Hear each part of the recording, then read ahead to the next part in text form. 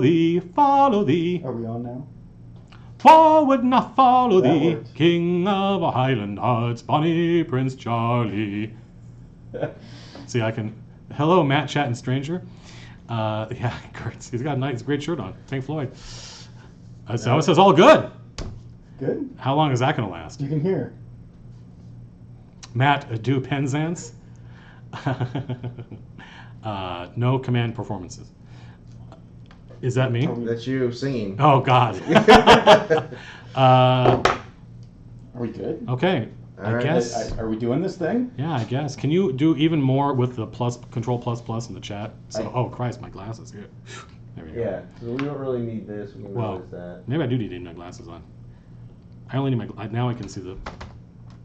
For he is a pirate king, Tarantara for the pirate king, and it is a glorious thing to be. Matt looks weird with glasses.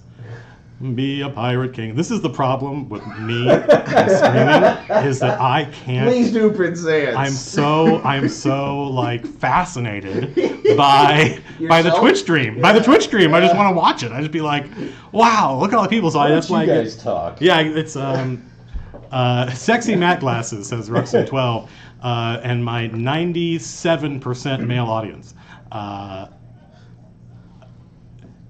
So we sound good.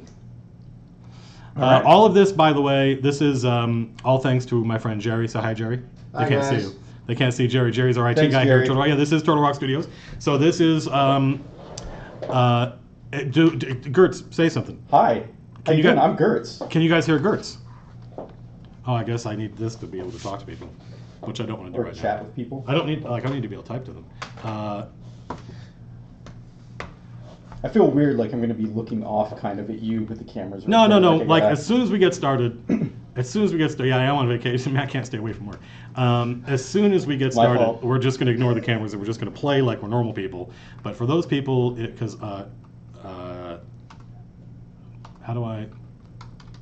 Oh, wait. King of our Highland Hearts, bonny Prince Charlie.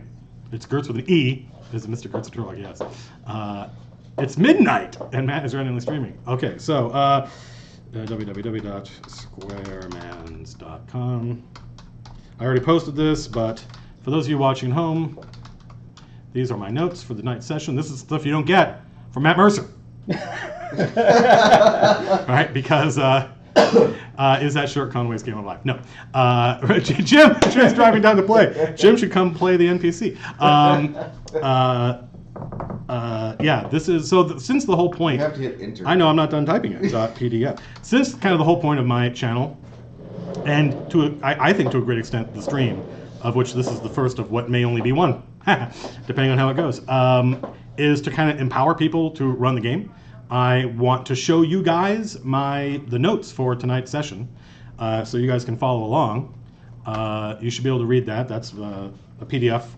Everything that happens tonight, anything that happens tonight that isn't in that document is stuff I made up on the fly, and which we can talk about the next time we do a video. And it's high noon. And no, I'm on vacation. I did not. God.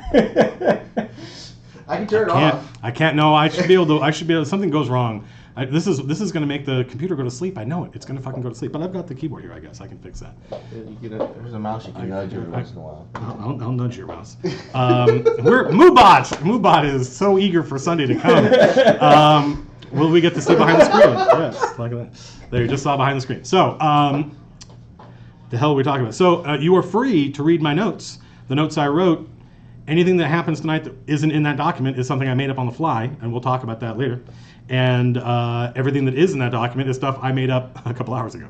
So, as many of you know, we are in the process of taking the two groups at Turtle Rock, the Tuesday night group and the Thursday night group, and melding them into one group, right? And one of the players has to drop out because he's leaving. Unfortunately, Zach, whom I now hate, he's a Zach hole because he's leaving Turtle Rock.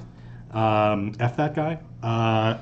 And so that means we had an open slot, and so I invited my friend Gertz. Who is that guy? That is not Matt. That's Gertz. So there's Gertz over here in this. I don't know how our camera setup is. And Munch. If you go to my Twitter account at Matt Colville at Twitter and just look through my most recent tweet, I think you can find the document. So those of you in the chat, when somebody goes, hey, where's the document? Just tell them go to chat. JT Geek, ditto, just go to... Whoa! We just had an earthquake, a highly localized earthquake, just in that camera. So, yeah. Gertz is to my left. Jerry, who is probably going to go home to his lovely wife, because Jerry, none of this would have happened if it wasn't for my friend Jerry, my good friend Jerry, whom I've now known for 5 years, who's our IT guy. And I just messaged him at like 5 o'clock and said, hey, Jerry, is the conference room set up for streaming? And he's like, define set up. Hey, it's Phil. It's Graves. Graves, our guest star. And so since Jerry the MVP, absolutely, he had to ask his wife if he could take some time out. So I'm on vacation and I drove down here to do a session with Gertz since he's the new player. I just wanted to role play kind of his backstory a little bit and getting him up to speed, and coming up with giving him some narrative stuff. How's it going, Phil? Good. So you guys are filming. We're actually streaming. Nice. We're actually live right now on Twitch. Walked in at 8 And there's o'clock. at least 8 people watching. 8? I have no idea how many people are in chat, but it can't be that many. Have I figured out my warlock? I think so. Yeah, I think he just needs to. I think some people in the YouTube video said that they explained that like the warlock's thing is that he gets all of his stuff back after a short rest. Yeah. And it feels like I just need to be aggressively lobbying for the short rest. And isn't That there? works for me, too. Yeah, and Gertz is so Gertz. Why don't you who are you playing? I am Vorkis, a fighter, a battle master. I am a half dwarf. Yeah. Which half? Which is never mind. Are you half dwarf, half what? Are you a half dwarf, half human? So you're a druman. Yes. A Yes. druman, not a dwelf. You have half dwarves in that? I explicitly said it's a human-centered campaign, right? If you play I said you can play a non-human, but if you play a non-human, then I got a handout. You're gonna have explained some backstory. So he's like, I want to be a dude from Dark Sun. I'm like, I read through it. There was a part about the dwarves and how they were slave traders. I want to be a dude from another And that planet. kind of caught my eye, so I made my character based on that. Yeah. So he's a so I he read the document, so I was like, all right, well, you met me halfway at least, and yeah, I don't like saying no, even when people say ridiculous things like they want to play a half dwarf. So I know what I'm getting in. Well, I don't know what I'm getting into, but Is this freaking people out with the glasses? Probably. There we go.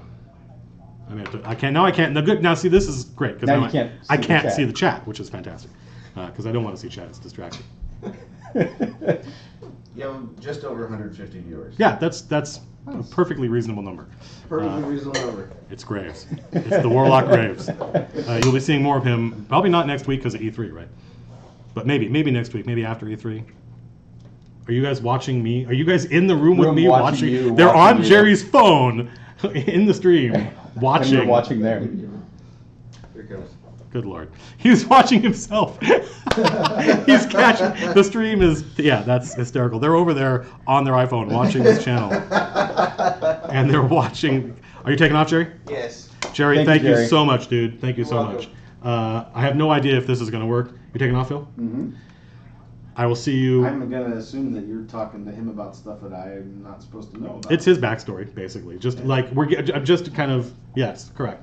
Well, you'll stuff you'll find out about Right. once you guys start playing. I don't want to spoil it. No, you don't want to spoil it. So especially like, hope Anna better not be watching, or Lars, especially not Lars. All right, Jerry, thank you, sir. Peace. We would not be able to do this if it wasn't for you. Peace out. I get people say that to me all the time. No, at work. It's crazy. It's kind of weird. I'm like, what? Oh, that's right. It's my thing. All right. So from this point forward, I'm gonna try and did we set everything up? This is just a solo adventure that I wanted to run for Gertz to get him sort of up to speed. Here, let me. And at a place to, I guess, meet. the rest Yeah, of the group. ideally you will, but when we're done, and we may not finish tonight. I never have a good idea. I typically grossly over prepare and end up never getting as much done in a given evening as I expected to. But who knows? This week, I think when there's only one player, I think I have a lot more control over the pacing. So I'm a glutton for punishment. So I'm just gonna one last thing on Twitch on Twitter. We're live! !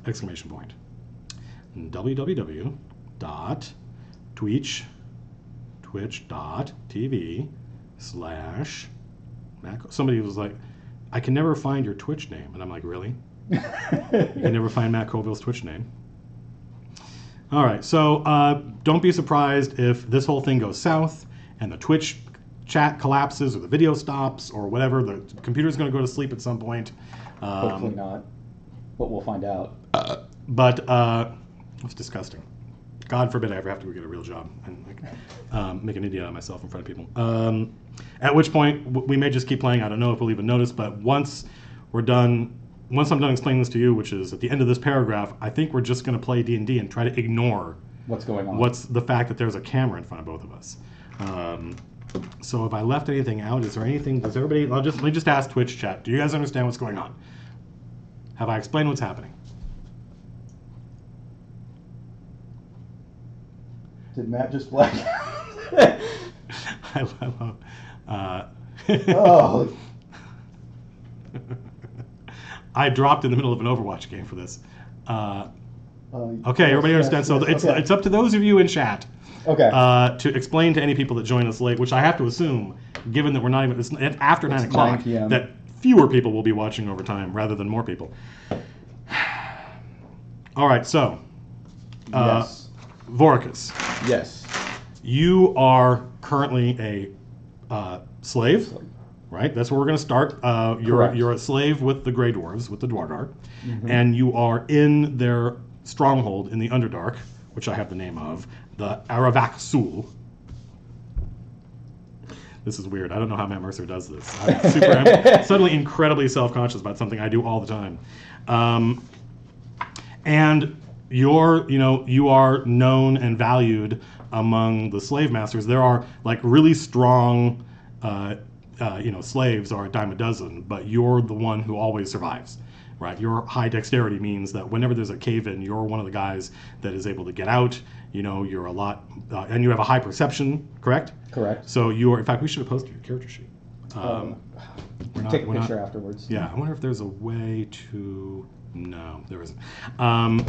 If I had my Surface Pro here, I could stop and spend 5 I minutes. did email it to you. You did, and I could have uploaded it to my website, but that would be a huge pain in the butt, and I don't like butt pain. I also only need a short rest.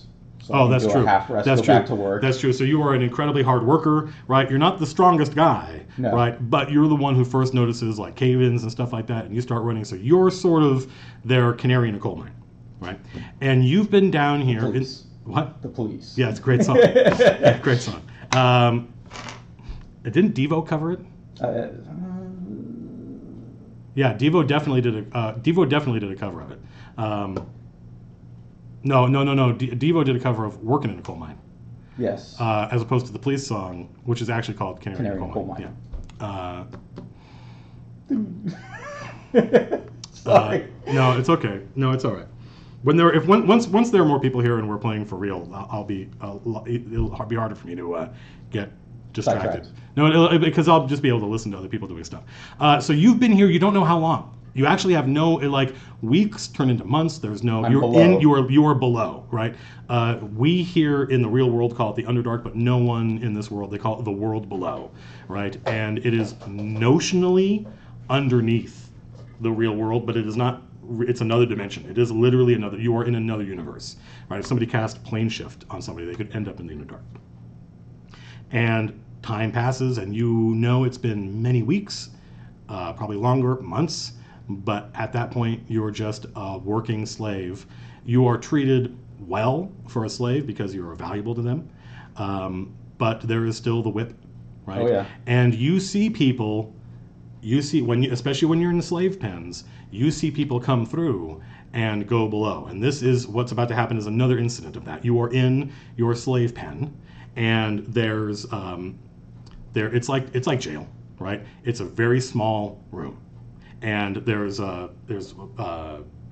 individual cells. Yeah, they're individual cells. You have a cot, you have a bucket to do your business in, and in this instance, you're eating. They've served food.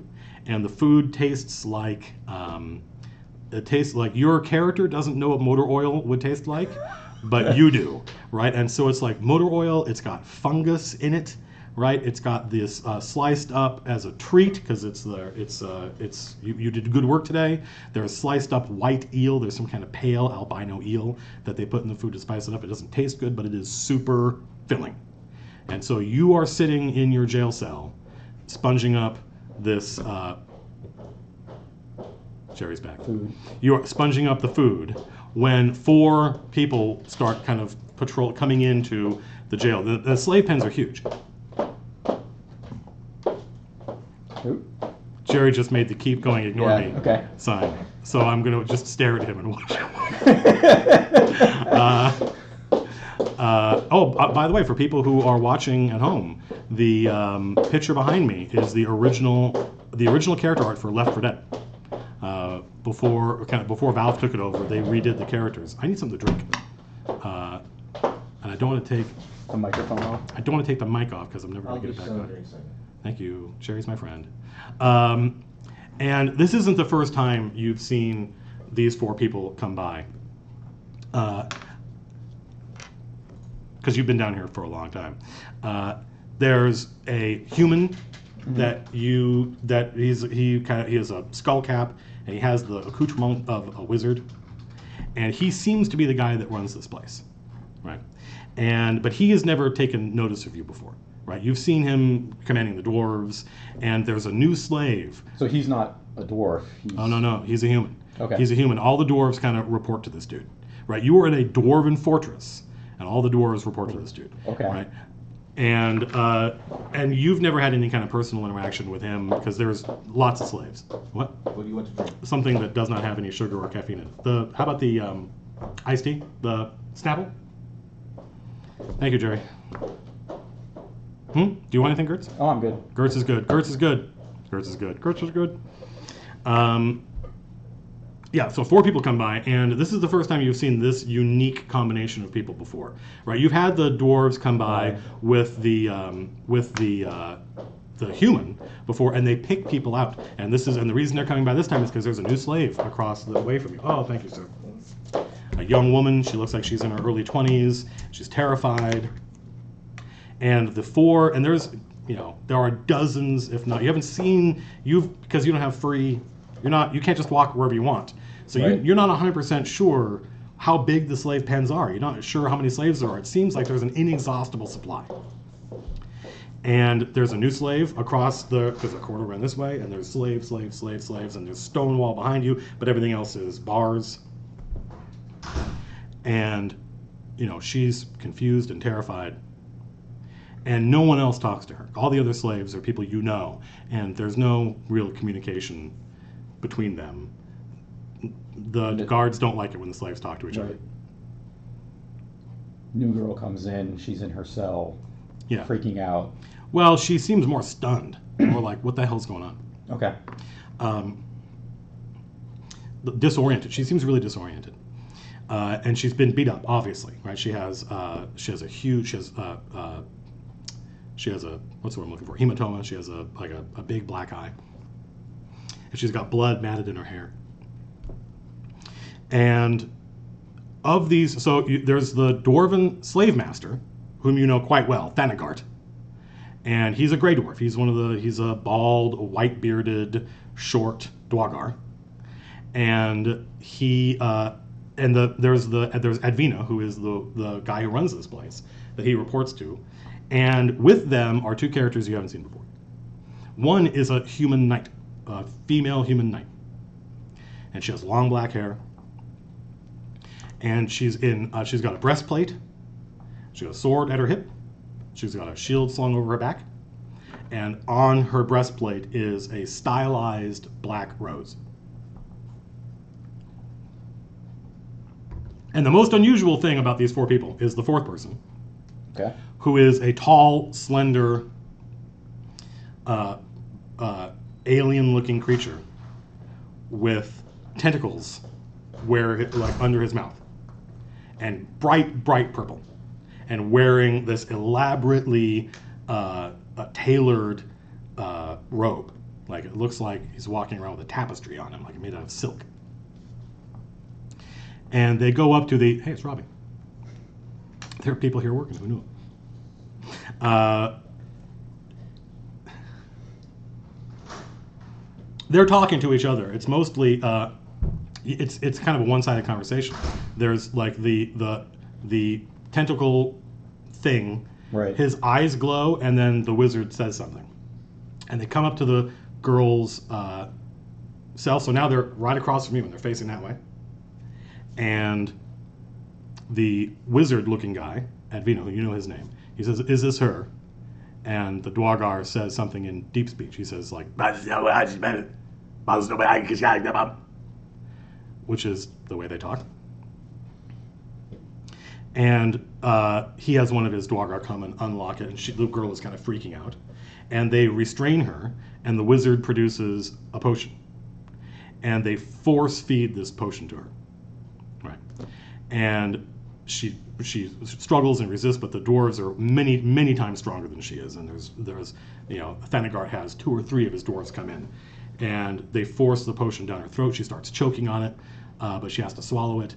And you watch over the span of seconds as kind of like all the resistance just leaves her body.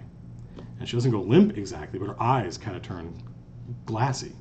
And she's not struggling anymore, and she's just kind of looking. And the wizard says, like, he's going to test and see if it works. And he says, "What is your name?" And she goes, "Pinna." And actually, hang on a minute. He says, he looks at the illithid, and he said, or the whatever that thing was, whatever that thing is, Tentacle creature. the tentacle creature, may or may not be a mind flayer. That's redundant. May implies or may not. Looks at it and says, like watch it. So let's see if it works. And he says, "What's your real name?" And she goes, "Elspeth," because wizards in my setting, I don't know if this is something you know, can't if they use their real name. If you know their real name, Pinna is draconic. It means feather, right? Okay. So wizards have to take. And they can take any name they want, but they traditionally take a draconic name because draconic is the language of spellcasting. And if you know a wizard's true name, you have power over them. Like their spells don't work as well on you. And if you're a spellcaster, your spells work better on them. So this is something that she would never normally reveal. Right. Right. And so the wizard is satisfied, and everyone seems satisfied. And this is common, not something that I would probably know. You've seen this before. Well, Okay. wait, the wizard thing? Or the potion thing? The wizard thing. Oh yeah, no, well I mean, if you've spent any time, yeah, Okay. absolutely, yeah, because if you've spent any time talking to people, they just like the Overlord has wizards. So when you were a slave, there were wizards all the wizards in his battalions all used draconic names. It is common knowledge. It's not a secret. Okay. And in fact, sometimes if you can find wizards are not. That's one of the reasons wizards aren't trusted by normal people. Is because they don't go by their real name.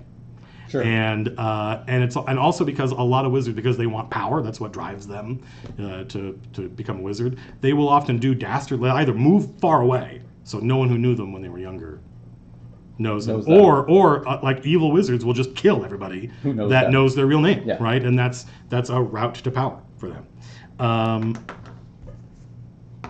The air conditioning is not on in here, so it's getting a little warm. Right. So she is now completely pliant, and the wizard takes a step forward and says, "Elspeth, do you hear another voice?" And she says, "Yes." And the wizard says, "What is she saying to you? What does she ask of you?" He says. And she says, "Blood." And he says, "Good." And he looks at the dwarves. He says, "Take her below." And they grab her and they start. And you've seen this before. Like everyone who comes through here who is a spellcaster goes through this process. The potion. They get they get the extra potion, voice. and all of a sudden they're gone. And it's only the ones anyone who ends up down here who is not a wizard, if they can work, then they work the mines.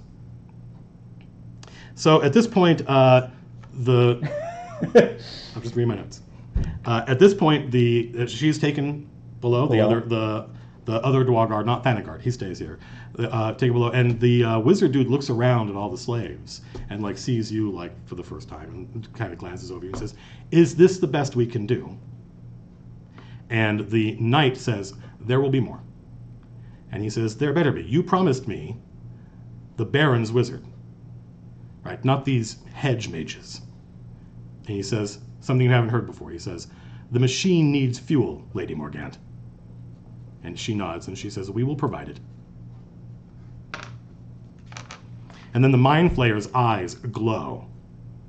And the wizard says, "Yes, I agree with our esteemed guest."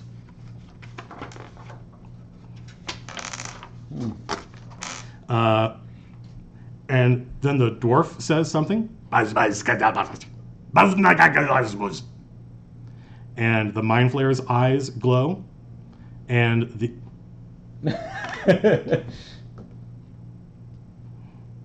Is that my phone? There. Somebody's texting me about lunch next week. And then the Mind Flayer's eyes glow, and the wizard kind of like looks at him sharply for the first time and says, "Do not threaten me, Zalhun. The only way your plan has a chance is because the Overlord permits it. He permits much, but not everything." And then he looks at you like for the first time and sees you, and you don't look like the other slaves. So describe what you look like compared to a dwarf or a human. So I have the height of a human. I'm 6'2". Wow, so you're big. I'm a large human. Yeah. But my proportions are obviously off. Okay. Like I look like I should be knotted with muscle, but I'm not quite. Because you don't. So you're I look awkward. Yeah, I get it. Like you look ill proportioned. Yes. You look like something put together. Like I'm not the strongest guy, which would be normal. For No, a in fact, a half-dwarf. lot of the slaves are stronger than you. That's the reason they're not just summarily executed, right? Because they're not spellcasters. Spellcasters go below, and then the strong stay here in the mines. Correct. You're special. I'm far more dexterous. Right. Dexterous. Dexterous. Dexterous. Sorry. Rider. It's. And I seem like, because of my dwarven background, Right. I do have the ability to do a short rest and then go right back Sure. to work. What color is your skin? It's actually pale. Really? Yes. Okay. Um, Like paler than a human's? yeah. Okay. Taking a little bit of a different route with the look That's fine. in terms of the classic Dark Sun mole. Who Dude, is it's your dude. He looks bald. the way you want him to look. I think he looks a little more like the hair like a dwarf. Oh, really? Yeah. So what Big describe scraggly beard, Oh, long I see. hair, I see. Okay. a little pale, What color is your hair? brown. Brown. Okay. So you have like brown dwarven eyes. hair. Yes. You have like you're a big dude dwarven hair. you're a tall guy but gangly, right? Like Yes. put together in odd proportions, and you have like a dwarven beard coming out of your face. Yes. Braided. Right. In the dwarven style. Yes. So is that something you do like on purpose? Like On purpose. this is. It's something so I don't forget my past. That's cool. So I was born of a human slave. My father was a dwarven slave trader that sold her off. Yes. And the last thing she did was she named me after him. Right. And so I wouldn't forget, but then I've also taken that further where I keep the beard, the traditional beard. Right. So the hair. So is it a question of like do you think of yourself as a dwarf, or is No, this just your concession to your dwarven My heritage? concession to my dwarven heritage. Is it to remind you, or is it for other people? For other people. Really? Okay. Um, Like if you shaved, could you pass as a human, or would it be obvious that there was something wrong with you? I'm too awkward. Really? Like I don't have the same proportions I get it. as a human. But I'm not quite the gnarled muscle that a dwarf is. Well, you stand out from the other slaves. Yes. Right. And Advina, the wizard, says, "What is this?" and points at you. He says, "This one is interesting. What is he?" And the dwarf goes, "Do you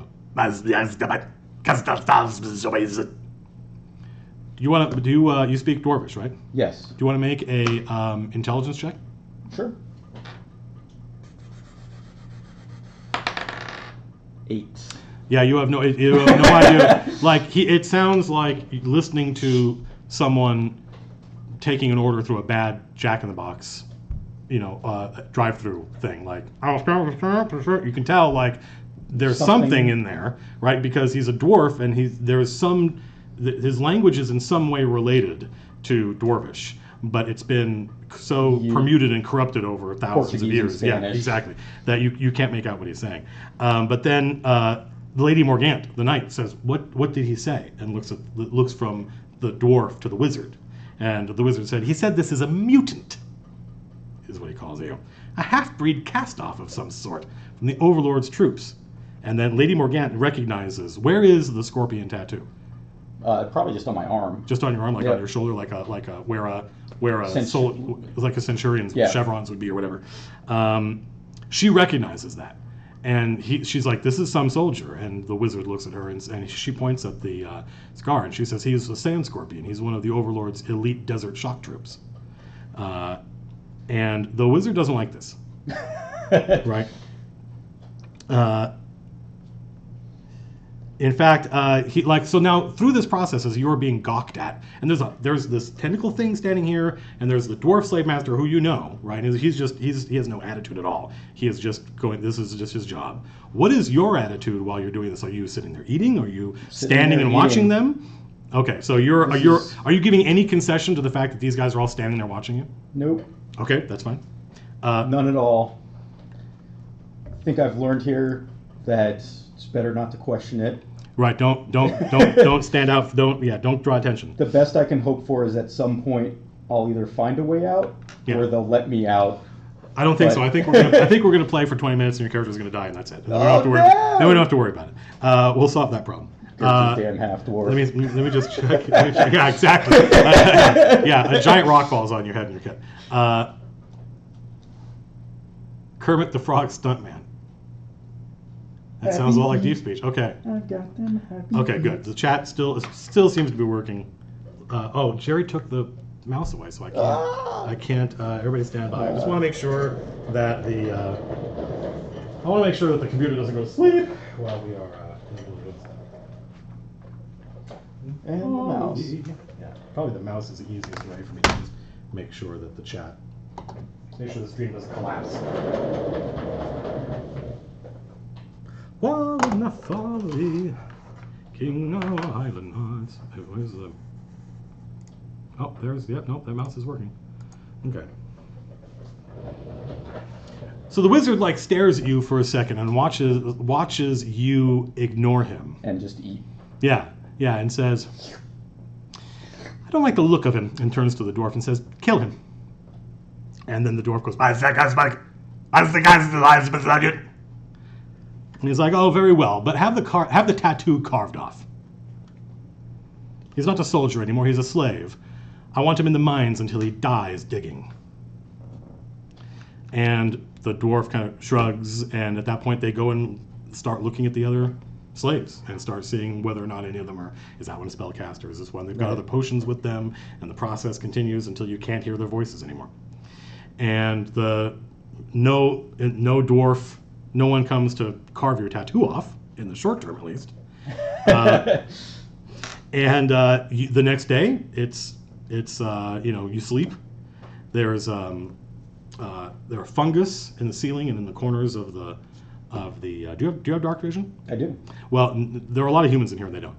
So the place is mostly illuminated by this kind of lichen, fungus. This glowing lichen that's all over the place. It's all the crevices and corners and stuff like that.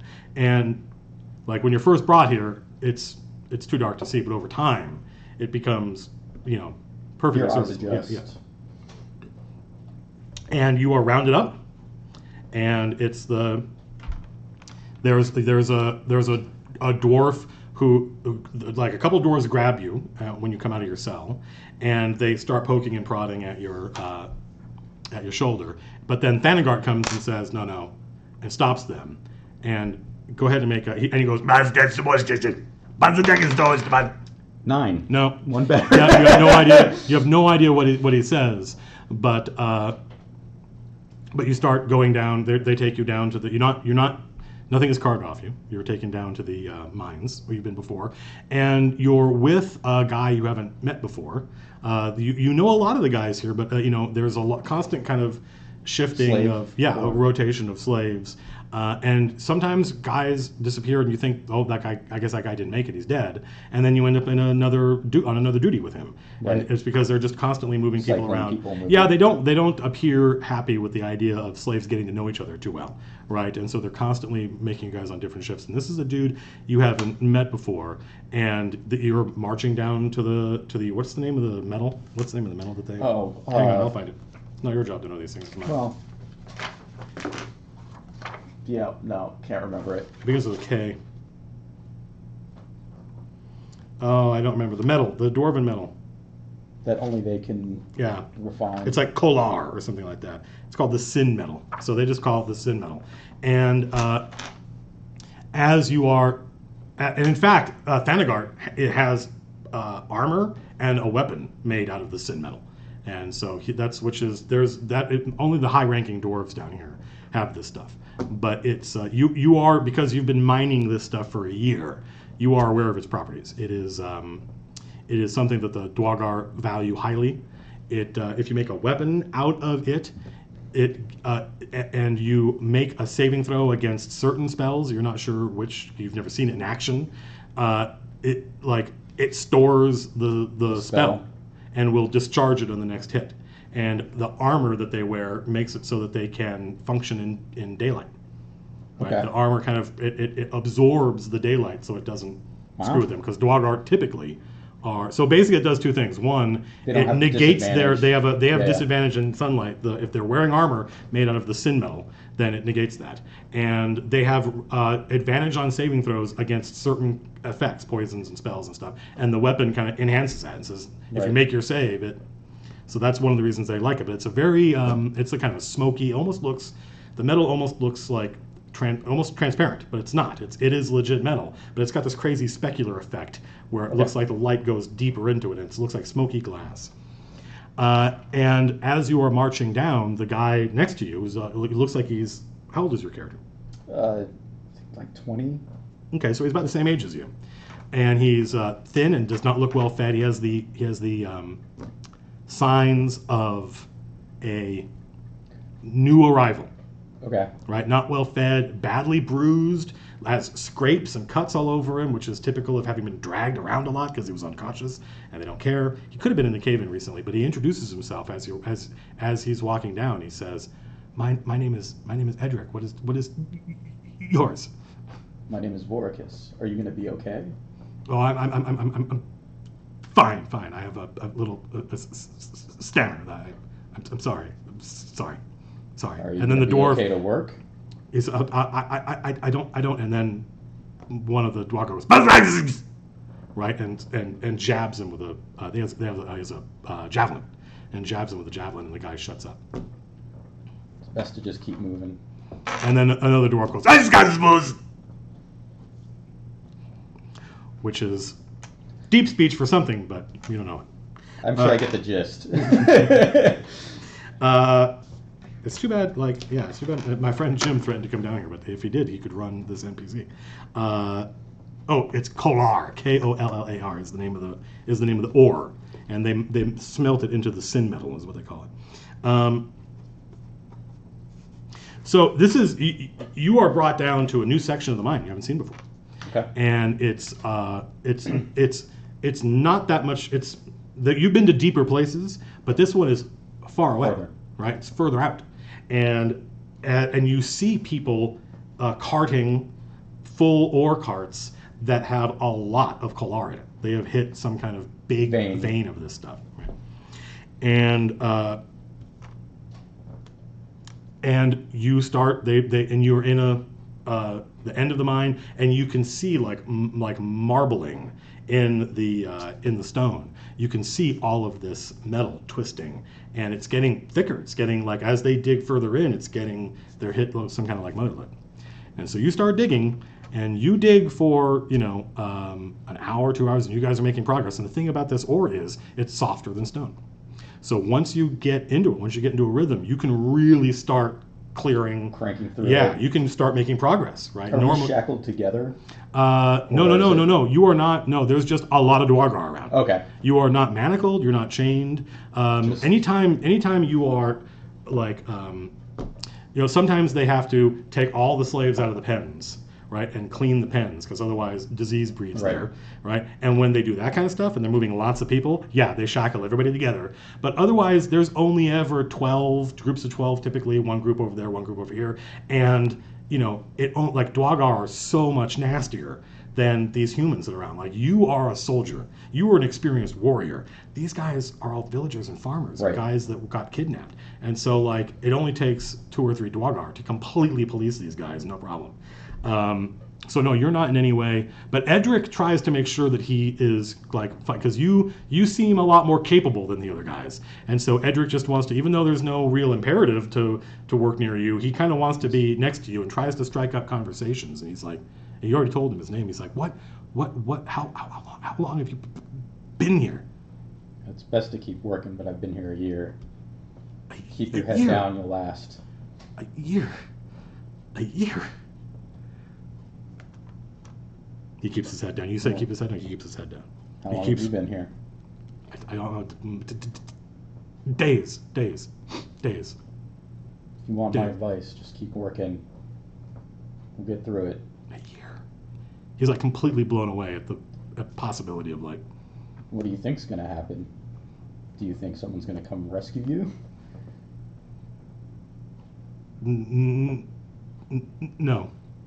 And then he gets back to work, and there's something that was in him is kind of fled, and he seems like a minute ago he was doing his best, and now he's kind of. And let's see what happens next. Let's check my notes.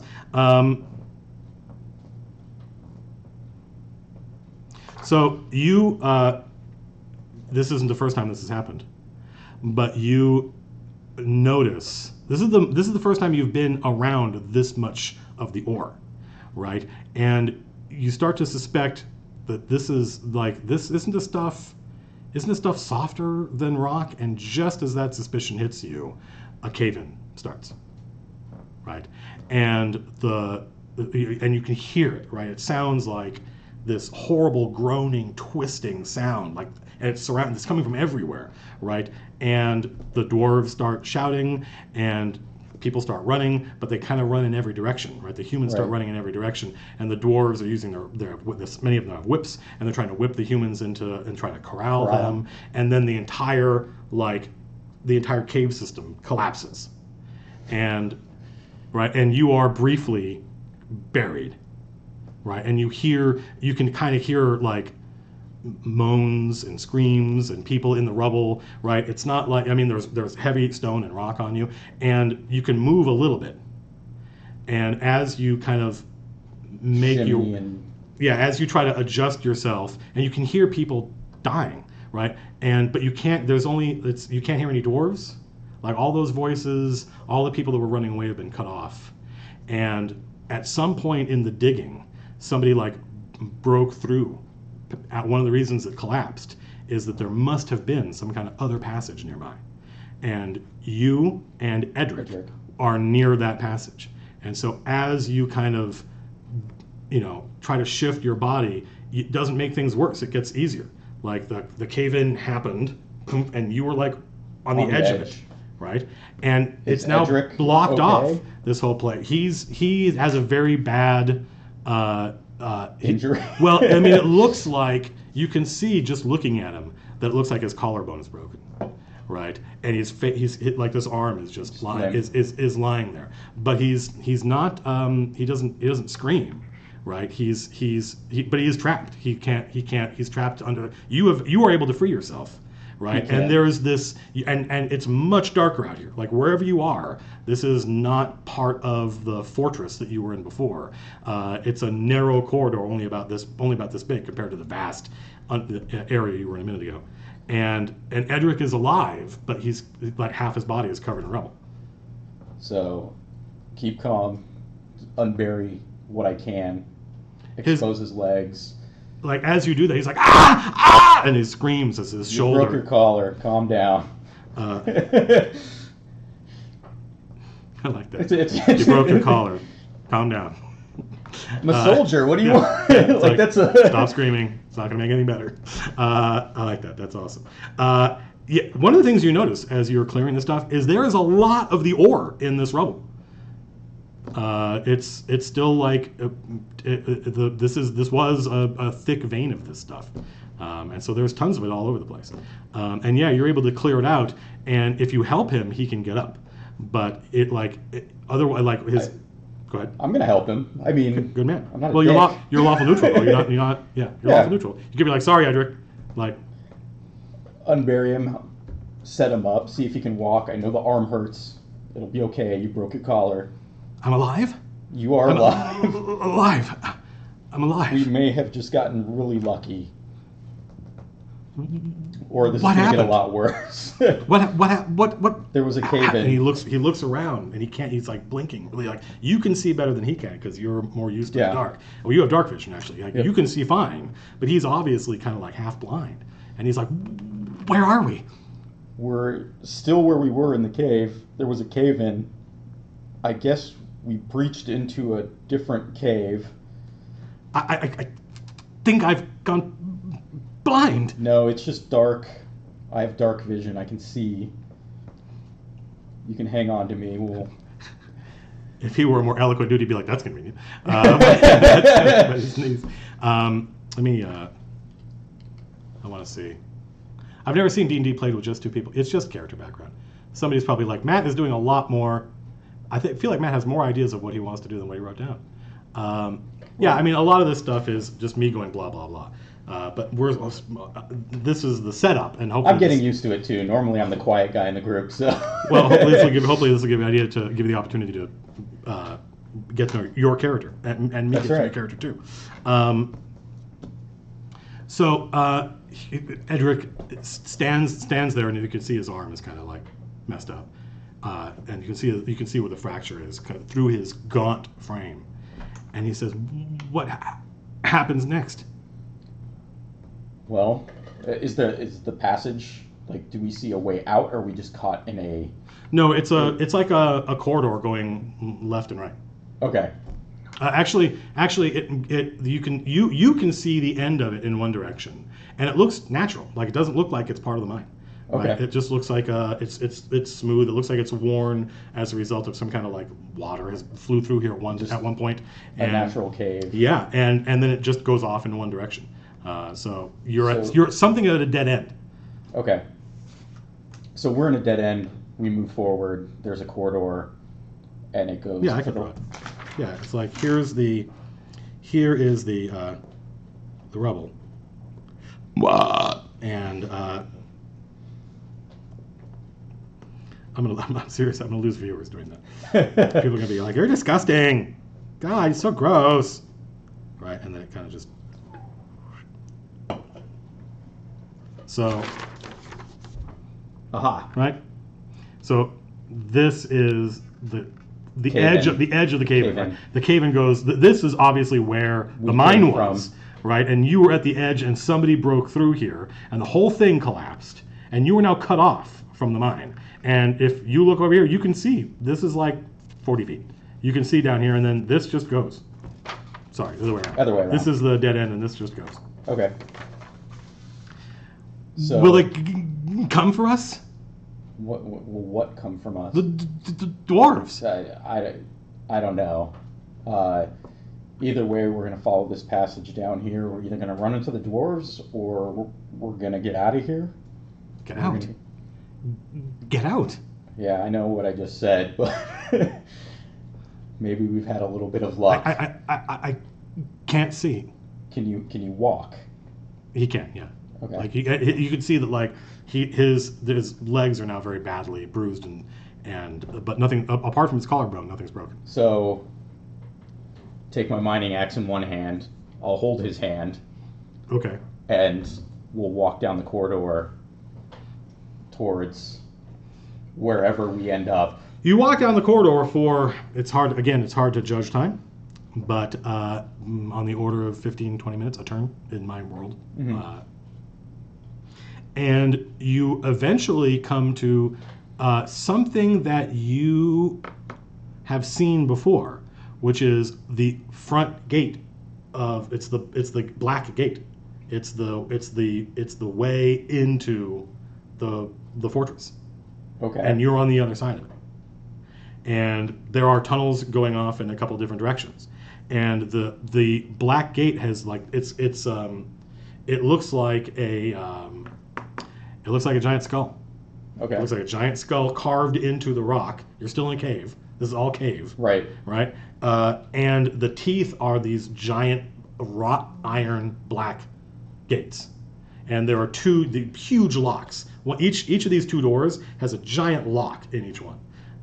And you came through here once when you were brought through as a slave, right? And you can see, like, in the eyes, there are lights, and there's no guards up there. Like, there's whatever's... They may be preoccupied with the cave-in. You don't know, maybe. So it's safe to presume that if we go the other way, we may be able to get out. So why did we stop?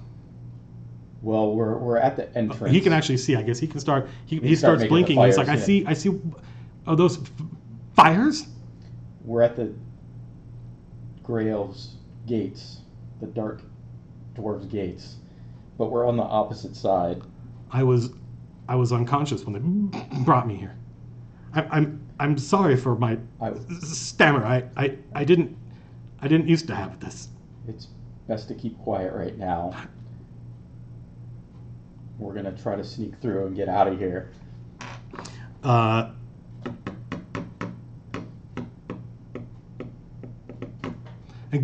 Go where? Well, I remember coming in here, so I'll try to make our way out.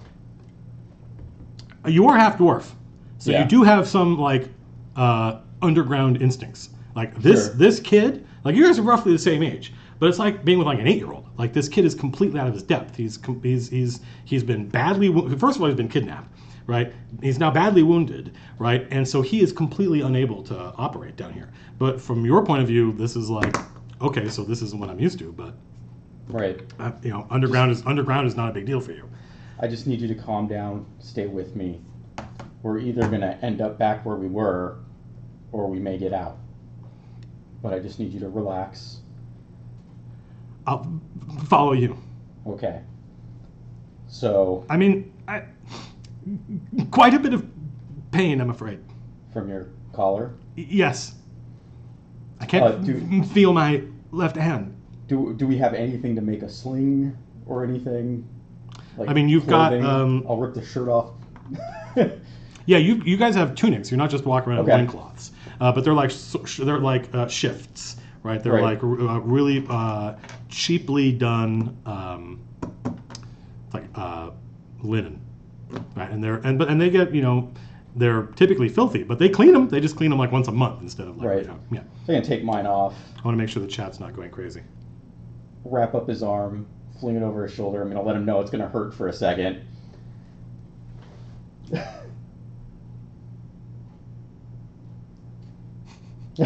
I literally have no idea what they're talking about. They're probably not even talking about the game. This game is probably so boring that people are like, "Why? Well, let's just talk to each other rather than watch this." He'll completely follow you. Yeah. Make a sling for him.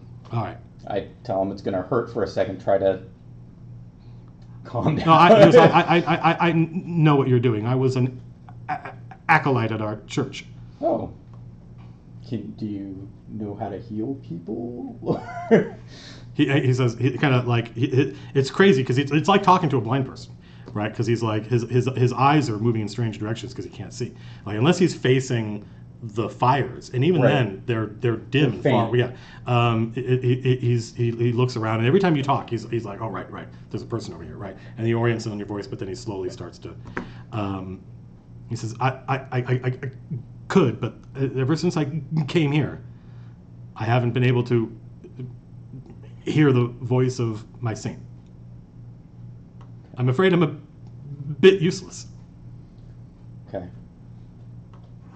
Thank you for helping me, Vorakar. What's your name again? Voracus. Voracus.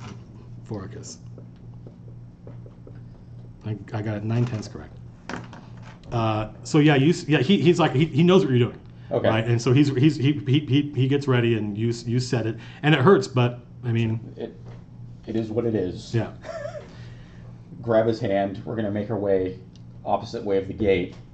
Okay. I'm trying to recollect the way I came in here. It's been a year, right? Sure. It's been so long, and you never you know the inside of this place pretty well. Like certain parts of it you've probably never seen, but now you're on the outside, right? And so there's a point where there are several passages, but there are two big passages, and one goes to the left and one goes to the right.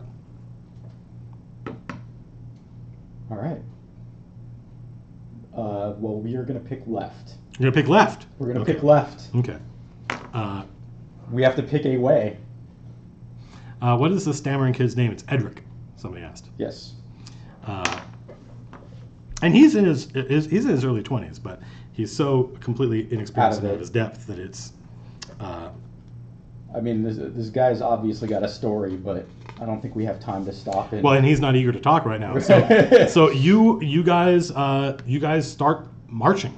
Yeah. Right, and it's hours, and occasionally the passage forks, and you'll pick one way or the other way, and every time it does that, it'll dead end after 20 or 30 minutes, and you have to backtrack and go down. Okay. But eventually you are exhausted and need rest. Okay. And it's almost certainly the kid. It's almost certainly Edric who gets tired first. Sure. And and so he'll say like I don't mean to complain, but I'm afraid I'm not sure I can go on much longer. All right, let's take a little rest. Is there anything? Well, it's probably not. Is there anything that I can do to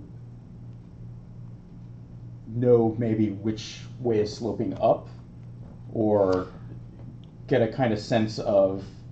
Well, at least this passage is going up. Is versus... there a dwarven sense thing? Do you get any cool stuff from being a mule? Not related to living under a mountain or within a mountain. What is the dwarf half? Do you get any kind of like? It's the dark vision. Okay, it's just the dark Yeah. vision. All right, well, go ahead and make a perception check. You do have dwarf blood, so. 23. Yeah, no, it's definitely sloping up. Okay. Like you are like Edric doesn't notice it. Right. But you are like, oh no, yeah, we're on an incline. Edric, I know you're tired, but if we wait for a long period of time, the dark dwarves are probably going to come through here looking for us. Oh yes, of course. I'm sorry. At least if they it's stupid of me. get through and can't find our bodies, they'll know we came through. They're probably going to come behind You're right. us. We should press on. I know this might be a struggle. Is there anything that you can do to help yourself? I'm afraid not. Okay. We don't have any food, do we? Do we get rations when we go into the mine that are on No, us? they have food. But they dole it out. Right, so it's okay. not like you get like a little lunchbox to carry on. Okay. Unfortunately. Yeah, that would be great. So we'll sit down and rest for about an hour, and then we'll keep going. I can't. I know. I can't with the I've tried really hard not to turn around and look at the text. It's just text. It's just people talking about that. There's like 4 people watching. Don't worry about it. There's nobody's watching this. I don't know. Last time we looked, there was like 180. That's okay. But that was at the beginning when people didn't realize how dumb this was going to be. I think this is maybe fun for us, hopefully, but I'm not sure this makes good television. So we're gonna sit. I'm gonna let him rest an hour. For me, a 2-hour rest is like a long rest. It is? Okay. Yeah. So for me, this should be like a short rest, and if I have to, I'll throw him over my shoulder and. It'll hurt him a little bit, but... Well, you're going to rest... You're going to rest... Wait, say that again? A 2-hour rest is like a long rest? Is like a long rest for you? Yeah. But does it specifically say 2 hours? Or does it say short rest? That if you take a short rest, you recover like a... Because I think a short rest is an hour. Where are you? You only need to sleep 2 hours a night to gain the benefit of a long rest. I'm sorry, did it literally say 2 Yeah. hours? Okay. Are you going to rest an hour or 2 hours? Because an hour is a short rest. Yeah, so It's up to you. He'll do whatever you say. He's willing. In for an fact, hour. he's willing to press on. As soon as you're like, dude, the dwarves are coming. He's like, oh, no, of course, you're right. Okay. We should press then on. we should probably press on. Okay. Go ahead and make a Constitution check. That is 4. However, one of my racial abilities is once a day, if I fail a Constitution saving throw, you can choose to succeed instead. I don't feel like failing. I ain't got time to fail. Yeah, I probably shouldn't check Twitter either. That's distracting. Well, let me find out what this guy's.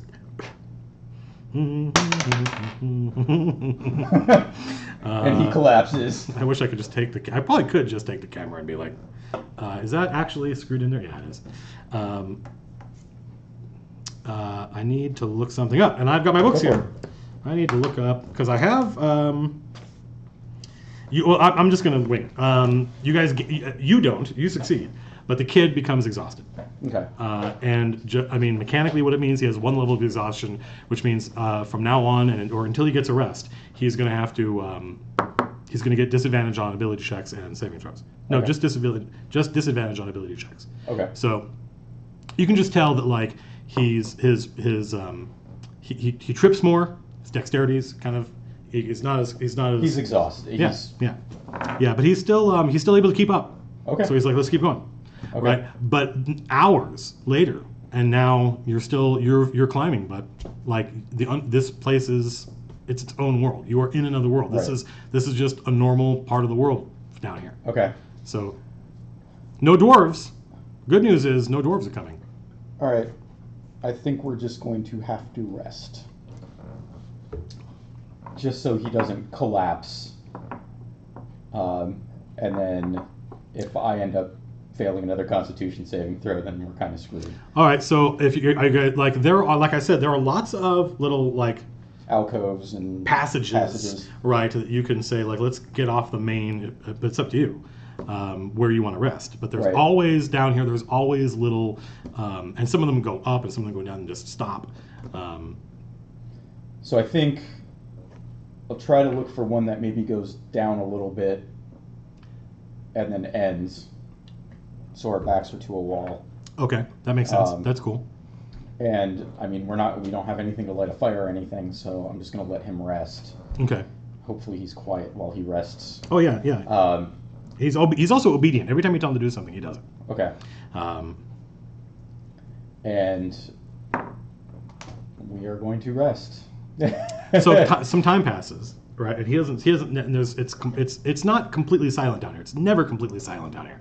There's always like little pings. And you hear like little noises all the time. And sometimes there are water drops, and sometimes it's almost like a house settling, right? The stone around you just kind of it goes kink, right? And there are echoes of stuff, and it's always, and you're completely fucking used to it, right?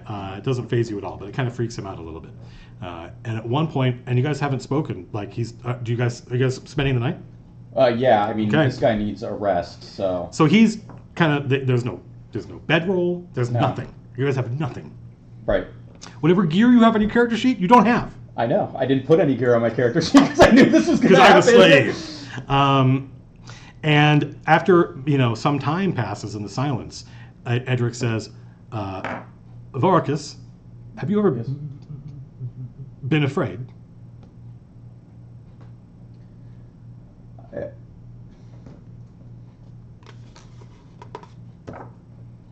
Have I ever been afraid?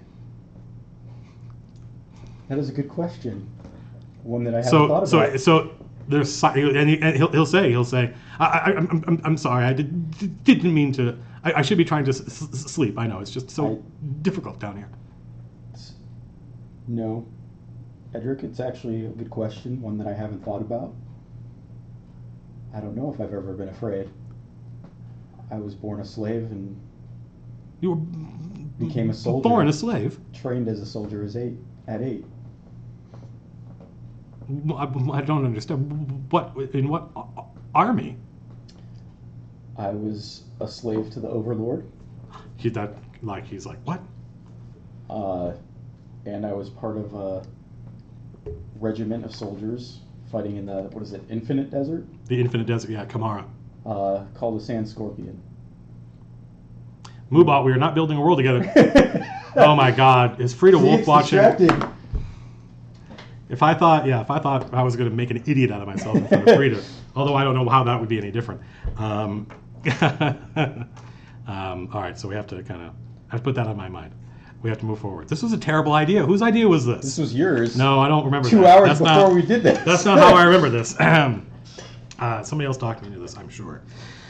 Anyway, so you don't ever. So your answer is I don't remember ever being afraid. Yeah. And so he's like, tell me of your time in the desert. What was it like being a soldier? You follow orders. We fought other men. You did what you were told. Did you enjoy it? No, it was my job. Did you ever? Do you ever enjoy being a slave? No. I hate it.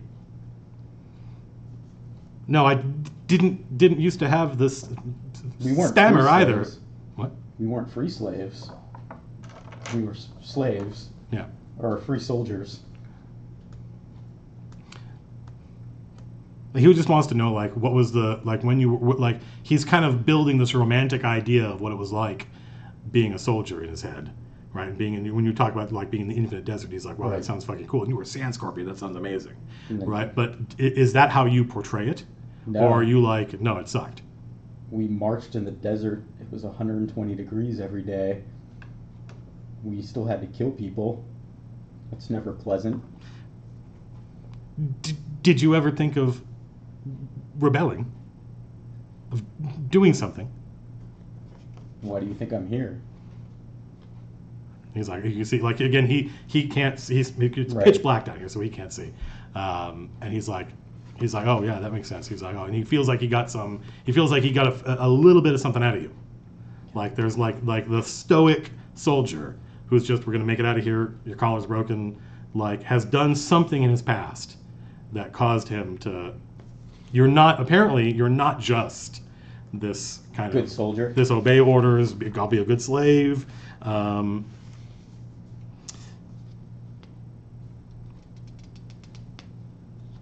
So eventually, yeah, after he just wants to hear you talk, and there's a point where you're describing, how awful it was. He doesn't ask you about what you did. He doesn't pry about what happened. He doesn't ask about what happened. But eventually, you can tell that he's fallen asleep. Okay. I was gonna say you should get some rest. Well, I mean, it's crazy for him down here.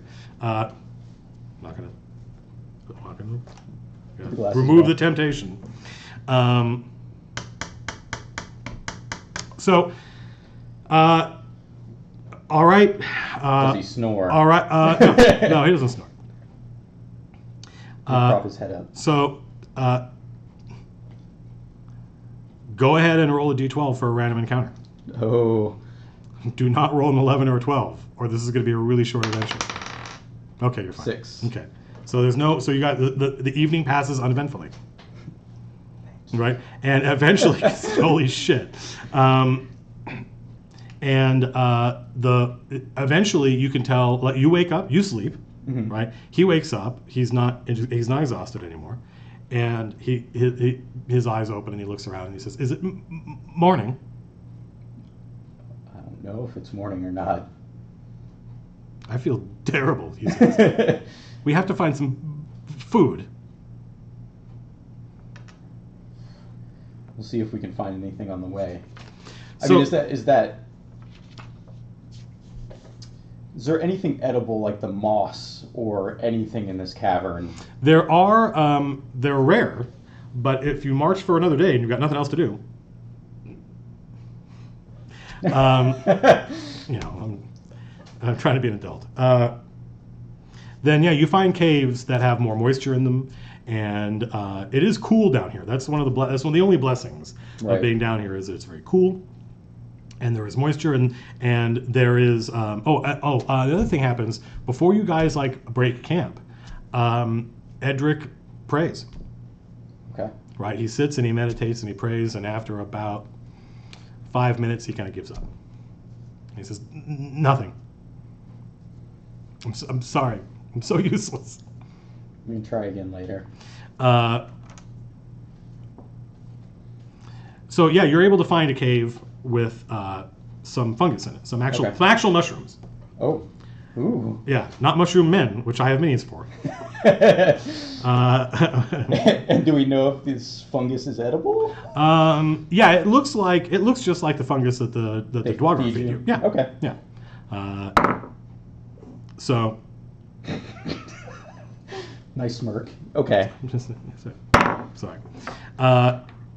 And you're able to provide some food, and Okay. and Edric is happy. This is like, he was, what did he say? He was a slave for a week or two before the craving happened, so he's used to eating this stuff. It's better than nothing. Cool. And you guys continue marching. Yep. It is literally days, like days in the Underdark, and I'm not gonna make you roll for every night. day? No, That's you good. rolled once. That's sufficient. And after a certain number of days, and again, it's not even, there's no sun down here, so it's just Right. you sleep when you're tired, and when you're not, you keep going.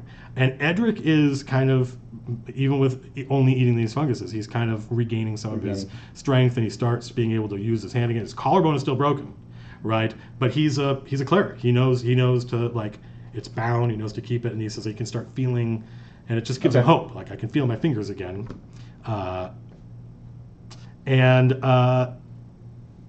So there's one morning where you guys wake up, and Edric does his thing, and he prays, and it's not 5 minutes and he gets frustrated. It's like 10 minutes, and he opens his eyes and he smiles, and he says, "Vorakar, Yes. I think we're out." What makes you so sure? I don't see any light. I heard the voice of Adun. I think we're out of the world below. And he looks around, and, like, from your point of view, I'm not sure, like, you're half human. I'm not sure you would know. Go ahead and make a perception check. Nope, you're like, I have no idea what this kid's talking about. But he's like, I think this is just a cave. Okay. Like, at some point, like, that's how, like, there's no gateway, there's no, like, it's just all of a sudden it's this gradual transition, and he's able to hang on a second.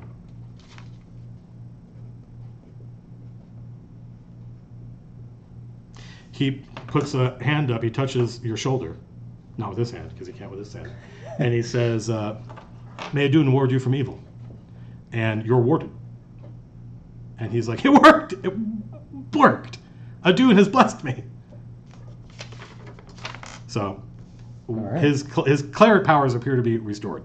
And in fact, can he make? I'm as interested to find out as he would be. Is there create food and water? Yep. Level 1. Level 1? Yep. Then yeah, he can do that. He's able to provide actual sustenance. I'm sort of curious as to how it works, because I've never needed to worry about it.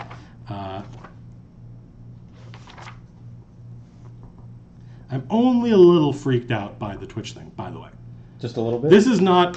This is definitely not how it would be if there wasn't Twitch. But it's only a little different. My self-awareness of what's happening is only fucking with me a little bit. There are long periods when I'm role-playing Edric and talking to you where I do not even think about the fact that there's Twitch chat. I think it's when you look up and you see the 45 pounds!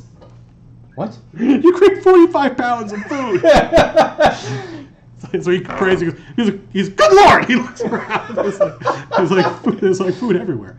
30 gallons of water. So there's like this cascade of water just appears out of nowhere. It just flows out of the ground. But there are pools of water now that you can, like, drink out of. The food is bland but nourishing. So it's basically Taco Bell, and spoils if I've eaten after 24 hours. Adun has definitely blessed us. He thinks. He's eat. We have food. Vorakar, we have food. Well, we must be close to getting out. Let's eat Out, and he says. proceed. If we get out, where do you want to go? I don't really have anywhere to go. I I can't go back to the dwarves. They'll probably enslave He's me like, again. you have always been a slave. Forget. I'm sorry. You have no home. I'm not sure if my human's mother family will take me. Your mother's family. Where was your mother from? Tor? You tell me. Maybe you don't remember. It's been so long since. When was the last time you saw your mom? You can't. Can you even remember your mom's face? How long has it been? Years. It's been years. Yeah. Yeah. So maybe you don't remember. But what did you say? What do you answer? She told me she was from Tor? He says, Tor. I am from Orlane. Is that a city? Yeah. Yes. It is. Yes, it is a town. It is a town in the barony of Tor. She never told me the city she was from, just the region. What was your mother's name? Marion? I don't. But of course, he wouldn't know because you're like I don't as even old know as he why- was, yeah. right? So must sleep. No, Hai Wang. You're going to come live with me now, Sloth. Hai Great. Hai Wang. The guy's name is Hai Wang. If this guy's a half dwarf from the Underdark, is he part Dwargar? No. I wasn't originally from the Underdark. No, you were. He was taken below as punishment. No. No, although it's a good question. I mean, it's obvious. No, correct. But no, he is not part Dwargar. Dwargar. Dwargar sound like they should be pirates. Arr, avast. So after another 2 days of marching, right? But at this point now, We're getting food. yeah, you're able to sleep. It's no big deal. You are leaving food behind. That might not be good. Creatures might be trailing us. Yes. But you come across something like the passageway that you're in, which has at times been vast, right? But sometimes narrowed to only 2 people. It never gets much narrower than about 10 feet. But at this point, it starts to narrow, and the ceiling comes down, and there's a door. There's a door. There's like a man-sized iron door, and there are steps. So real quick, has it been light enough here now that he can see? Am I still dragging At this point, I mean, it comes and goes. The lichen, like the hurry letter. Right. The lichen era. There are parts of the dungeon that have lichen in it, and there are parts that don't. Okay. This part does not. So it's still. So, Edric, there's a door here. A door. I think we maybe have gotten out. A door to where?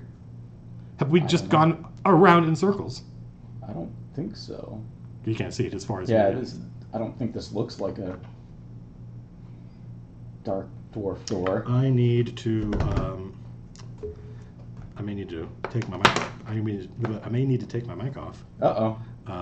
Because I need there's something, a map I need. Prince Charlie.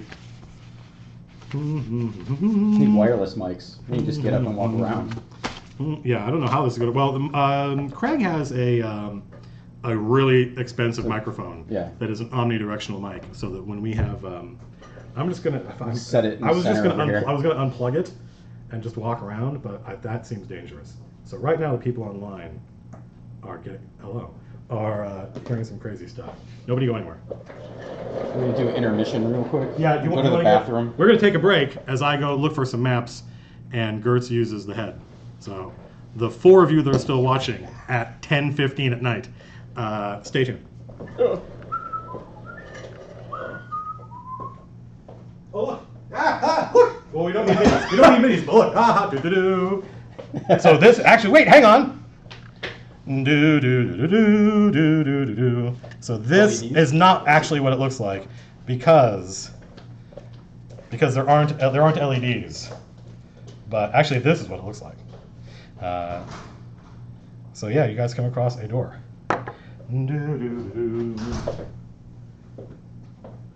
Follow me, follow me. Oh, here's the camera. Oh, right here. King of Island Haunts, Bonnie Prince Charlie. Is my map in here? For those of you watching at home, Vorakar and Edric are about to emerge into Broken Spire Keep. He has no idea what that is. He is not. I don't know if look, here's my picture of Lady Evelina. Here's the picture of Broken Spire Keep, which is now the Castle Rend under construction, but not yet. That hasn't happened yet. This is actually kind of cool. We can just sit here and talk. Haha! Here's all my stuff, I think. Yep, fantastic.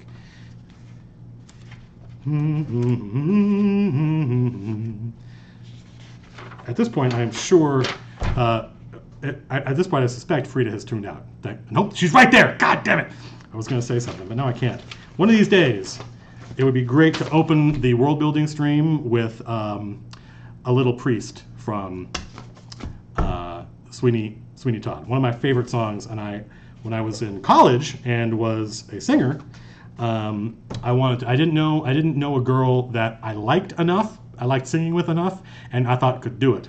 But yeah, Frida would make a great Mrs. Lovett. Like I don't know, I haven't seen the movie because I presumed it was stupid.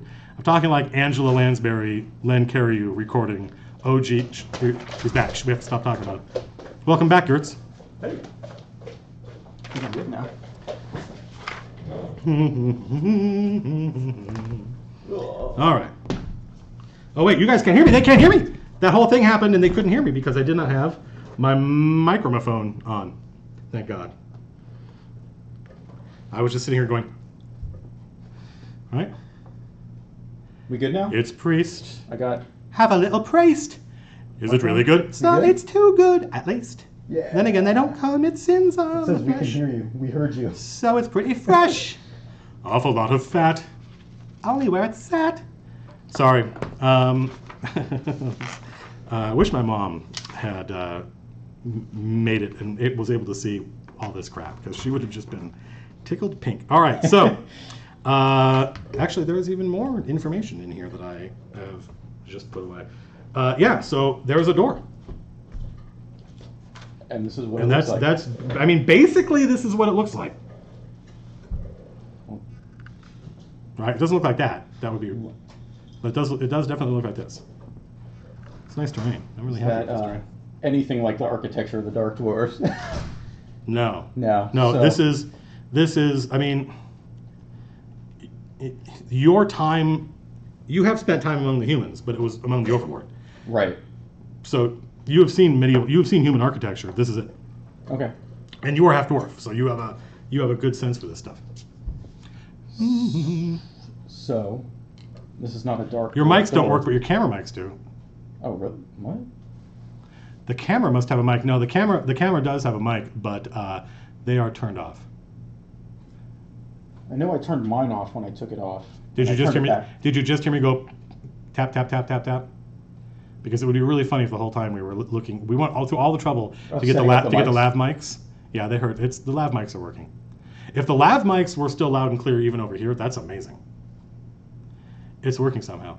Have you heard the story of Rob Alves No. and his? This is amazing. All right. We have to stop and tell a story. This is amazing. Okay, so you know Rob, right? You know Rob, right? Yes. I can hear him from here. He's loud. He's a loud guy, and we play test games. We make games. We make games here. Turtle Rock Studios. Hello, everybody. Welcome to Turtle Rock Studios. We are here in lovely Lake Forest, California. This is the conference room, and every day we play test whatever game we're working on. In this case, it's Evolve, which is a fantastic game. If you haven't tried it out, you should.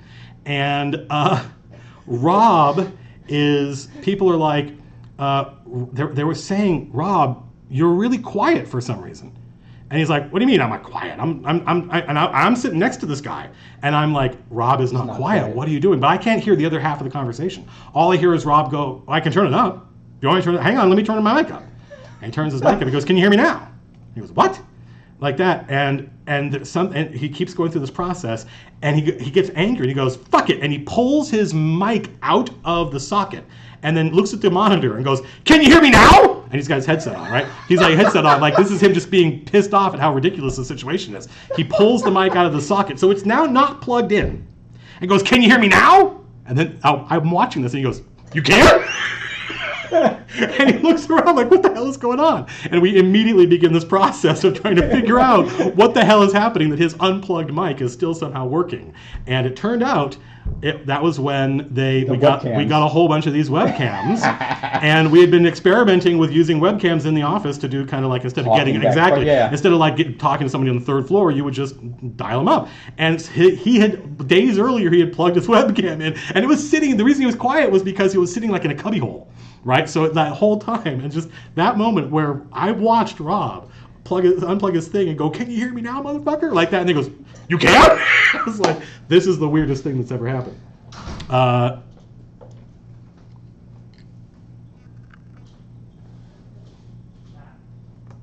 The taps weren't heard.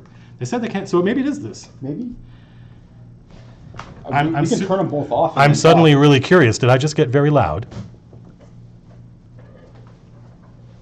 No band words allowed. Somebody's talking about. It's from the camera. Trograph says it's from the camera. All right, I'm going to turn this off. That's crazy. I don't know if that's a good idea.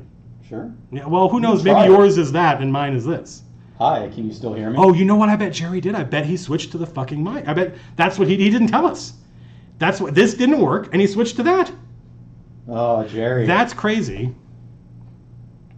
That's crazy. So, are you guys not getting crosstalk? This is super interesting. By the way, thank you guys who are listening and watching right now, because you are helping us test this. We were using the lav mics, which I'm not going to take off because fuck it.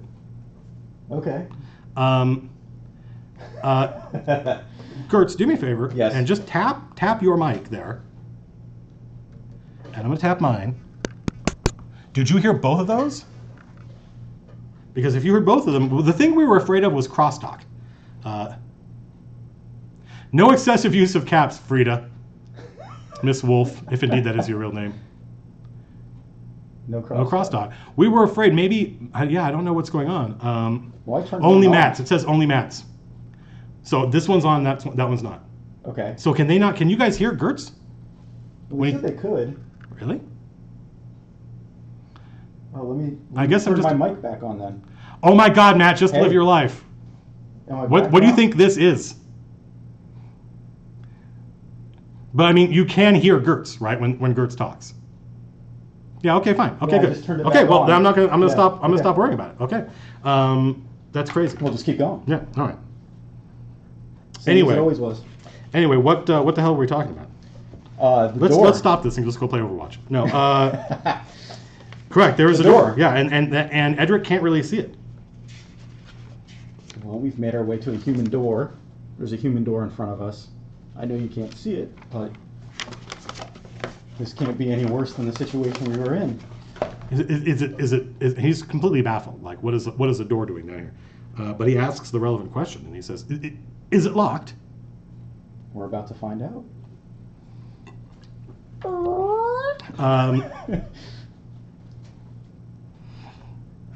No, it's not locked. You can open it from the outside. Okay. And it opens onto a room that is like, and it's super bright in here now all of a sudden, because there are lit lanterns. They're actually like lamps, right? Oil lamps. It's high noon. Sorry, I can't with the chat thing again. Sorry, everybody. I can't look at chat and try to play this game at the same time. That's how Mercer does it. He doesn't have this fucking thing at the end of his thing. He's just looking at a bunch of players playing the game. I've got this scrolling chat thing and wondering whether or not people are going to start. That's the thing I'm mostly worried about. The thing I'm mostly worried about, by the way, and the kind of reason I kind of want to always go back and look at chat, is I'm just worried that people are starting to like slag each other off, or that somebody's arguing about something. Right. Somebody's being a wang rod in chat. I'm not moderating it, which now I've just planted the idea. Sorry. But that's the thing I'm worried about, is do I have to go get the keyboard and ban somebody? Yeah, and it looks like somebody's bedroom. Like, it is an incredibly well-furnished bedroom that, and now Edric is like, like it hurts. It causes him pain. It is the there's a table with like a snifter of alcohol and glasses. The room is it's big.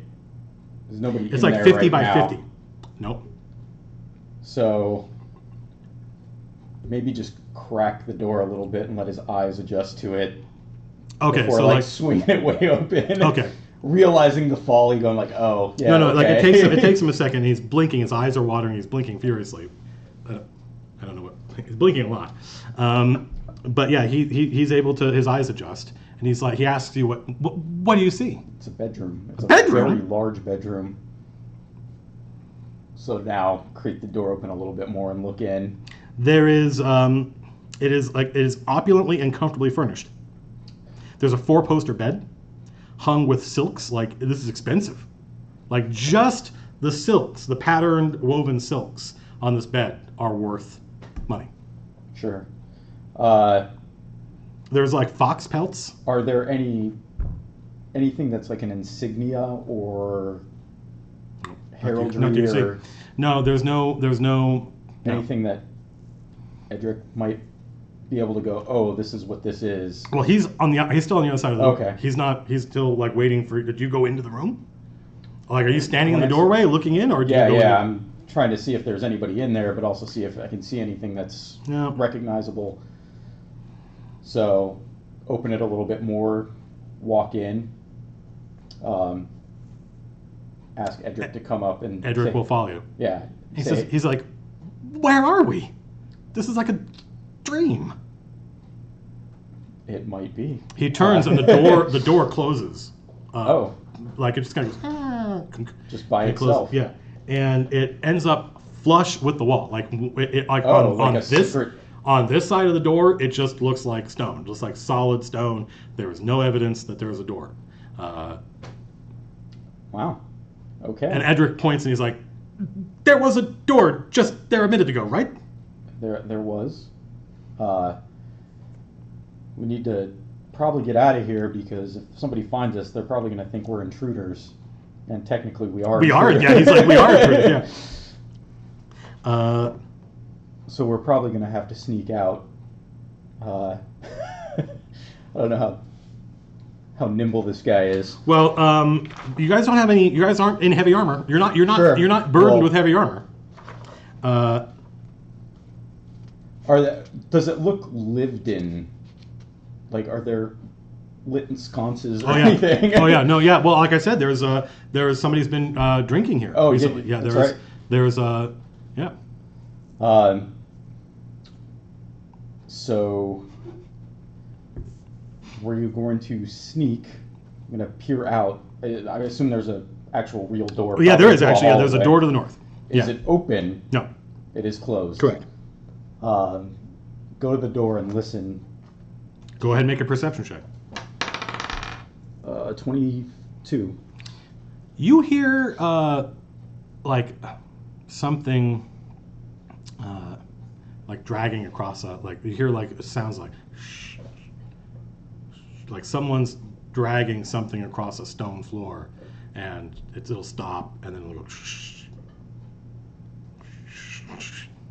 and you hear like clicks every once in a while, like somebody dropping like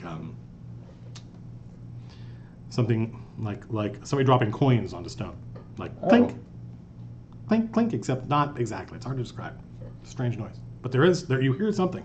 It's faint. You mentioned there's wine on the table. Yeah, in this part of the in the room you're in. Yes, I'm in. Yeah.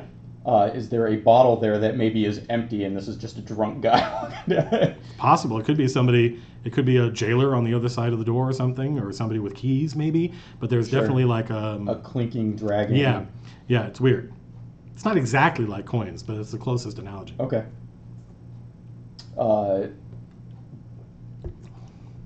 We've gone completely off script now, because what the notes I posted online Yes.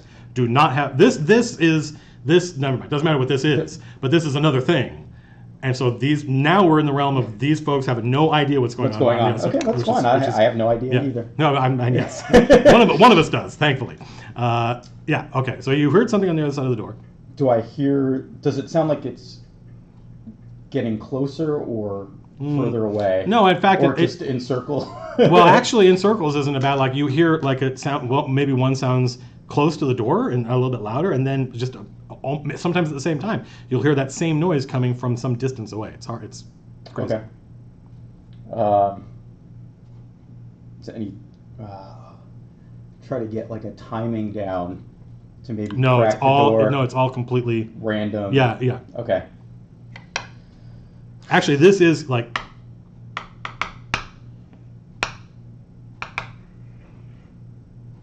That's what it sounds like. Except much quieter than that, actually. Okay. Because you're hearing it through the door. Right. Well then, is there anything in this room I can use as a weapon?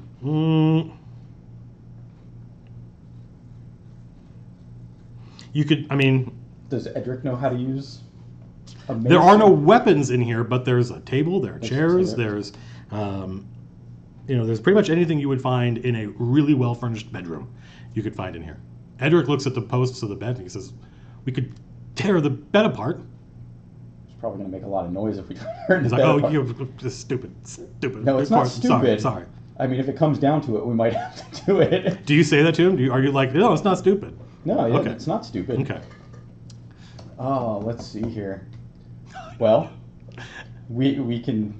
So, I'm going to talk to Edric, since he is with me. He's my companion now. Yeah, he's strange. Like, you are way more like, what's going on here than he is, because he can see for the first time. He's out. They're out. You guys are out of the place. He's got his spells back. He is a lot more kind of together than he's used to being. In fact, almost dangerously so. He doesn't seem to be taking care the way you are. He's like, There's something... brandy. He says, smells this stuff. Like, There's something in the hallway. He's like, It could be a drunk guy, or it could be something else. We can either stay here and hope that it passes and nobody comes in here, or we can go out there and see what it is. No. Edric is against... well, he's not like, he'll do what you suggest. Okay. Right? You saved his life and led him out of the world below. So he'll do what you ask. But you can tell that if the option is do something or do nothing, he's going to say do nothing. Yeah.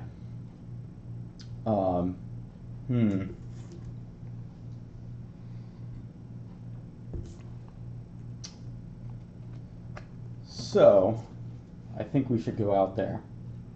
I'm going to just what the hell? Whoa! God damn it! I was being so good too. I just want to make sure that the notes get posted, because it's been a million years since we started. So Edric. He's like, yes. There's a lit fire in here? There are oil lamps. Let's grab an oil lamp. Me? Yes. Oh, all right. He grabs the oil lamp. He's like, so you might have to throw that? oh, I understand. Yeah, of course. Yes. Yes. So all right. The I can do it. building is stone. Yeah, you guys are in it, but this is you guys are yes, and it appears to be natural stone. It's been worked, right? Sure. But it's all like I think it's limestone or something. Okay. I am going to. What else is on the table? Knife? What else is on the table? No, there's no knife on the table. There's no. There's a bookcase with books in it. Books. There are crumbs on the table, like there had been food in here. Sure. But it's been taken away. Yep. So I'm going to grab a chair. Okay. That's right. All right. And when you do that, Eric is like, holy shit, this stuff is about to go down. Is how That's right. It's like, and he starts to like weigh he's trying to feel the weight of the thing, and he's like nodding to himself, and he's like, I can throw this I'm ready. with one hand because his other hand is. Yeah. Okay. Yeah, because he can't do this actually. It's been several days, and he is a priest. So Right. I think his collarbone is basically healed now. Healed. Yeah, Okay. I mean, it would have taken a normal human being like 6 weeks, right? But this dude's a priest, so he just casts. Right. There isn't really, technically in D&D, there isn't a. Is there anything else that I should, Edric? Is there anything else that you can help us with if this goes of course, south? Of course, he says. Hang on a minute. Well, for one thing, he can cast protection from evil. Yes. He's got a couple spells prepared. I don't know. Matt doesn't know what they do because Matt's never played a cleric. This is one of the downsides of having. I sometimes wonder how Matt deals with this. And I don't watch enough Critical Role because I don't have 4 hours a week at this point. But like I don't know how the spells work because I am not. There's like 5 spells I know how they work because they're the ones I use against the players all the time. We summed a shitload of food and water. We did, yeah. Yeah, I now know, like for instance, I now know how create food and water works in D&D. I did not an hour ago. So let's see. I'll tell you what he's got. He'll tell you. He's got Sanctuary, Bane, Inflict Wounds, Guiding Bolt, Detect Magic, Cure Wounds, Protection from Good, Evil. Actually, he doesn't have. He doesn't have Detect Magic. Okay, that's He doesn't have Detect Magic. He also has Prayer of Healing and Hold Person. So he's ready. Like if stuff happens, he's ready to do it. Okay. He is roughly the same level you are. Cool. All right. So let's see if any of that stuff is going to work now ahead of time. I think Sanctuary and or Prayer of Healing. MNOP. MNOP, PRO, PRU, Priz, Prayer of Healing. No, it's just you regain hit points. Mm-hmm. It's quite a lot of hit points, but you just regain hit points.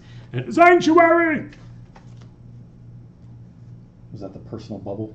Sanctuary. You ward a creature within range against attack. That seems useful. Yeah. Until the spell ends, any creature who targets the warded creature with attack or harmful must first make a wisdom save. He's like, I can ward you. Okay. It doesn't even occur to him to ward himself. He just says, I can ward you.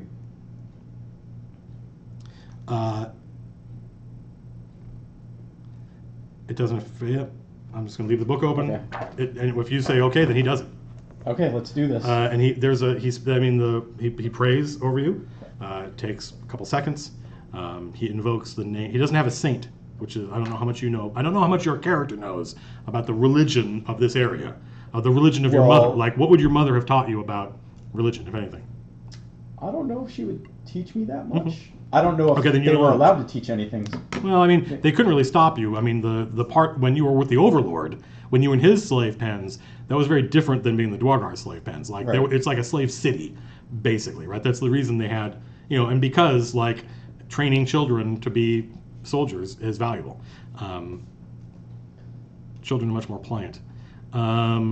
So, it's up to you. So, listen again. I'm going to wait until whatever this is further away before creaking the door open and looking. Until it sounds a little more distant. I just was checking Twits and people are saying that you are quiet. Am I? Well, because I think only this mic is working. But you can just sit if you want to just sit look, you can sit a little bit closer. Don't be shy. I don't know what the thing is going to look like. We don't have the hang on a minute. I can give us 5 seconds. 10 seconds. And I didn't even realize this was. I can just go. Oop. Man, he suction cupped that good. Your mom suction cupped it good. Oh. I don't even know what that means. I don't know either, but it sounds insulting. Oh, God damage. Here we go. Okay, that's what you look like. Okay. Yeah, that's not okay. Bad. Yeah, we good? Yeah. Well, I mean, you're Does close. You're closer better? to the mic. I mean, that's the best we can hope to do. We can't. Okay. We can't work this problem too much. We have to kind of. I actually can't. Which is the? Oh no, it's this one. Come back here, mother monkey bitch. There we go. Oh, God damage. Ooh, geez, why I oughta. There we go. We're gonna blow up the stream. Okay. Yeah. All right. See, I told you. We're done. Thank you for Thank you guys for putting up with all this nonsense here at 10:45 at night. So crack the door open. So you're gonna open the door. Crack it open. Okay. Are you doing it? Are you trying to do it in such a way as to not be perceived? I'm trying to make a stealth check. Okay. Yeah. So it turns out that just opening the door, just like as soon as you what was the result? 260 people watching. Good Lord. Was it really? It's 11 o'clock at night. Oh my God. The only reason I did this on a Friday night was because I was like, there's no one's going to be watching because it's going to, I didn't tell anybody we were doing this. It's late. We're on the West Coast, the best coast. So as soon as you open the door, the hinges just squeal like that. And there are So can you guess what's on the other side? Does Gertz have any idea what's on the other Gertz side? has no idea. What's Okay, on the so other you side. open the door, and the 4 skeletons that are on patrol on the other side of the door, right? Some of which are kind of like they drag their feet across the ground as Right. they move, they shuffle, right? And their little bony feet make noises, all like go and, like, and turn, and it's initiative. Whew. And it's a good thing I don't have that thing because I don't have my monster cards. We're not going to do tactical combat. We don't need to. There's only 4 Okay. skeletons. Holy shit. Do I even have a skeleton card? Orcs, ogres. I should just shuffle this deck and have that be the random encounter. And be like, oh, look, you're fighting a red slot. Did you roll initiative? I did. And did you roll badly? 20. That's not bad. No. That's not bad. You're gonna kill my skeletons? Well, we'll see if I can kill them with a chair. I actually don't think I have a skeleton card. I may have to do this manually. I've got a purple worm card. If you have FileMaker Pro and you don't mind spending hours copying and pasting text, monster cards are the best. There's You just print those out? Calorol the Vile. Yeah, I print them on 4x6 index cards, and it's awesome because I can just go into my database and I can be like, show me all the undead, the 4th level undead, right? And it's like, here you go. I'm like, great, yeah. And so I just slowly over time add more stuff to this. Here's Is this a lead into adventure lookup? explicit. Well, I mean, it's kind of my familiarity with FileMaker Pro is the reason I was frustrated Right. that the thing I wanted did not exist. Nope, I don't have a skeleton card. So give me. Sorry, folks. It's okay. Sorry, folks. To do spells over here. From M&M apps, it's cool. Monster Manuel, skeletons. They're posting the stats up. Oh, did they tell you? They took like screen. Oh, they're telling us what skeletons do. They're like, man, we know what skeletons do. Yes, but I'm not reading Twitch chat. I have better things to do. I'm running D&D. I am. I'm getting spoilers now. It's. You're like, oh yeah. You know what I did, which I'll probably do again, was TJ wanted to know how something worked. I don't remember what it was. Some monster. He's a dwarf, and they were fighting something. He's like, do I know what this is? I'm gonna make a roll, and he rolled really well. And so what I did was I showed him the page of the monster manual, and I just counted to like 15. And so, okay, that's it. And it was like, what he could get and remember was what he had. And it was cool. It was actually really neat. It was this cool, like, he felt like, wait, and there was, the good news is there was more to read. It wasn't just a skeleton. There was more to read than he had time to read it. That was the trick. And I imagine, like, the better he rolls in a situation like that, the longer he would get to read it, yeah. Dungeons & Dragons is a game that requires a lot of real estate. Not going to lie to you. All right, how many skeletons did I said? 8? 8, or 4. Didn't you say 4? Fine, 4. Final say over here.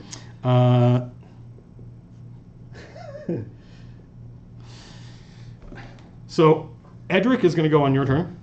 Okay. But I will run him. Unless you want to run him, I will run him. No, it's fine. Since my friend Jim wouldn't come down and run the NPC, thanks, Jim. Or Frida, for that matter. Although it would have been like a 4-hour drive for her. Skeletons. Skeletons go last. So it's going to be is it Vorkis? Vorkis, and I know the Vora. I know there's a K, but I-S, and then Edric is going to go at the same time as you, and then the skeletons. I assume they're armed with swords or maces or... Yeah, they're wearing... They look just like these guys. Okay. Right, and they've got short swords. Okay. And they have scraps of armor. It provides them some defense, but not much. And it's your action.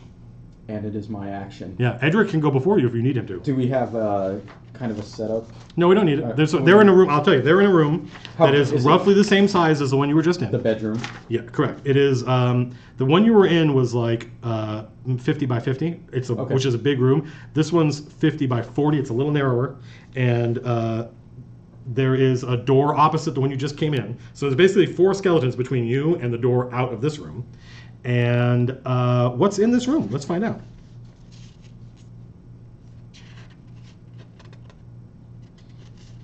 Neatly and well furnished, sumptuous but morbid wall hangings. So this is interesting. You recognize. You were asking about the sigildry and heraldry Right. in the previous room, and there was none. In this room, there are hanging on the walls these kind of like ornamental shields. They're not like, they're probably made of brass or tin or something like that. But they have the symbol of Ajax on them. Okay. Which is the Overlord.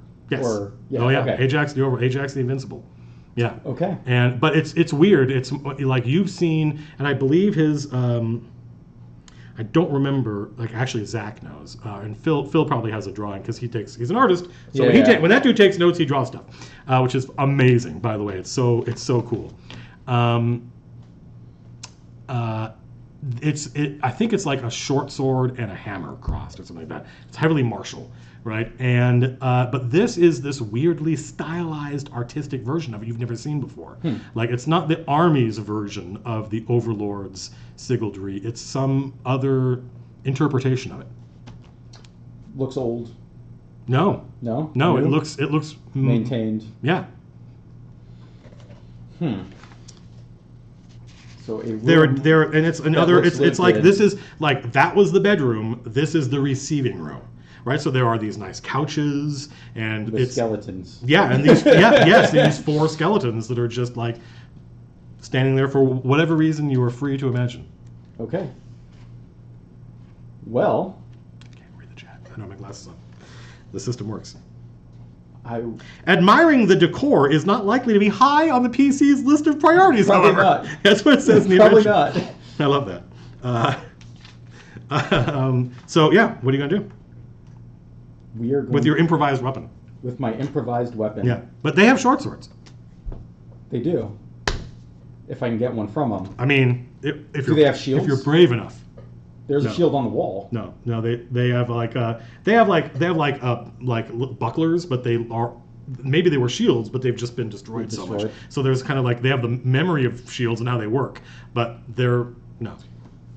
Shields on the wall. Yeah. Can I get to one before crossing the path of a skeleton? No. If you the skeletons are arranged such that if you moved to one of the they're like on patrol on purpose. If you tried to move to one of them would get an attack of opportunity. Okay. So, well, I say that. And they don't look like good shield. They look like ornamental shields. Like you're a soldier. Like that's not a shield. That's just it's like a painting. It's better than what I have. No, that's true. That's true. That's true. Yeah. I have a chair right now. Any important storm.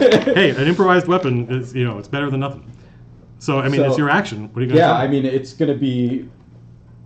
By the way, for those of you who have just joined us, Gertz is playing Vorkis, the half dwarf. He's a mule. Human. Correct. Half dwarf, half human fighter. He's a 4th level fighter. Yep. And what type of fighter are you, Gertz? Battle master. He's a battle master. A tactician. Yes. Oh, really? Is that a type of battle master? Well, it's the battle master is more of a tactician. Oh, I get it. Okay. More of an academic fighter. Right. He's an academic fighter. Yes. He reads a book and he's like, wait. He puts his glasses on. So, closest. Enough of this gay banter. Yes, we are going to bash a skeleton with a chair. Okay. All right. So now I have to do something I've never done before. Can you guess what it is? I have to look up the damage for an improvised weapon. I'm going to presume it's like a D4.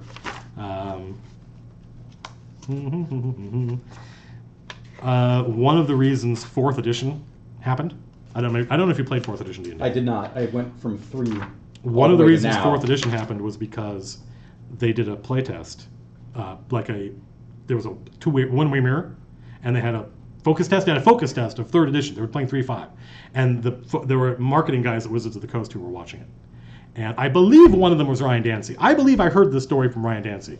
And either his girlfriend or wife or someone's girlfriend or wife, they're watching these people play D&D for like some time, was asked, what do you think? And this is the phrase she used. She said, it's a half hour of fun packed into 4 hours.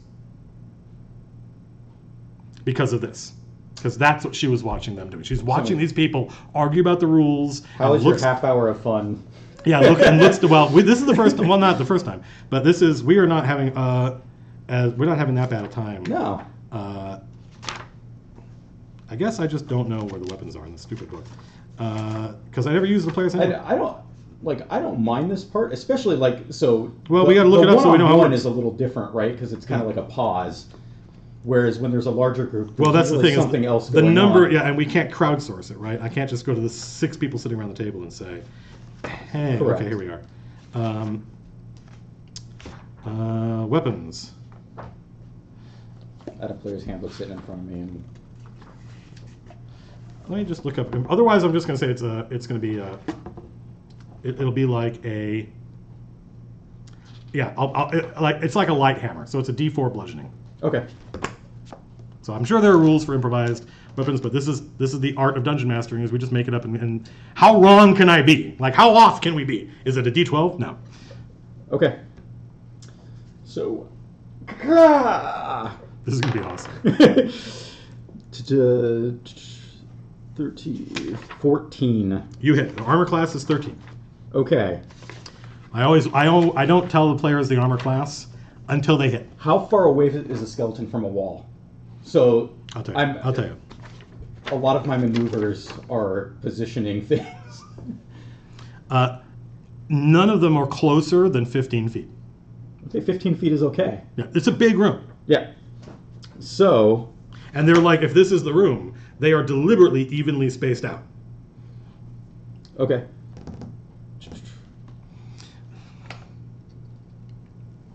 I am going to use a pushing attack, which I expend one of my 4 superiority die to attempt to drive the target back. Ooh, so I've never seen a fighter use the I've never seen a battle master before. I only know Eldritch Knights. So this is super exciting. So the things that I'm hoping. Are you going to try and knock one skeleton into another skeleton? Is that what you're saying? Did you say you're pushing back? Well, I want to push him back, but I was hoping to have him hit the wall Oh, that sounds good. and then maybe cause some residual damage from Who the knows? wall. Probably. So, for 9 damage. Wait, what's that D8 coming from? Oh, that's your That's superiority die. it adds to the damage. That's crazy. Is it just 9? So it's a pushing attack. When you hit a creature with a weapon attack, expend 1 superiority die to attempt to drive the target back. Add the superiority die to the damage roll. If the target is large or smaller, it must make a strength save. On a failed save, you push the target up to 15 feet away from you. That is pretty cool.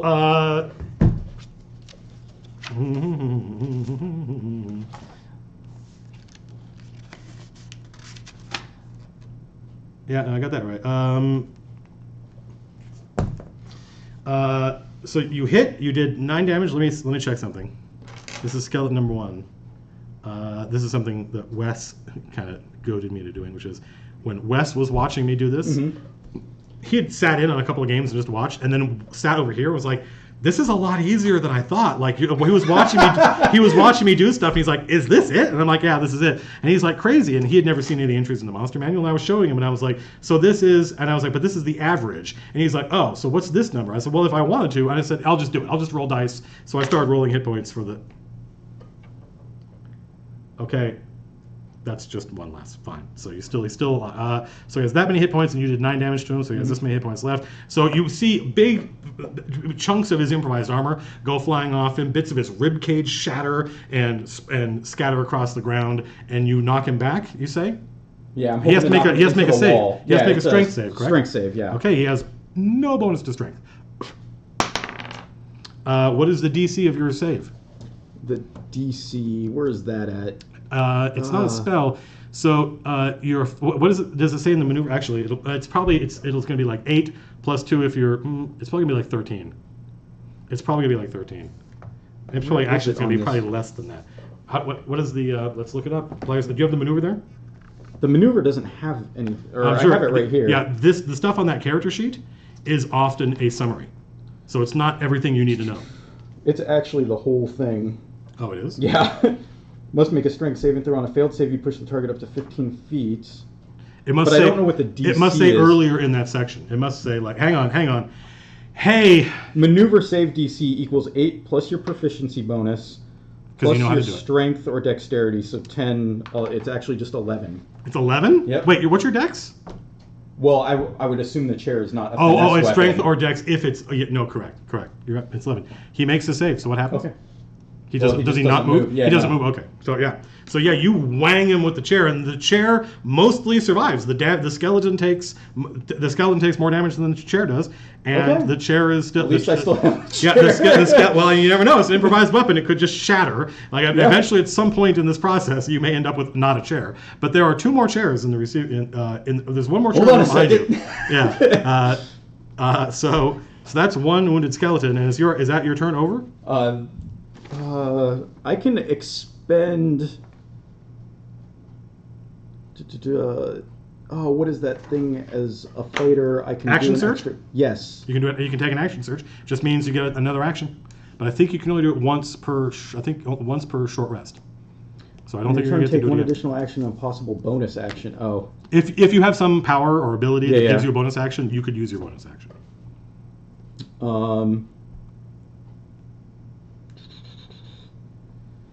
So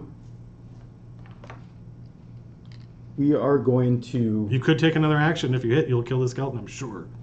So yeah, let's hit him with the chair again. Okay. Because then maybe Okay. I can pick up a sword. That's true. 15. You hit. You hit. 16, You absolutely hit. Go ahead and roll damage. 4 plus 1, 5. He had 3 hit points left. The skeleton shatters in an explosion of bone. A bunch of, like a ruined helmet and all the stuff he was wearing falls. The sword falls on the ground. You have only had to use like 5 or 10 feet of movement to get into melee with this guy, which means you still have 20 feet left, and I think you can pick up a weapon as part of a movement. Do you want to pick up I his... want to pick up the sword. You have a short. You have a short sword now. Cool. You only had to use the chair once, and now I need to look up Edric, because Edric is probably going to use a special ability. This would be a lot easier if I brought my Surface Pro, but I knew I was going to forget something, and I forgot this.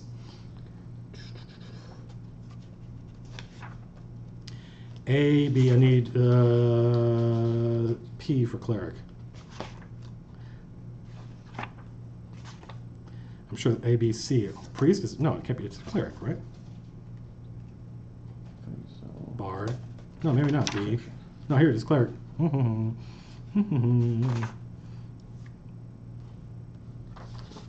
Does he not have... Oh, it's next level. I get the extra attack. Forgot. No, it must be something that all clerics can do, right? What is that? Well, we're going to find out. Oh, okay. Divine Domain. Oh, turn undead. You start with 2 effects. Turn undead and the one... Correct, Yeah. I was right. Turn undead. So he's going to try and turn undead. It's, I think, level 3 you can destroy, or Level 5. level 5. Or if you were evil in Advanced Dungeons and Dragons, instead of destroying them, you made them work for you. Yes. That was awesome.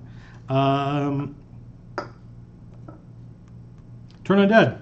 He doesn't have a holy symbol, but he holds up his hand and he invokes the power of his god, Adun, and he censors the undead. He says, "I abjure thee." Except he doesn't say it like that. Actually, he probably does. When he's praying, he doesn't stammer. They make wisdom saves. Easily done. They are noted for their wisdom in that they do not have much of it. Yes. Nope. Yep. Nope. So 2 of them fail, and you see 2 of the undead kind of go and turn around and start trying to, like, they're going to use their action. I think they can't attack or they have to run away. I think if I attack them, it breaks it or something. Yeah, it spends its turn trying to move away. But now there's only that was it, and that's an action, I presume. So that's Edric on his turn. You haven't taken any damage. Now the skeletons go. 2 skeletons turn and they start moving toward the door. And I don't think they are smart enough to open the door. I think they're just going to kind of mill around and shuffle and kind of claw at the door. And then the other skeleton moves up, and Edric had to walk into the room. So I'm going to give 50% chance that the skeleton attacks you. 1, 2, 3. Yes. Yes. No, you can keep going. Well, then I will. 1, 2, 3. The skeleton attacks you. 4, 5, 6 attacks Edric. Edric, it is. How close is Edric to me? He's standing right next to you. Okay. Like he walked into the room, stood next to you, and invoked. Did you have to do something? I need a shield. Ain't got one. I know. You do not have a shield. Damn it. Well, don't worry. The night is young. It's funny. It's 11. It's 11 o'clock. Once again, I grossly over prepared for this, so I think I know where we'll stop it. We'll keep playing after this combat. Gotta roll on the table. Skeleton on Edric hits. The skeleton does, I think it's a D6 or something. Yeah, D6 plus 2. 5, 6, 7 points of damage to Edric. He is wounded, and he kind of he screams, but he stands his ground. Okay. I'm not gonna tell you how many hit points he has. He's an NPC. How would you know? That's fine. I don't know. And that's the skeletons are gone, and now it's you.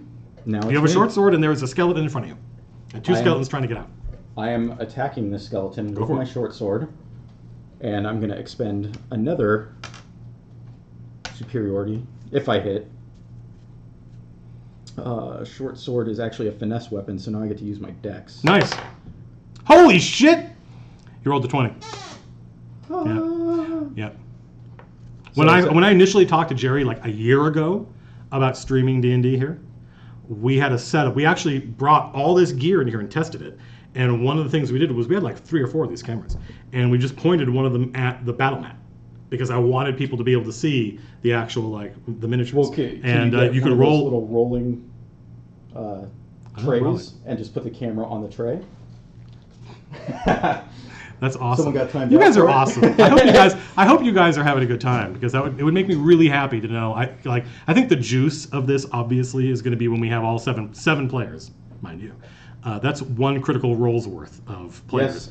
We have 7 players sitting around this table Very different yelling. people too. Why? Yeah. Oh yeah. Yeah. Yes. In most ways less entertaining, but in some ways more. And oh hey, look, it's my meteoric. This is the tiny baby version of Liam's die. I went with my first bonus from video games. I went to Gen Con, which I used to do every year, and I walked up to the Crystal Cast guys, and I was flush with cash, right? And I said, "What's the most expensive die you got?" Because there was a certain flair of the theatrical about me. And the guy looked at me and goes, "We have a D20 made out of meteoric iron." And I was like, "I'll take it." And this was the biggest one they have. I believe this is 12 millimeters. And Liam's, when I bought one for Liam, they had a larger one. I actually think it might be regular size, but it's super nice. By the way, we're doing the giveaway, the Hexographer giveaway, this Hexographer Cityographer. We are almost certainly going to hit 17,000 subscribers in the next day or two. It's insane. Really? Yeah, because of Geek and Sundry. Oh, they did the article. Yeah, because it's like the Okay. day I did, it's like normal number of subscribers. I usually get about 70 subscribers a day, which, where are these people coming from? I have no idea. I usually get 70, but then I said, hey, we're doing Hexographer, and it went to like 180. And I was like, that is a good boost. It is working. The process is working. And then the next day was the Geek and Sundry article, 870 people. And I was like, okay, so we're going to have to do another giveaway. 16.5 This one, now or something? I'm at 60. I'm somewhere around 16.4, 16.5, and I'm like, this is no good. This is like the whole point of this was to get from one, like to make progress as a result of the contest. So we'll give away. I'll do the thing. We'll give it away. We'll give away 2 copies of all the Ographers and the heraldry thing. But then we're going to have to do the contest after that and set a different goal because Geek and Sundry's art, which they didn't tell me anything about. I just wake up one morning and all of a sudden I've got a lot of Twitter things. It was a great article. So anyway, enough of this gay banter. This is a legit preview of what it's going to be like. There's going to be a lot of table talk at the when we actually play. So crit. How do we handle crits? How You do handle roll. crits? I handle them the way the rules say, which is you roll all your damage. You roll all your dice twice. You roll your, all dice, including if you have like sneak attack and stuff like that. Actually, I don't know if your superiority. I don't know if your superiority die does, but I don't want to look it up. So I'm going to say it for now. I'm going to say it does. So you roll all dice again, but you do not double your modifiers. So if you're getting +3 from Dex, it's just +3. It's not +6. I'm sure you could look at chat as soon as you're done rolling, and they will tell you. There's about a 10-second delay, I believe. That's a lot of dice, dude. Yep. If you don't kill the skeleton, you are a terrible 6, fighter. 9, 12, 13 plus 3, 16. 16, you obliterate a skeleton with a short sword. You just slice right through its spine, and the thing collapses in half. And you can see it on the ground, kind of like almost like a robot trying to. But then it's the life force or whatever false. Includes superiority dice. Told you, it does. You Same did thing correctly. for sneak attack, smite. Mwah, I love you, people. Nice. All dice means all dice. There was a guy who used to be, this is the first thing, a guy, Zen Falks, who was the Legend of the Five Rings net rep, which meant it was his job to answer people's questions online about this incredibly complex collectible card game called L5R. Way more complex than Magic the Gathering. And he had this great phrase. He would say, the rules are not trying to trick you. He's like, the number one question I get as the guy, and I learned this because I was the Dune net rep for the Dune collectible card game, which I don't know if you got to play. Didn't you say you own it and you ever played it? I have cards upstairs. Dude, we should fucking play Dune, dude. It is a great game. The Dune collectible card game is awesome. And he said, the number one question I get is, people say criticals double all dice. Does it really mean all dice? You're like, yes, it means all dice. The rules are not trying to trick you. And I would later become a game designer, and that was exactly, people would walk up and say, it says here in Red Alert that torpedoes do this. Does it really do that? I'm like, yes, it really does that. So yes, you have obliterated one skeleton. Is that the end of your turn? Do you do anything else? I mean, you could move to engage one of the skeletons without attacking them. You can move. You can split, move, and fire, as Jim says. Yeah, we can do that. It's up to you. Move up towards the other two, which are probably banging into a wall. Yeah. And then Edric is going to go, and Edric is going to... he might try to inflict wounds on a skeleton. Actually, I'm going to have him make a wisdom check to see if he... Actually, charisma. To see if he has the force of personality to overcome his fear. He does. He rolled a 16, and he has a charisma plus 1. So he overcomes his fear, and now I have to actually look and see whether or not how good inflict wounds is. It's under C for inflict. I should, if I were smarter, I would use. I have all those spell cards. I should have just gotten the stupid spell cards out. If I waited to inflict wounds, that is a lot of wounds. Oh, but he has to hit. Yep. A melee spell attack. Guiding bolt. He'll try. Might be a. Well, is Guiding Bolt a... I don't think he needs Guiding Bolt. I think his hit bonus is only a little worse than yours. Okay. I mean, he would have a 50% chance of hitting. I think right now. No, he better than 50% chance. He just has to beat a 9. So he's going to try. And they're not trying to block or... I mean, they're walking away from everybody right now, too. He's going to... Does he have advantage? If they are... I don't think so. They are... I don't think he has advantage. Frightened? No, if they're frightened, they're not. I don't know, but I don't think so. So he has to roll a 9. He succeeds, which means this thing's gonna die. He just reaches out to touch it, and he inflicts 3d10 damage. Jeez, it's crazy. It's cray cray. I want my real d10s, not my. All my d10s are the 10 spaces. Here we go. Oh, you guys want to see something cool? It's not cool, this is stupid. This die is the last die from the first set I bought in 1986. I don't know if you guys can see that. You can tell it is an old die. Or the first No, the first, I didn't have a box set. No, I went to a game store when my friends, I probably played D&D a couple of times at that point, and we went to Brookhurst Hobbies, which is still around. They've moved since then. And I bought, the company was called Kaplow. And they made, now ChessX makes those dice, but the ChessX dice aren't the same. No. And I really miss this. I really miss those dice. They're hard to find. So 3d10 damage. The things only have 13 hit points, by the way. This could be overkill or 26 points of damage. One dead skeleton. All right.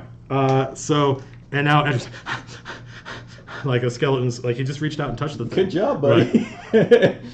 And he looks at you and like he does whatever the medieval equivalent of the thumbs up is. But he's incredibly proud of himself. He has overcome his fear, at least temporarily. And that was his action. It's the skeleton's action. There's only one skeleton left, and he's turned, so he just tries to get away. It's your turn. Short sword. Oh, game science die, yeah. What? No, I have precision dice, yeah. Luzaki has a great spiel about why these dice are in all ways better than these dice, even though these are the same die. Like, these aren't literally the same. These are the same die. They come out of the same mold. And then people complain because of that. Can you see that little blemish right there? Yeah. There's a little blemish right here on every precision die. It does not affect the rolling in any statistical significant way. but it's where, because they come on a sprue, right? Like when you buy a little like plastic Right. model, and you go snap, snap, snap, and this is where it was connected to the sprue. And because these were how dice used to look, sharp edges, and these roll pretty close to true.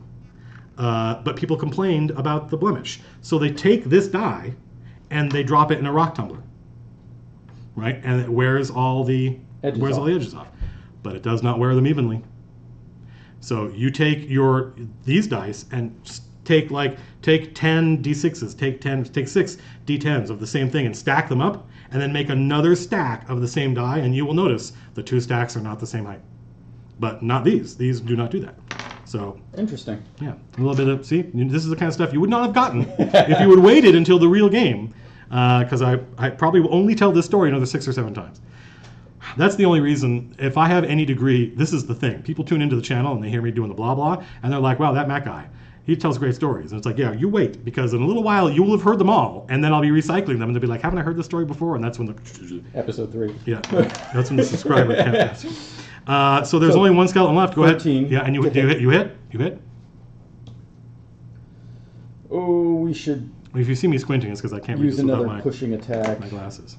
So this will be my third You gotta get the hard edge dice. for 9 points of damage. He's still alive, and now he's pissed, and he's going to turn and attack you on his turn if Edric doesn't do something. And he's up against the wall anyway. Correct. So I did a pushing attack. Okay. I don't know if that does anything.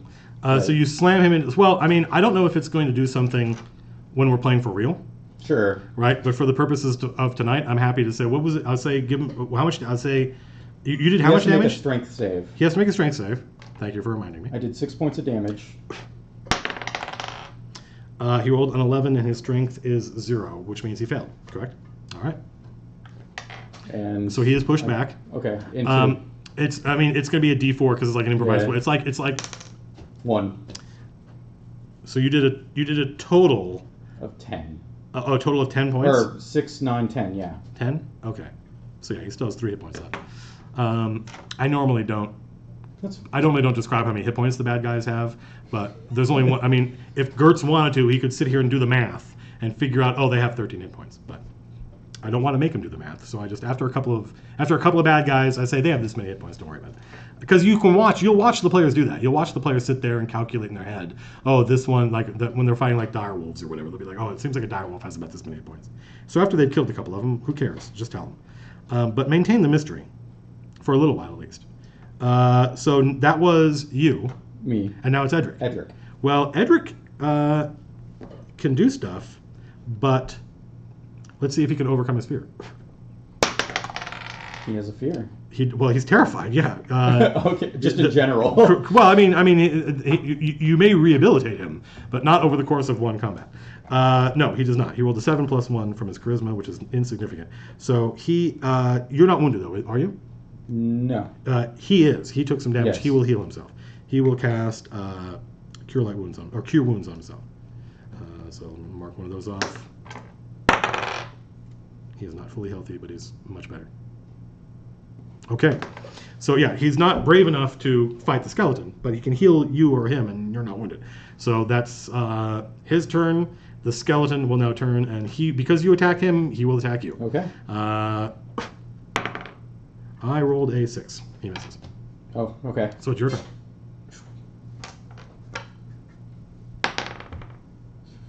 9 + 3, 12. You miss. Oof. Edric, on the other hand, seeing you being attacked by the skeleton, he comes to your defense, he rallies his courage, and he grabs the chair that you dropped. Yes? What about the sanctuary he cast at the beginning? Yes. What does that do again? I literally forgot what the sanctuary is. Shit. It did some cool thing. It did. And I have it. The question is, right can we here. find it faster than the Twitch You chat? ward a creature within range against attack until the spell ends. Actually, it only lasts a minute. No, he warded you, though. Yes. So you're asking... we forgot about it, though. Correct. And what does it do to the warded person? Until the spell ends, any creature who targets the warded creature with an attack or harmful spell must first make a wisdom save. We forgot about it, so if the skeleton survives, now we know. But Yep. It's kind of annoying that we forgot about that. That's okay. He comes to my aid. Yeah, and he uses the. He's not going to throw the lantern because he doesn't want to light the whole place on fire. No. But he will use the improvised weapon against the thing. He rolled a 15, the ace, so even, and he's got a little bit of a bonus, so that's certainly enough to hit. And what did I say it was? A D4? Correct. So this guy, Weapon. it's plus his strength, by the way, which is 2. He rolls a 1. So he has 3 hit points left. Edric has killed. He's the max damage with the thing, and Edric smashes the chair over the skeleton and like crushes the skeleton. You see the skeleton like compact itself down, and now there's splinters of bone chips. and powdered bone everywhere. And Edric is breathing. He's like, "We did it!" You did good. And then he drops the chair and says, "Now what?" You should pick up a sword. Is he proficient Actually, in? I don't think he's proficient. Well, he'll do it. He'll do it. He's not very good at it, so he's not going to get the. He's not going to get his full. He's just going to be +2. He won't be +4.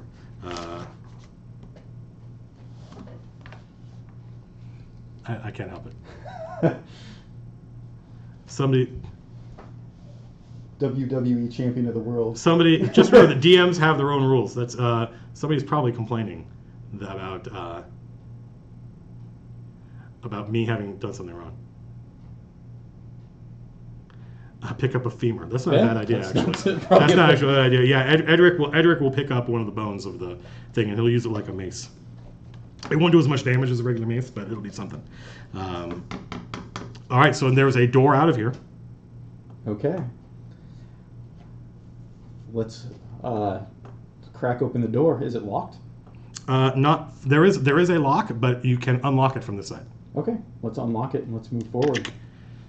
Do you just you open the door, and the door opens onto a long. You don't have direction sense or anything, but right. There's no reason to The door it opens to the north, and the corridor is a very long east-west corridor. Okay. And it ends only 20 feet that way, and then it goes way down, and there are lit torches and sconces. It's still the same. Ends as in it's a dead end, or no? There's a door. There's a door to the north, so it goes down that way, and there's a door to the north. And then as it goes down that way, there are lots of doors. There's like an archway, not even a door, just an open archway. And then the corridor goes down and appears to turn south. But there is an end and a door right there. Let's go to the end and listen at the door. Ooh, that is a 9. You don't hear anything. Edric is right behind you. Yeah. What do you think, Edric? Should we go through? Do you hear anything? And you move, like he'll go up to the thing and he'll listen. Do you hear anything? No. Edric rolled a dos. No, Edric doesn't hear anything. What should we do? Should we go through the door? I think we crack Edric the door. is like just staring down the corridor, just like terrified because there's so many doors, and it's something he's just like, let's do something. Let's crack this door open. He's got a femur. Let's crack the door open and look in. It is a 10 by 10 room. Oh, by the way, the door. No, you didn't notice that. Never mind. No, it's okay. It's a 10 by 10 room, and it is bare stone, and it actually goes up, and there's a spiral staircase. It's like a 5 by 5 spiral staircase that goes up. Up. Okay. Do we see the sky up there? Is it open? Well, are you going to look up there? Yeah. So you walk to the stairs, and you kind of take 1 or 2 steps up and stick your head up. It's hard because the spiral is blocking the way up. Yeah, okay. But there's definitely for the first time in a year, hint of fresh air. You definitely smell fresh air. You smell grass, not just fresh air. You smell grass. Wow. Yeah. Does it's Edric cool. smell it? Yeah. Well, yeah, absolutely it does. Seems he abandoned them at the beginning of the third. Everything is great. Matt had 5 pages of notes. It seemed he abandoned them. I have not abandoned the notes.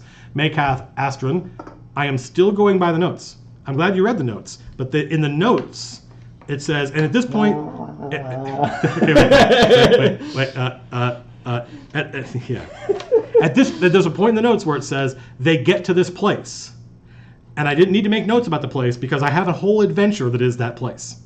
So the note, and if you've been following my campaign diary, have you watched all my videos? I have. Do you know where you are right now?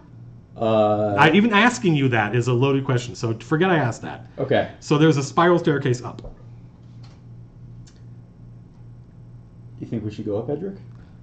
This is as much your decision as it is mine. my decision. He's like, I don't want to be in here any longer. I want to get out. Well, this is the first fresh air that I've smelled, so I think we should go Let's up. go. Okay. You climb the Up stairs. the spiral staircase. How are you proceeding? I would think we'd be moving carefully. Sword drawn. Okay. Slowly up the stairs. Okay. Is that the same as stealthily, Gertz? I'm trying to be quiet. I don't know how much I can hide in the shadows or anything. Well, I mean, if you didn't say we're trying to sneak or anything like that. You said carefully. So I will interpret that. Not make a sound. Well, go ahead and make a stealth check. Nope. 6. Okay. Okay. So yeah, as you're walking up the stairs,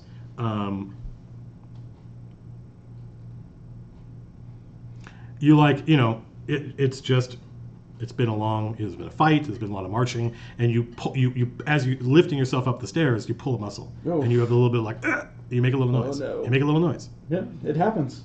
So now we have to hang on a second. This I definitely have a.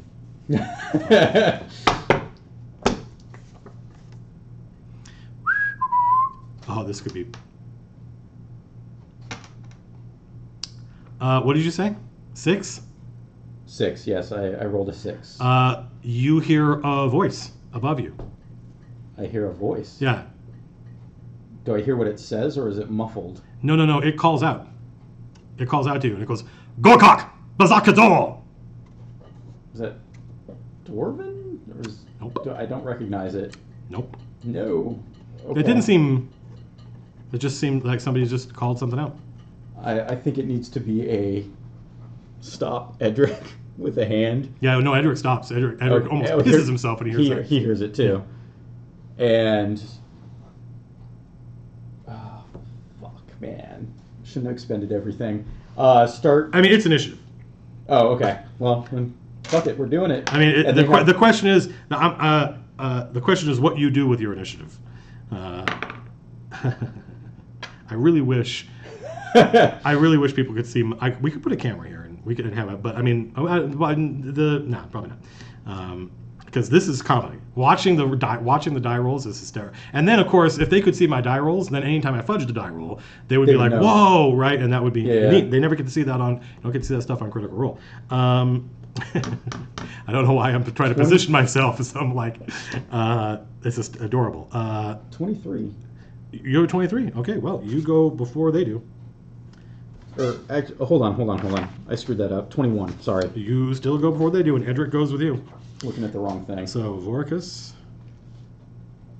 Edric, and the mysterious voice from above. The mysterious voice from above. TMVFA. The mysterious voice from above. That's all it is right now. It is your action. You have a short sword. And your wits. And my wits. Does it seem like I have... I wonder if the people in chat know what... Go ahead. Is there how far of a distance up is it left? Not far. Not far? No, like, it would be 2 squares of movement.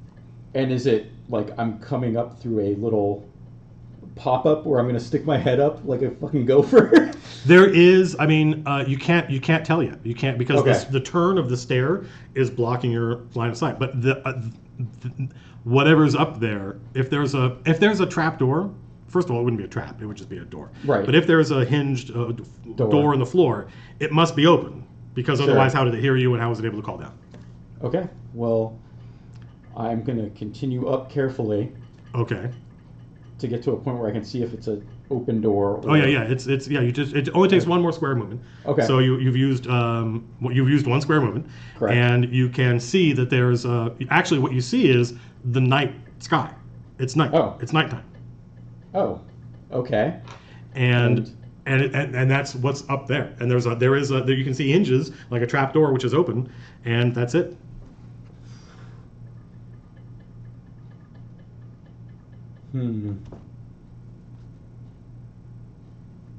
It's your action. I know it's my action. You have all but one square movement. And I am trying to think very carefully about what I should do or ask. By the way, we're Edward going to take do. this as long as you want, Gertz. Who? If we're still here at 2 a.m, Oh. that's up to you. We're not going to stop when I say. We're going to stop when you say. It's your night, Gertz.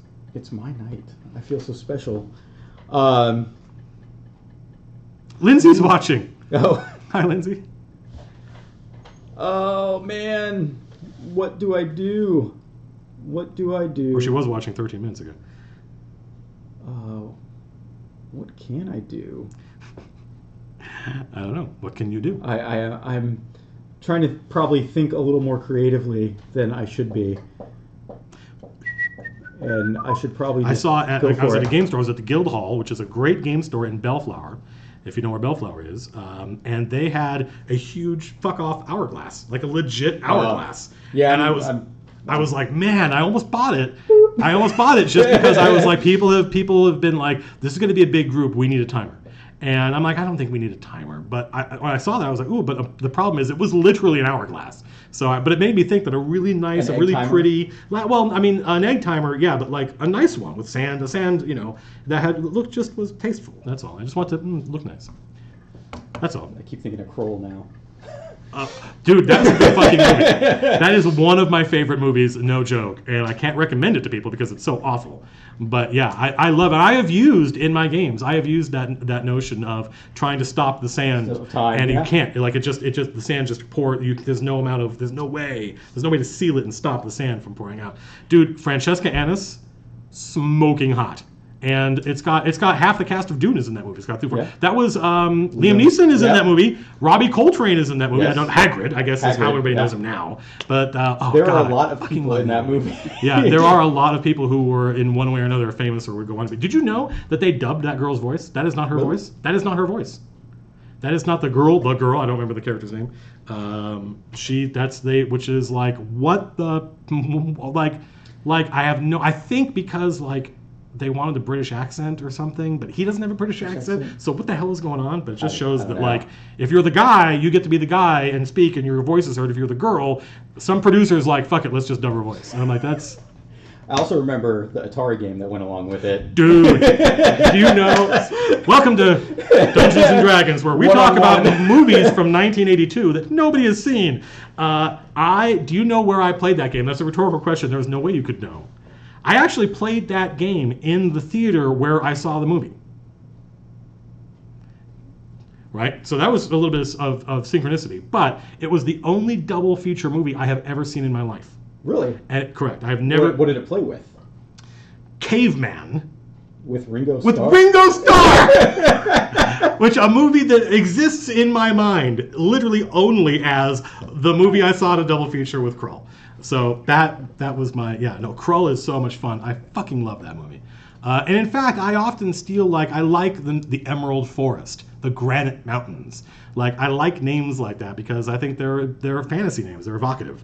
The moving castle. I love that fucking castle, dude. In fact, I think basically Ajax the Invincible Overlord's castle is that castle. My friend Jordy ran a game in my campaign setting.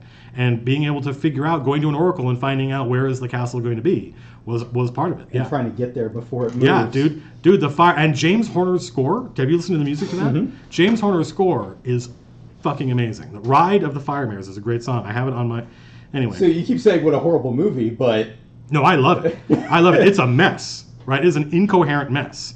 But I'm a sucker for getting the team together and going on it, like camaraderie and going on it. Like Lawrence of Arabia and Blade Runner are like the only two movies that I deeply, deeply love that are not about getting the group together and going on an adventure. So that's one of the reasons I think I enjoyed writing for Evolve, was because that was me getting to do my, camaraderie thing. Anyway, blah blah.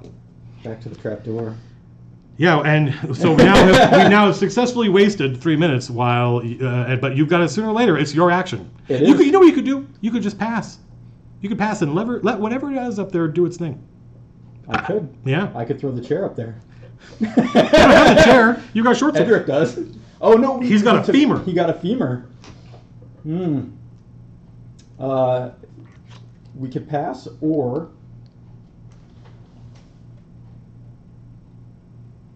see Kroll again. Zardoz. Jeez. Matt Colville is a legend. I really like this guy. That's only because you don't know me.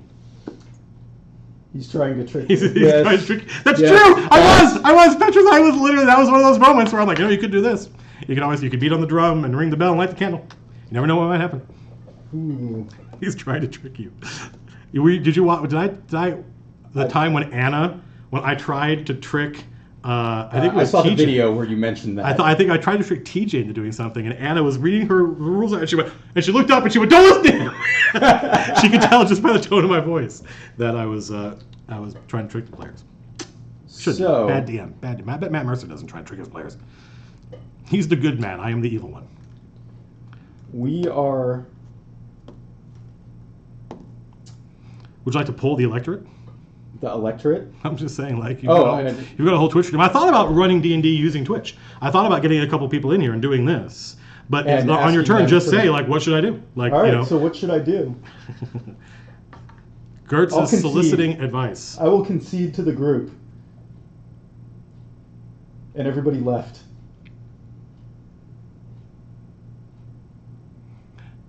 You can certainly try. Everybody take this time to tweet Matt Mercer to let him know the advantages Colville's show has. Yeah, the only advantage. Go north! Go north! Charge. Throw the chair. We don't have the chair. Dude, you gotta go Attack for it. the GM. Bone.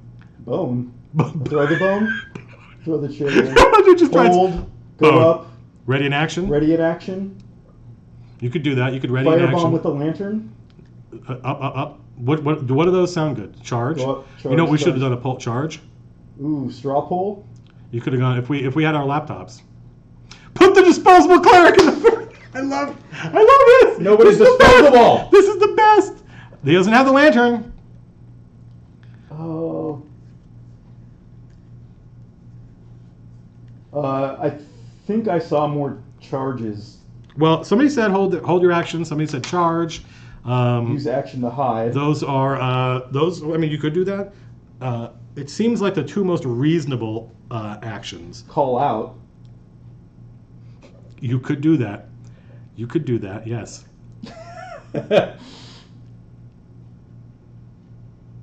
Stealth. You could stealth. You could certainly try to stealth as a not rogue. There's definitely a very slim chance that would succeed. Do the Sam Gamgee thing and scare him with my shadow. All right, look. You've heard what Twitch has to say. Okay.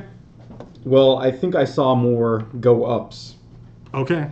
Than anything else, and I'm conceding to you guys, so we're going to proceed forward. All right. You climb. Now, at this point, do you climb with alacrity, or are you still trying to be cautious? It doesn't matter. You're going to move. I'm going to move. You're going to move. I'm just curious. I'm going to be cautious. Okay. Because of my sixth sense. So here's what you see when you finally are able to get your head above the. You've now climbed up from wherever you were. You've gone climb, and you are in a watchtower. There's a bell up there. Okay. There's a rope with a pulley on the bell, but this watchtower, the roof is missing, and one huge big chunk of the wall is missing, and it's just forest, and the night sky. And then there is wall, and there are arrow slits in the part of the wall that's still remaining, and there is part of the roof still is there. Not the entire roof is missing, but a big chunk of it's gone. And there's an orc up here, on watch. Orc. Yeah, on watch. Yeah, and he turns to you and he goes, Baza! And he like freaks out and goes for his weapon. And I charge. I only see one orc. For those about to rock, We salute you. You only see one orc. He's an orc on a watch. Okay. He didn't expect to be ambushed Sure. by a half dwarf from the Underdark. So He was I am prepared for going many to ask, things. Is he next to the opening? No. Wait, what do you mean? I mean, like, no. If this is a top-down view and this part is missing, he's like basically in the middle, and you're over here. Yeah. I'm just wondering if I can use my pushing maneuver. Oh, he's definitely within 15 feet of the edge. Okay. Yeah. I mean, this is a 10. I think. Oh, it's not 10 by 10. It's bigger than that. It's 20 by 20. So there's no place. So that is the call. No, it's 40. It's 10, 20, 30, 40. It's 40 feet from side to side. But he is definitely within 50. He is definitely within 15 feet of the edge. All right. This is. This is one of the only times you're going to see me do this without minis, because there's only 2 of us. Normally we would bust out the painted. Now, can I move far enough to get to him? Yeah, sure. Okay. Absolutely. Okay. Would you like to do anything else after having that was missed? a 6. Yeah. No. I'm just. I walked up to him to say hi. Okay. That's really. I rolled a 3. Edric is going to follow you up, and Edric sees the orc. He sees that you. He gets up there just in time to watch you miss and swear at yourself. Yes. And Edric points at the orc and invokes the name of Adun. Ooh, a dude. And he casts. I bet the people in the chat can guess. He casts Identify. No, he casts. All right, the orc has to make a Wisdom saving throw. And orc is no bonus to Wisdom. Would you like me to roll in front of you here? Oh, I just blew in the die twice, which means I don't know if I just screwed it. oh. The orc has critically succeeded on his saving throw, Yeah, which means 20. the hold person spell did nothing. But that was his action, and it's Okay. now the orc's turn. And the orc draws his scimitar. No, I'm sorry, he doesn't have a scimitar. He has a great axe. It's a good axe, but is it really a great axe? And he swings at you, and great axes are bad news. But he rolled a 4. Next, hits you. Oh. Okay. It's fast. Yeah, game's fast. There's only 2 players. No, yeah. 8 plus 3, 11.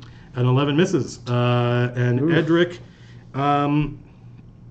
Edric is going to try to hold person again. He's got 3 second-level slots, and he hasn't used any of them. He doesn't have to carry. Oh, a dune. Okay, the orc fails to save, and the orc is hell. Oil can!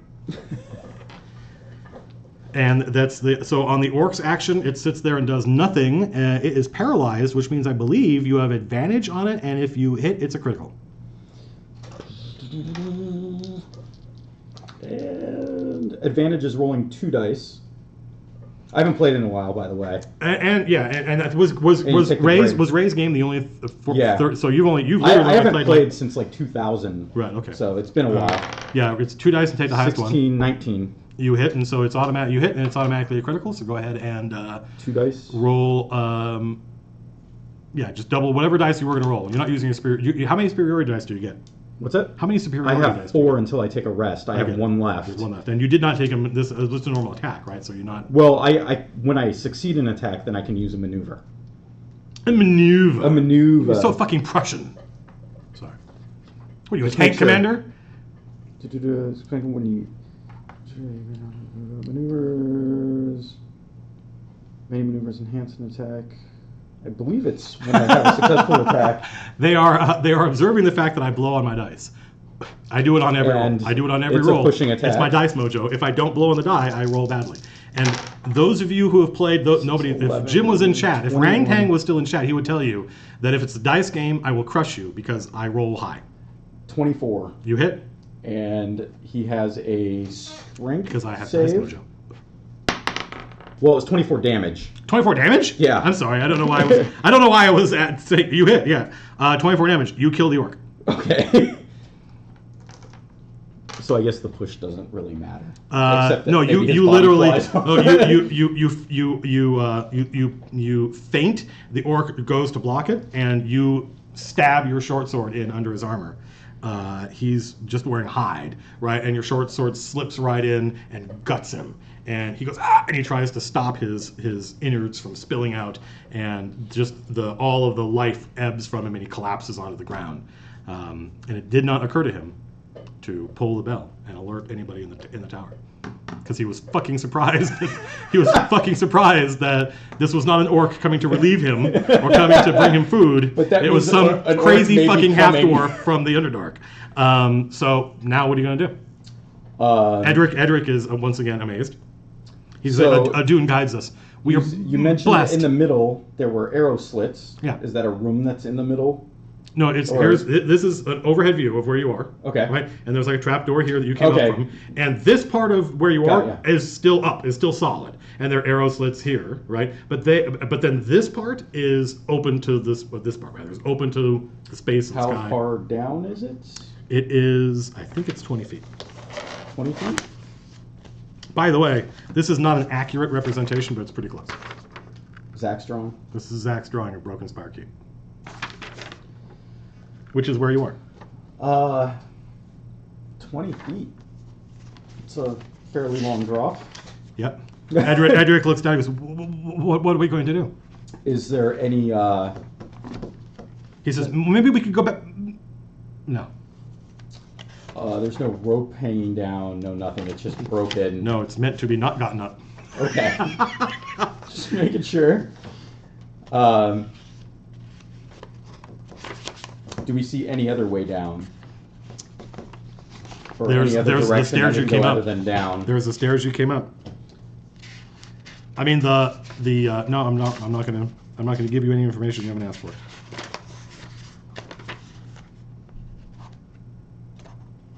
So we're gonna take the hide off the orc. Well, he's probably I don't know. I'm a pretty big dude. I forgot about this. Yeah, you can put his armor on, have hide armor. Yeah. And a great axe if you want a great axe. No. He also had javelins. He had a bunch of javelins. That were Javelins? they were just on the. It was Is there any rope or anything other than the rope to the bell? No, but there is the rope to the bell. Oh, that is a little risky. That is not the best idea in the world.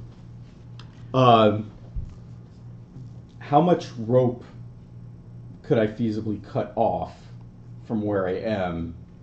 Maybe 10 versus feet. Trying to like if Edric helped you up or something, you might be able to get.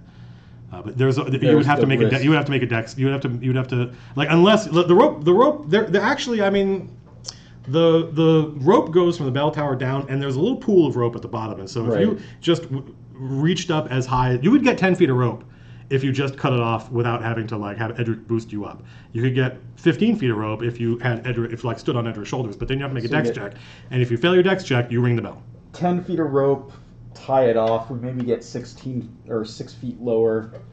Maybe have to drop down 14 feet, which is better than 20. It is 6 feet better.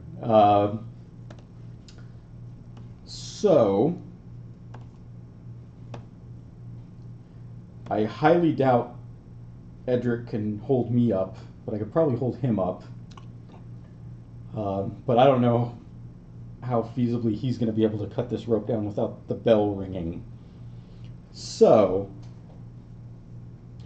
I think we're just going to cut it where I can cut it, being 6'2" and being able to just lop off. Okay, you were able to lop off with taking no risk. You were able to cut the rope. So just soften it with the short sword. And now you've got actually it turns out to be 12 feet of rope. Okay. Is there a place to tie it off? Nope. Sweet. I mean, there's no. It's not. There is the metal iron pull that opens the trap door, but that is 15 feet from the edge of the thing. Sure. Yeah. So otherwise, there are little jutting out where the wall has collapsed. There are little bits of jutting out stone, but the masonry is not. It wouldn't survive the. Is there any way we can tie it to the javelin and wedge it in somewhere? Yeah, actually, javelin, yeah, no, there because of the actual wall you're looking at, is like this, right? I'm sorry, it's like because it's this jagged, irregular thing. Yeah. You can just take the javelin and brace it here, right, and tie a rope to it, so that there's like here's a piece of stone jutting out, and then here's a piece of stone missing, and here's a piece of stone jutting out, Right. and you just use those two jutted out pieces of stone and Wedge. the javelin would be the only reason it would stay there is because it's being pulled on by your weight, Correct. right? But it would work. So do that. Give it a little tug. And you can tell that, like, when you give it a tug, like little pieces of masonry kind of flake out from the mortar. But it doesn't seem to move. Okay. So first, I think I will help stabilize the rope and let Edric climb down. And Okay, so drop you're first. gonna hold the rope. Yeah. And let him go down first. Let him. Correct. Okay. All right. He will give it a shot. So let's have Edric make a strength check. Actually. Yeah, it's going to be just straight up strength. But he's actually stronger than the average. People are going to get annoyed by me blowing on my dice. I just realized that. They're going to be like, that. What? It's going to be one of those things that drives them crazy. Okay. Edric rolled an 8, which, Okay. but he has +2, and it's only, we're climbing down a rope, I judge, is easy. It's not moderate difficulty. So he is able to get, but then he has to drop the rest of the way. He's going to make a dex check to see if he can reduce the damage from falling. He does not, so he takes max damage. He is back Edric. to, yeah. Edric.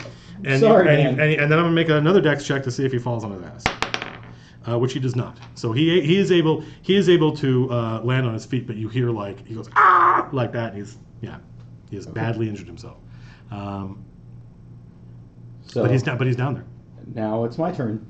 Okay. Strength check first. Correct. said? Yeah. Actually, I think it's athletics. Oh, athletics. Okay, well, 18. Yeah, no, you're able to climb down. No, Okay. no problem. Drop. Hang on a minute. I need to check and see. Now you're putting your weight on the Correct. thing. So And now we I'm need to check and larger. see. We need to check and see if the masonry holds. It does. Okay. And then the drop. Dex, acrobatics. Yeah, it's acrobatics to try to break the fall. 10. I have a +5 to acrobatics. 10 is what you need. Okay. So you take 1d6 less than 1d6, which is none. So you manage to actually land on your feet and brace yourself, and you don't end up almost snapping your knees in half, which is what happened to Edric. And now you guys are out of the keep. Except Edric is He's wounded. hobbled. Well, but he's not. We're not. This isn't Rollmaster. He's not permanently. Oh, but people were asking about my shirt. This is. Do you know what this is from? Predator? Yes. Well done. Or it could have been the cover of the Police's brilliant album, Ghost in the Machine. That is possible, but it is not. It is Predator. So yeah, you guys are now. There's a forest. Correct. There's 100-foot clearing from where you are to the edge of the forest. Okay. Keep, was that the only spire? Yes, that is the watchtower of the keep. So now that you're outside, you can see there's this huge fucking keep out here, right? And there are arrow slits all over the place, and you can see there's fires on the other side. There's light, and you can every once in a while you see like a figure walk, but they're like pass in front of between the light and the arrow slit, but nobody seems to be looking night? for you. It's night, right? It's night. All right. It's night. It's a cloud. You can see the stars. So forest is in front of us, 100-foot clearing. Forest is in all direction. All directions. Correct. It's not. It's like the keep. The keep is. There's a clearing surrounding the keep. So Mm-hmm. we're gonna try to. God, I don't think we're hiding in a clearing. So I think it's Either they can see you or they can't. There's no way to right. hide. There's a mad dash You're just gonna run. to the forest. Okay.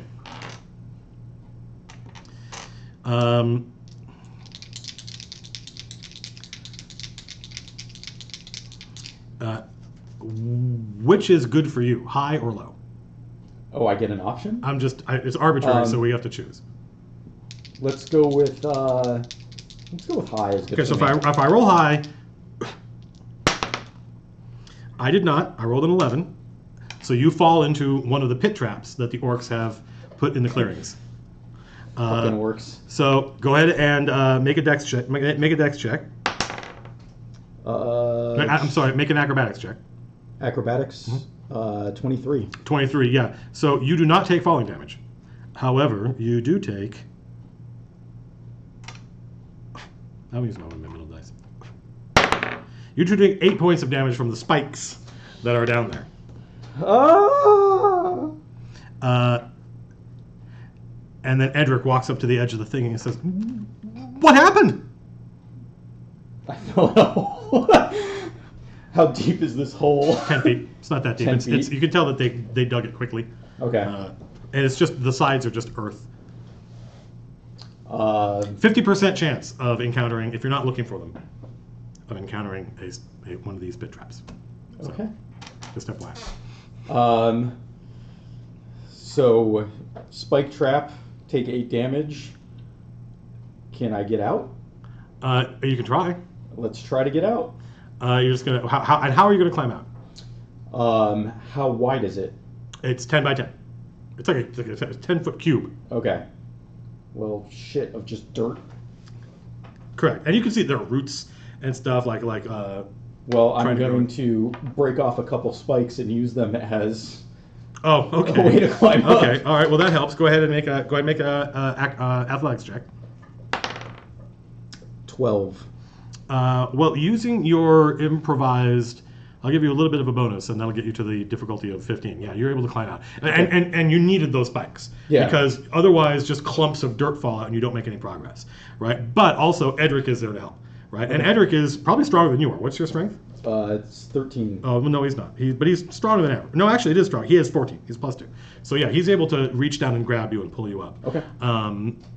Thank you. And he says, we should be careful. There could be more of these. We should. That's good advice. So we'll take the rest of the way, trying to be a little more careful. Okay. Well, being careful. Anytime you come near what you go, like, okay, there's obviously, and Okay. you start to recognize that this is the fake kind of Grass topsoil or that they've put topsoil. over to cover these things up. And then you reach the forest, and you're free. All right. You've escaped. We're not anywhere near done. We're not anywhere near done. But you have escaped. Do you want to keep playing? Yeah, we can keep going. Okay, let's keep going. So now, Edric's like, we should get as far away as possible. They'll find that dead orc. Do you know where we are? No. Do you recognize this place at all? It's a forest. I meant the keep. Oh, or the, no. No? Okay. No, because it could be the ruins of Greywall Castle. If so, that's a remarkable coincidence, because it means we're in Tor. Really? That's what he says, yes. Okay. But we don't know if that's true or not. No. Do you have any preference on which direction we should go? North? South?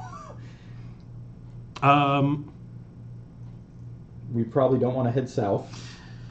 Or I actually don't know quite where we are, so... I'm trying to think. Well, Edric is a priest, and priests tend to be knowledgeable about things. So let me have him make... he has a religion check. He can tell looking at the stars which direction's which. Okay. So that's something, right? But apart from just being able to recognize the normal constellations, like I can see there's Orion, right? Like anybody would be able to. He doesn't have any special insight. So I will have Edric. 1, 2, 3. He wants to go north. 4, 5, 6. He wants to go south. Okay. He says south. Okay. We'll get our bearings and head south. All right. You guys start marching south. How long are you going to march before you make camp? Because We should probably make camp here pretty soon. Just because we've expended a lot getting out. true. But we want to get a decent distance away. So it's up to you. How far are you going to go? How long are you going to march? Like you march for an hour, it's still dark out. You don't know what time it is. Sure. Yeah.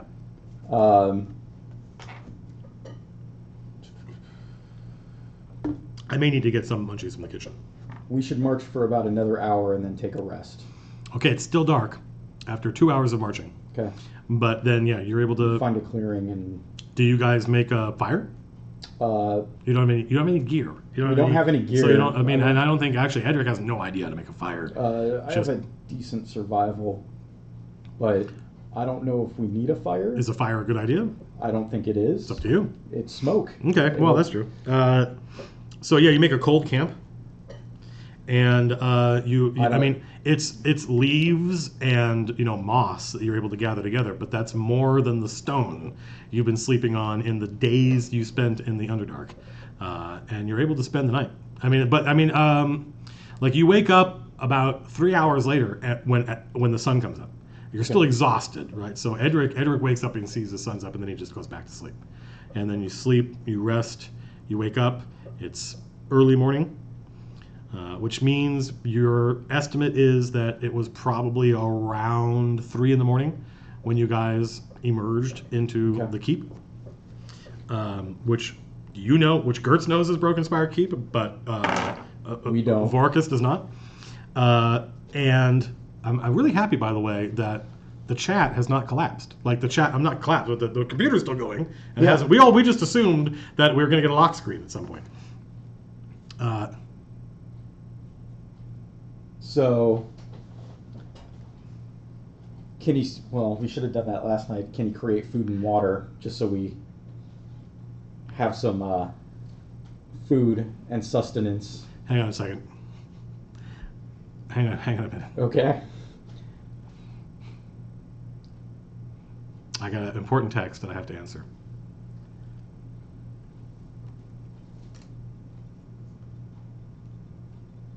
Sorry, I apologize. Maybe it's somebody running a character that we're about to meet. I will be right back. Okay. If you give us 5 minutes.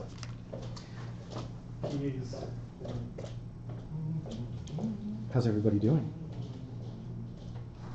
There's no way that Apple battery lasted that long. Yeah.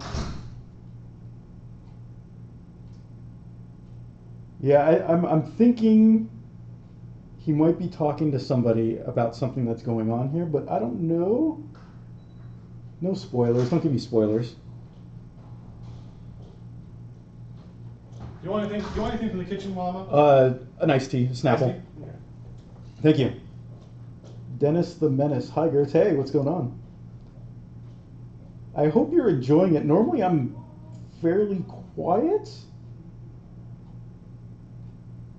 I'm usually the one in the group that lets somebody else lead, and I just kind of jump in when I need to. And I was actually kind of shocked that we were doing this. I came in, I knew I was doing this tonight, and I came in, and Jerry was setting up a streaming rig. Matt did say that he was going to record it. Correct. And I assumed, like, hey, he's going to record it, and then I'll take it home, and he'll probably edit. This is inarguably the worst thing I have eaten while I've been on my vacation. I've lost it's close to 10 pounds in the last week, just from not being here. Fucking here. Like I can't express the gross. In fact, I've considered. Yeah, I don't know. Like the ready and constant availableness of this stuff feeds my food problems, and when it's gone, I eat like a 1,200, 1,300 calorie day, and I'm happy, I'm fine, everything's great, and then I'm here and I'm constantly you grab the snacks and then you go and sit. And you yeah, no, correct. Although I do go for a walk. I do 3 miles at lunch, 3 or 4 times a week. But man, just the constant availability of junk food is fucking awful. Like when I die, it's going to be. We have like a 7-Eleven for a convenience store. Basically. The reason I got up is because my friend Jim texted me and said, "I'm here." Oh. And I was like, "What? Are you here at the office?" Because I'd made the joke that Jim, who I knew was in the chat, was not. But what he meant was he was in chat. Okay. And he says he wants sin metal. He wants the Dwargar sin metal. He thinks the sin metal is cool. We should have grabbed some. Well, there was ore. Yeah. You said it was light. Yeah. they're good. I'm not gonna lie to you. You know, So we are heading south. he prays in the We morning. rest. You get all your hit points back and everything. You recover your ship, and it is.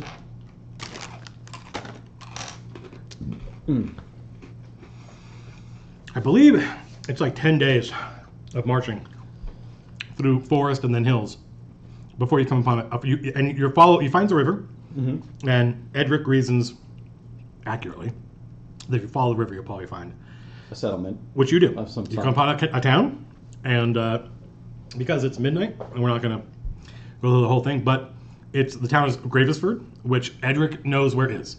Oh. Edric knows where Gravesford is. Gravesford is in the barony of Bedegar, and it is the barony north of. So you got a 50% chance, and he chose correctly. Probably being guided by his god.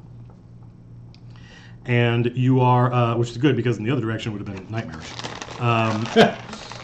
Trying to get going north of Dalrath, and you are not welcome in Gravesford. Oh, I'm No, sure. like the you guys look like, for one thing, like you are crazy. Like you don't. Yes. You look like a mutant, right? I'm- You do not look like a normal human being. I'm unsettling. Yeah. And you look like itinerant campaigners, right? Which tend to bring. You look like adventurers who lost, right? And normal villagers and townsfolk, especially here, they do not like adventure. They like you guys bring trouble, right? So you are, and you have no money, That is correct. but you don't need any food because Edric can provide food. Adun provides food. That is correct. But we don't have shelter. I don't know if we need shelter. Edric gets angry that they're not more welcoming. There's a church here in town, but it's ruined. It looks like there's a actually yeah, it's interesting. There's a nice church, like a priory, but it looks like it's been bombed. Okay. And if you walk around it, you can see these pieces of these large, look like cannonballs, like it's been shot at by cannonballs. Are there holes? Yeah. Oh yeah. And of the 4 walls of the priory, 3 have been completely demolished. Fallen over. Like you could, yeah. And there's rubble everywhere. But there's one wall that's still standing, and there's a beautiful stained glass window in the wall, and that's where Edric is. Edric's like gazing at it, and it's a saint. I think it's Saint Griffin the Stout, and he's got a sword and shield. And it's a beautiful blue shield with a white tree on it, and he's fighting. It's one of, and Edric knows exactly who this is. Edric's yeah. And he says this is one of the trials of Saint Griffin, and he'll tell you that you're not from around here, right? You were born into slavery. So Edric has to remind himself that of course, Vorkar doesn't, Vorkis doesn't know anything. My brother. Yeah, yeah. Is it really? Yeah. Edric explains that this is the reason. This is what the Hawkmen do. Not men with hawk wings. But you actually know who the I Hawkmen probably are. know. Yeah, Yeah. because they're like they're the overlords. Yeah, they ride. They take the griffins that they ride. Not always griffins, but typically griffins that they ride. They just pick up these big metal balls and they fly over and they smash and just drop them from a great height onto these churches, and they just obliterate any church. And he says this church is no different. He goes, this is a very nice stained glass. Obviously, St. Griffin is still looking out for this place in some way. But every church we find will be like this. There will be no respite. There will be no succor to be found. Do you want to go back to the inn? And I could plead once again for them to give us shelter. Well, it doesn't look like anybody's here. But at the inn, you guys have already been to the inn Correct. and been told fuck off. Well, I'm saying it's like You want to stay here? we can just pop a squat here and He says, I don't think St. Griffin will mind. You guys clear some of the rubble, and there's a pew. There are pews, benches that you just throw the rubble off, and you can just take a bench and spend the night. Yeah. And that's how it goes for you guys for the next 2 weeks. Sure. And Gravesford is a relatively prosperous town. And going south, you meet there are other smaller towns that are not on the map. They're not big enough to warrant being on the map. And occasionally people take pity on you, but mostly they're taking pity on Edric. You are weird, right? And they don't know what to make of you. But they don't know why this human is. Well, but he is a priest, and so itinerant priests are still looked upon with favor. Organized religion is, but there are a lot of itinerant priests. I'm just curious as to what people are saying. Yeah, 2 weeks. Magic conjured food spoils after 24 hours. Roll initiative against St. Griffin, thanks. It's actually, I think it's Griffid. I'm not sure. Griffid? So yeah, you don't need food. He can provide food. You just need shelter. But unfortunately, the people are like. Eventually, you get to the barony of Tor. Like leaving. Go ahead and roll a d12. Okay, you're fine. 9. No random encounters on the way south. Leaving, like going from Gravesford to Tane, which is the next nearby town. There's a road. 2 or 3 villages. Road. And then all of a sudden, there was a road, but it is now in a high state of disrepair. And you are leaving the barony of Bedegar. Right? And you spend days going south. And then eventually, you find roads again. And now he's like, we're in Tor. This is the barony of Tor. And now there are small villages and towns. And every single one of them is the same. We go in. I mean, like I said, occasionally, and Edric, initially, he is like, when you were in Gravesford, he was really upset that they weren't welcoming and they weren't nice to you guys.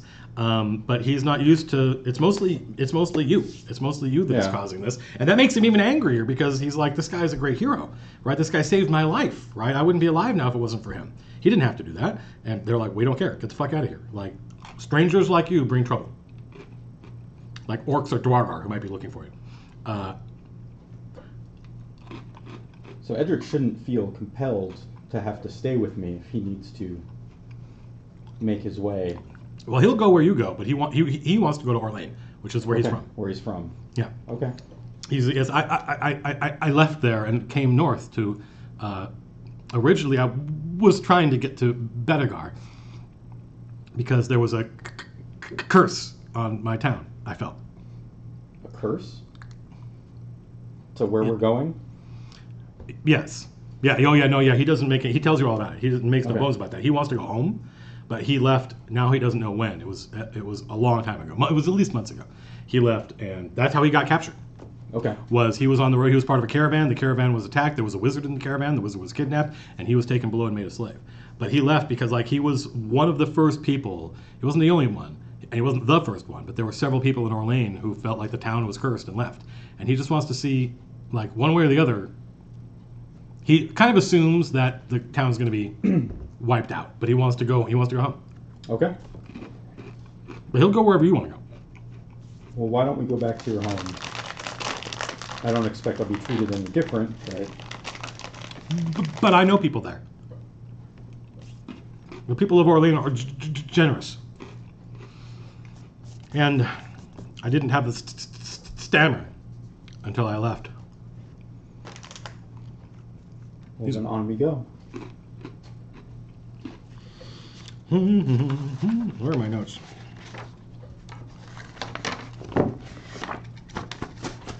Those of you following along home, we are back on the handout. Mm-hmm.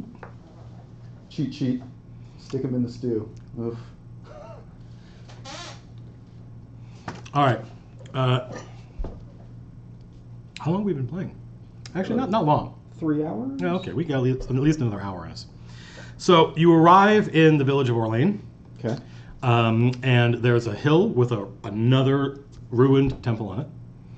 And but this one is different. This one, even though it's a ruin, there are people in it, and and the town seems to be doing well.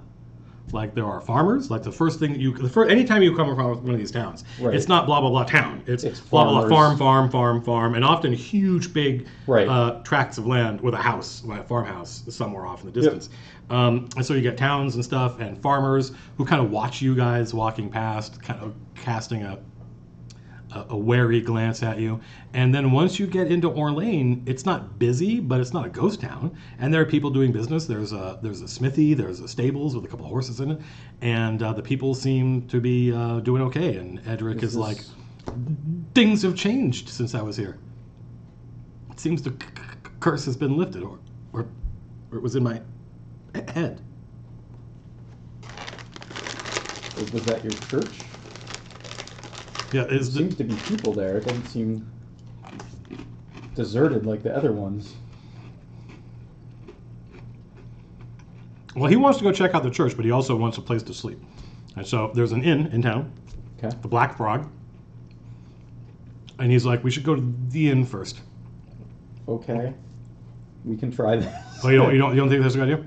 No, It's up to you. we can try it. I Okay. mean more in terms of, like, this is going to be the same old story. Yeah, well, he does. There is, like, the church is interesting. Like, what do you want to do? You want to go to the inn, or do you want to go to the church? Rest, we can go to the inn. Yeah, well, I mean, you get, like... I'm actually kind of surprised he doesn't want to go to the church first. Though. Well, he's kind of suspicious, because the last time he was here, people were acting very strangely. Okay. Like, when he describes the curse, it's like, the people I knew weren't the people I knew. He doesn't know how else to describe it. He's like, you know that you saw the wizard, the young wizard, Right. Pinna, take the potion? Mm-hmm. It was something like that. It Okay. wasn't the same thing. He's not saying it was the potion, but he's saying something came over people I knew, people I was friends with, and they weren't the same. Some of them didn't remember me, right? It would take them a long time, and so and the worse it got, the more freaked out people became, and people started leaving. And when he saw people start leaving, he left. He was a coward. He describes He himself left. as he was a coward. I think this Do you- stammer is a Did you curse have laid upon you by family here? Wouldn't you want to visit them first? No, his family is in his. Well, that's a good question. Where is Edric's family?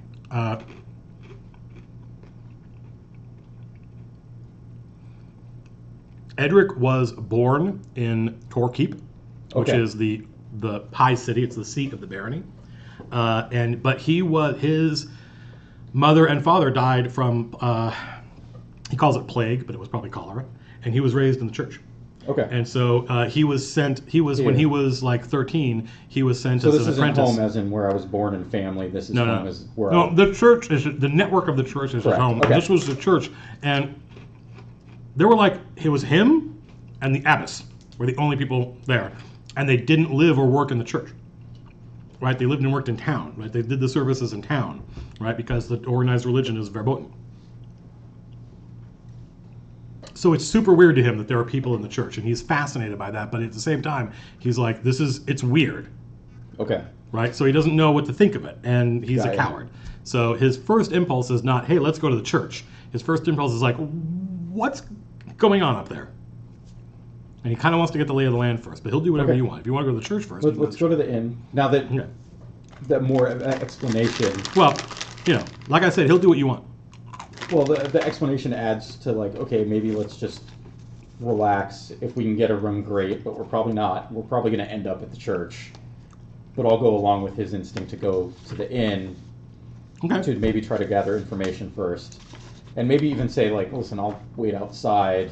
There are 4 or 5 people at the inn of the Black Frog. And by the way, the sign is just a picture of a frog. It's just a big toad, and it looks like at some point in the past it was on fire. Like the sign has literally burned a little bit, and so whatever color it was, now it's like Black. yeah. And so nowhere does it say the Black Frog. No one around here. Most of the people around here cannot read. Or they can only read the kind of like, if a proclamation were posted, they could read the important legal terms. That's all they know. But that's what bards are for. Bards are when they read those Yeah. things. So all the signs are just, you have to look at the sign and guess what it means. But he knows it's the sign of the Black Frog. Okay. So you go in, and there are 4 or 5 people here. They're all farmers, just taking a break. They're the farmers that live nearby, and this is typical. This is the same thing you've seen. Sometimes you get carters that are coming through town that stop at the inn, but mostly it's the people from the farms and villages that don't really need a room, the nearby village, that don't really need a room. They just want a break, and they want something to drink, and they want to share news and communicate, because otherwise they just spend all the time on the farm. Lowena is the innkeep, and she runs the place, and she's a tall, thin, gray-haired woman who's behind the bar and makes the drinks. And when you guys walk in, the farmers kind of look at you for a second and then kind of shrug and look away because they don't give a shit one way or the other. But That's Lowenna, no, I mean, it's pretty typical. Like they're and people aren't welcoming, right? But they're like, "What's up with these guys?" Whatever. But it's the owners of the inn. It's the people who work at the inn that are Right. like, "No, with you guys, right? No, you got to look at that. You got a weapon. He's got a bone. This kid's walking around with a bone. What the hell are you doing?"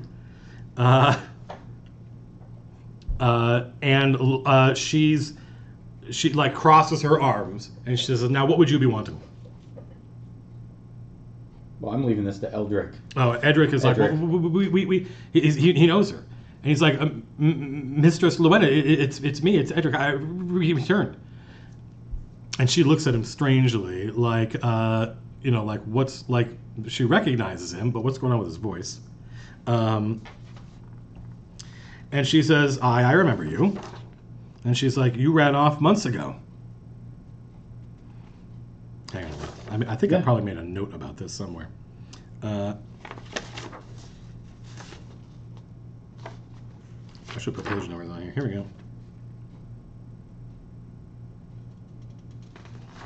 go. And her husband comes out he's the cook. And she's like, "No, we're fresh out of food." Right? And he's like, "We don't need food. We need a place to stay. Lowenna, it's me, Edric." And she looks at him and she's like, "Yeah, it's you, maybe. Maybe it's you and maybe it's not." Right? And it's the stammer. It's the way he's kind of behaving really strangely. Mm-hmm. And who is the stranger that's with him? And her husband comes out and watches and asks what's going on. And he says, the old acolyte from the church has mysteriously reappeared. And the Thing? cook, yeah, the thing with him. The cook, Pasco, her husband, looks at her and walks up and looks at Edric, and Edric's like, "What?" And Pasco kind of whispers something to his wife. Interesting.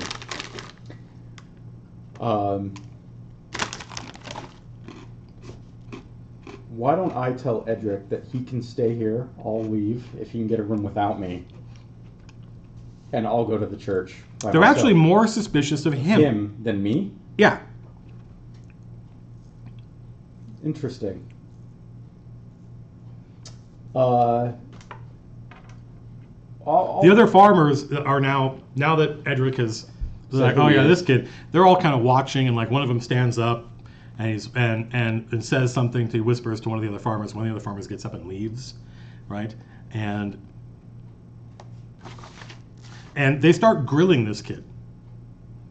They're like, "Okay, so if you're Edric," okay, right? And they ask him about people in town, and he answers right away. He completely remembers. And so that's not what they're expecting, right? And so he's kind of passing all their tests, but it's still not working. And they start challenging you. Okay. Right? They're like, "So who's this one you brought with you then?" And he tells them, but they're not. And she's like, "I'm sorry, we don't have a room." And her husband whispers to her, and he's like, "Oh no, yeah, it'll be 100 gold. Do you have any money on you? Can you pay?" Edric, I don't think this is working out. Let's just The 100 gold thing you've heard before. Yeah. You've heard other towns have been like, when they don't want to, we know where this is going from here. He's like, "No, we're not going to the church. This is my town. I was here for years.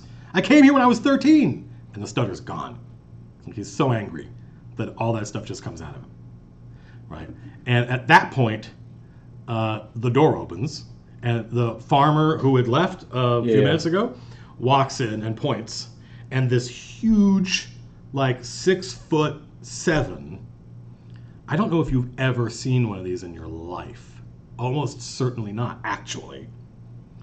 It looks like a dragon man. It looks like a huge dude with a dragon's head, right? And he's got full plate on. Like, this dude is a knight of some sort. Okay. Right? And he walks in, the farmer points to him and says, "That's the one, it's the curse, it's back."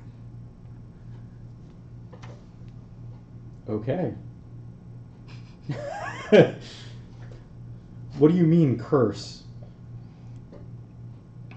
Edric talked about a curse and the town being cursed. But are you saying he is the curse? We're not taking any chances. Well, And just where because was he the last 9 months? We were slaves. Aye, a likely story. Liars, more like. No. Not At- liars. At this point, like, Sir Razalax walks forward. I'm sorry. The Dragon Man walks forward.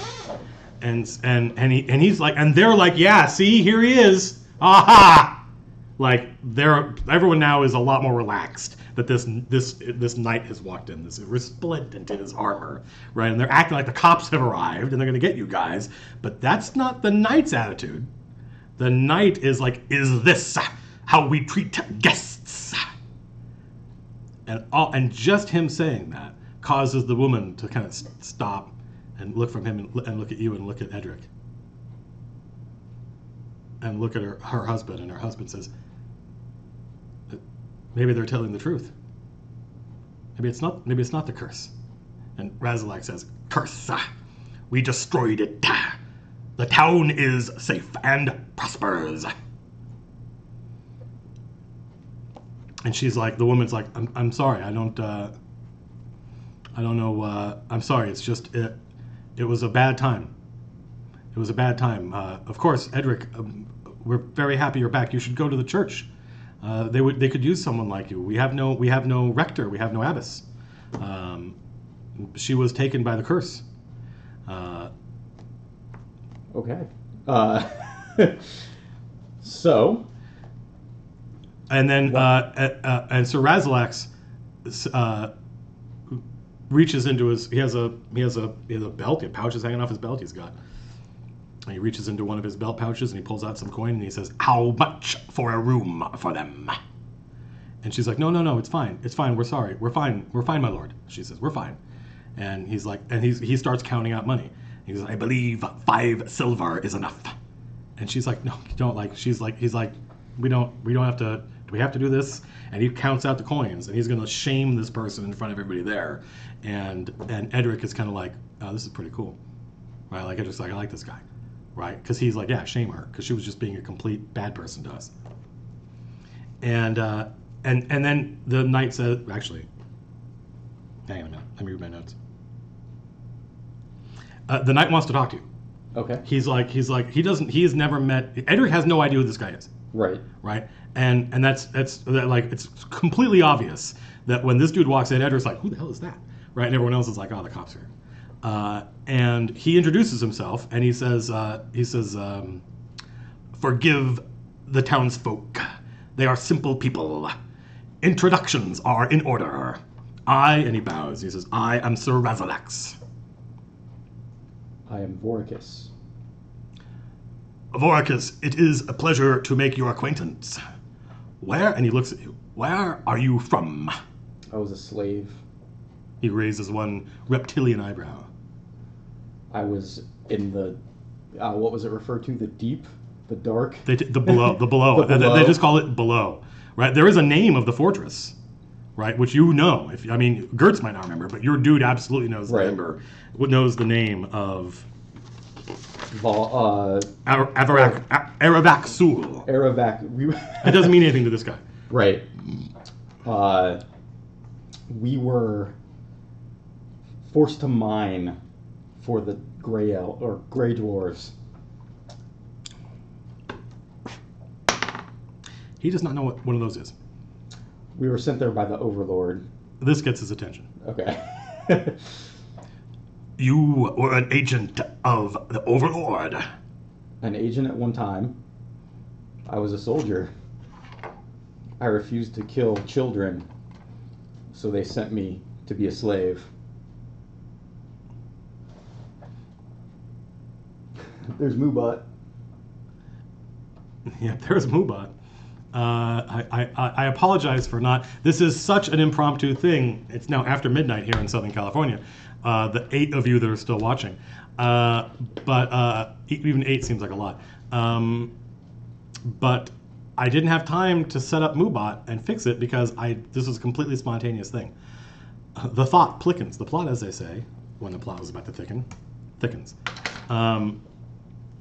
Yeah, so he's super interested in your time with the Overlord, and he demands food. Like he just says we would like something, and they immediately are like, absolutely, my lord. And they are really conciliatory to this guy, and you sit, and he has a nice meal brought out, and Edric stays, doesn't go to the church yet. This is great, is it? There are 220 people. I think there are more people now than there were 2 hours ago. Moobot is still censoring the. I made it. I couldn't. I don't know if you have you watched the Hexographer streams? The gnome. The long ones. Is that what's... Yeah, because people like once they knew that I just think it's funny. I think I'm playing. I think it's funny to be like gnomes. Fuck those things. But of course now people think, oh, that's my thing, and they just wouldn't fucking shut up about gnomes. Every time I tried to do anything in the stream, it would be gnome. I'm like, all right, look, if that's how you're gonna be, right? I'm just gonna ban the word so we can get some work done. And of course, Moobot is still doing it. It's crazy. But where that are there's the gnomes? Yeah, they're right there, yeah. All right, let's go streaming. All right. This is crazy. Food. YouTube is about to serve. This is gonna get uploaded to YouTube, and it's gonna be 4 gigs, 5. That's crazy how much just free how much free content YouTube provides and streams at bandwidths that would, if you were paying for it, would be ridiculous. I have no idea how those guys make any money. It's like a charity. So yeah, this Dragon Knight wants to know all about you. And when you say that you were a soldier for the Overlord, he kind of sits back and he needs to understand what you mean by that. Okay. Like, what does that mean when you say you were a soldier for the Overlord? What does that mean? I was sold at a young age, Oh, okay. or I was born into slavery. Okay. And forced to be a soldier. He thinks for a second, and he's trying to find a way to put this delicately. Who were your parents? My mother was Mirian, and my father was a dwarf slaver. Mirian, she's from Tor. I don't know. One of the farmers is like Mirian, the carpenter's daughter. Like he knew this girl, and he's like, what happened to her? She was killed.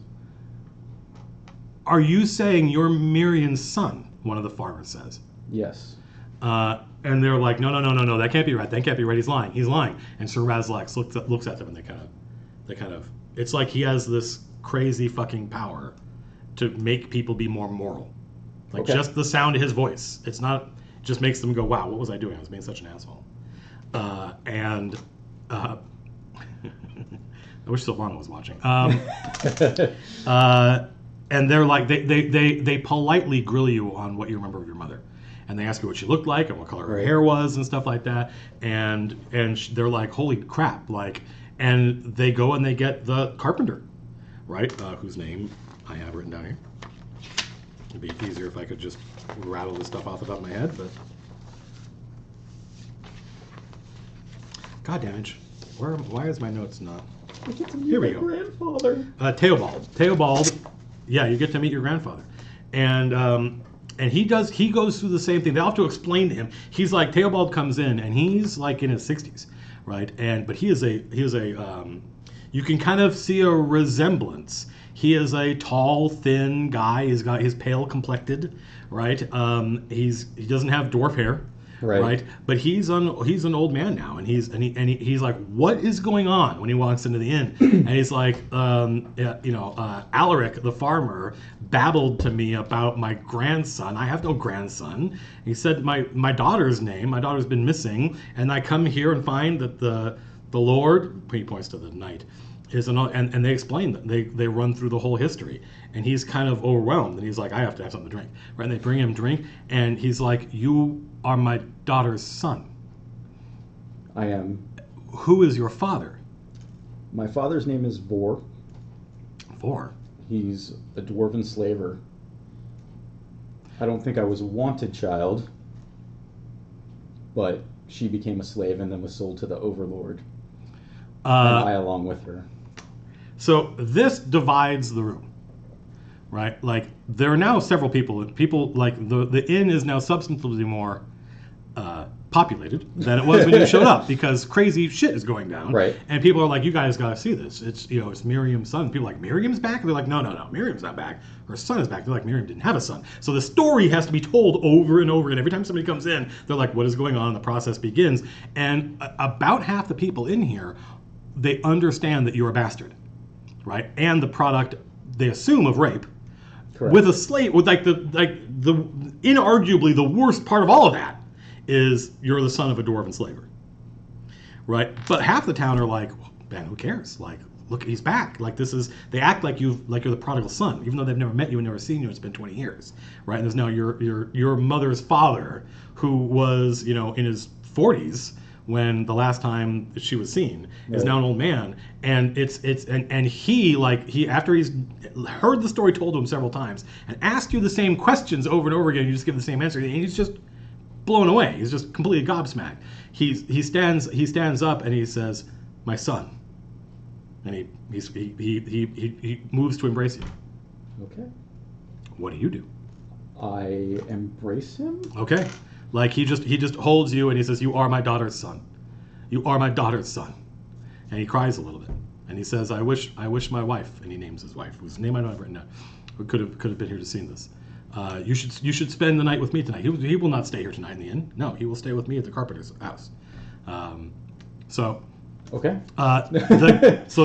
You've now met your family. Yeah, and this guy is sincere. Like he wants to legitimately Take me in. you're the kind of regardless of what happened in the manner you were born, you're all he has left of his daughter, and he can see some of her in you, right? And so he wants to cook for you. He wants to do the whole thing. He wants to know everything that's happened, and he wants to get caught up. Okay. Which is all insane. The knight says, I'm not going to do the voice for the rest of the night. He asks, now that you are here, right, now what? That's what he wants to know. Your story is amazing. Everything that's happened to you is incredible. And obviously, from Sir Razalax's point of view, obviously Edric is correct. Adun guided you guys here. If it wasn't from Razalax's point of view, because he would be somewhat prejudiced because he's a paladin, so he thinks he thinks the gods work in mysterious ways. He thinks you would not have made it here if not for Edric. The power is greater than you guys guide you here. But now that you're here, now what? What happens next? I don't have an answer for that. We got here. I was following Edric to his home, where he said it was home. I didn't have a home. I wasn't expecting that Now to stay here. You do, Sir Razalax says. And many of the townsfolk are like, yeah. And a bunch of the other ones are like, I don't know about this. This is weird. Right. But many of the town, when Sir Razalax says, now you have a home, a lot of the townsfolk are like, yeah, he does. I guess I have a home.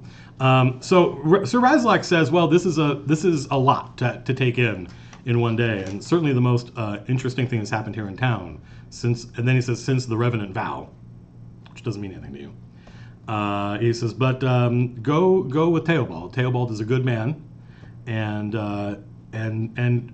we will talk again in sometime in the next few days. Okay. And you spend time with your grandfather, and he tells you about your mother. He tells you all the stuff about your mother that you never knew, because obviously he remembers all her the good times. all the stuff that happened before she was captured. And she was he's able to tell you everything up and it takes days, right? And people come to the shop and ask for work, and he's like, nope, no work. Come back in a couple of days. I'm getting to know. He says he calls you his son. Right? You're his grandson, but he calls you his son. And he is able to recount everything about your mother up until when she went with the carter to sell the stuff they had made here, because the carter literally is a guy with a cart and goes from town to town to town. And she left and was never heard from again, and they assumed it was bandits. But now they understand that they were captured by slavers. And your story, and he wants to hear your story.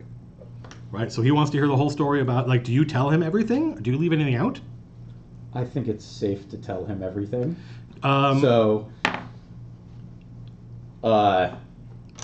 Sold to the Overlord. Right, yes. Well, it wasn't sold to the Overlord, it was sold You were born into I was born into it, you were born but into she was slavery. also sold to a general of the Overlord, Right. not the Overlord himself. Right. He asks, have you seen the Overlord? No. Oh. I have not. Have you been? He asks if have you been to the floating city is what he calls it. Have you been to the floating city? I don't think so. That I don't know. Yeah, you have.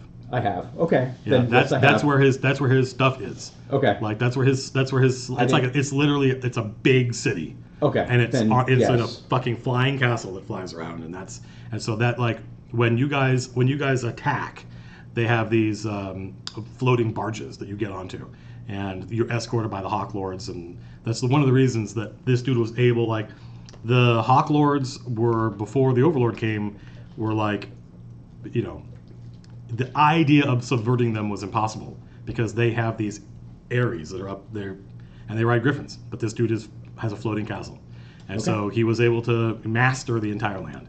And so yeah, that's where when you're a slave. They call it the Courage is the name of the floating city. Most people don't know that. They just call it the floating city or the sky city, or the flying castle. Sometimes it's not literally a castle. It's huge. And so yeah, when you went on and you described and it's by the way, it is an amazing fucking city. Like it looks beautiful. Like you don't get to appreciate it or enjoy it, but you get to see it when you're being taken from the slave pens. Actually, you spent, most of your time and most of your memories of being a soldier. Yeah. Right, because you were 8 when you started training to be a. Correct. So yeah, and you have a lot better as a soldier than you do as a slave, obviously. And so he's like, "What kind of soldier were you?" I was a shock trooper. And what is that? We come in, we're the first ones that go in, and we either attack the armies or attack cities, and we basically take control of areas. Now this is something this guy has never. He knows about the Overlord. He's an old man, so he is one of the few people in this town, and certainly the only person you've met that remembers life before the Overlord, when good King Omund ruled this place. He was 15 probably when the Overlord came. So he's like, who is it that you fight? Because that's the big mystery is what is the Overlord doing? We actually fight in the Infinite Desert. The Pharaoh and his men. He doesn't know what that is. Sorry. It's okay. I don't know where the Infinite Desert is in comparison to anything else. So it is east. It's it's far to the east. And you know that because your mother told you she knew where she was. Okay. And she would say that Tor was to the west, but that's vague. It didn't give enough information to get there. You just got lucky. So he's like, my son, the soldier. And that when he finds out that you were a soldier, that really does change his opinion of you. Like when you were just a slave, he was taking pity on you, right? But when the fact that you fought and that you were an elite death commando makes him like, he's like, wow, my son was a soldier. That's awesome. Like he actually has this romantic idea, not entirely unlike Edric did when you first met Edric, of what being a soldier was like. And you can tell that. Do you disabuse him of that notion? Or do you let him imagine you as kind of like a gallant soldier? You still got the tattoo. I do. Is it a tattoo? Let me ask you a question. Brand. Vorkus, is it a tattoo or it's a brand? It's a brand. It's a brand, and it's of a stylized scorpion, one of the sand scorpions. I think for now I let him believe and romanticize about what it is. Well, you're a good son, or in this case, grandson. Yeah, I mean, this is the first time that I've been around people where it was more of a family than. So a couple of days goes past, 3 days goes past, and you guys have largely caught up. And he's like, I have work to do. Would you like to learn a trade? I will teach you carpentry. Sure. So he begins the process of trying to show you what he does, right? The son he never had. And after an hour of you not being very good at it, Sir Razalax comes in, and he's just like checking in. Okay. And he says, I have need of your grandson, Theobald. And Theobald's like, well, by all means, my lord. Okay. And he just says, take a break from this. Yeah. And he says, I'm not going to do the voice.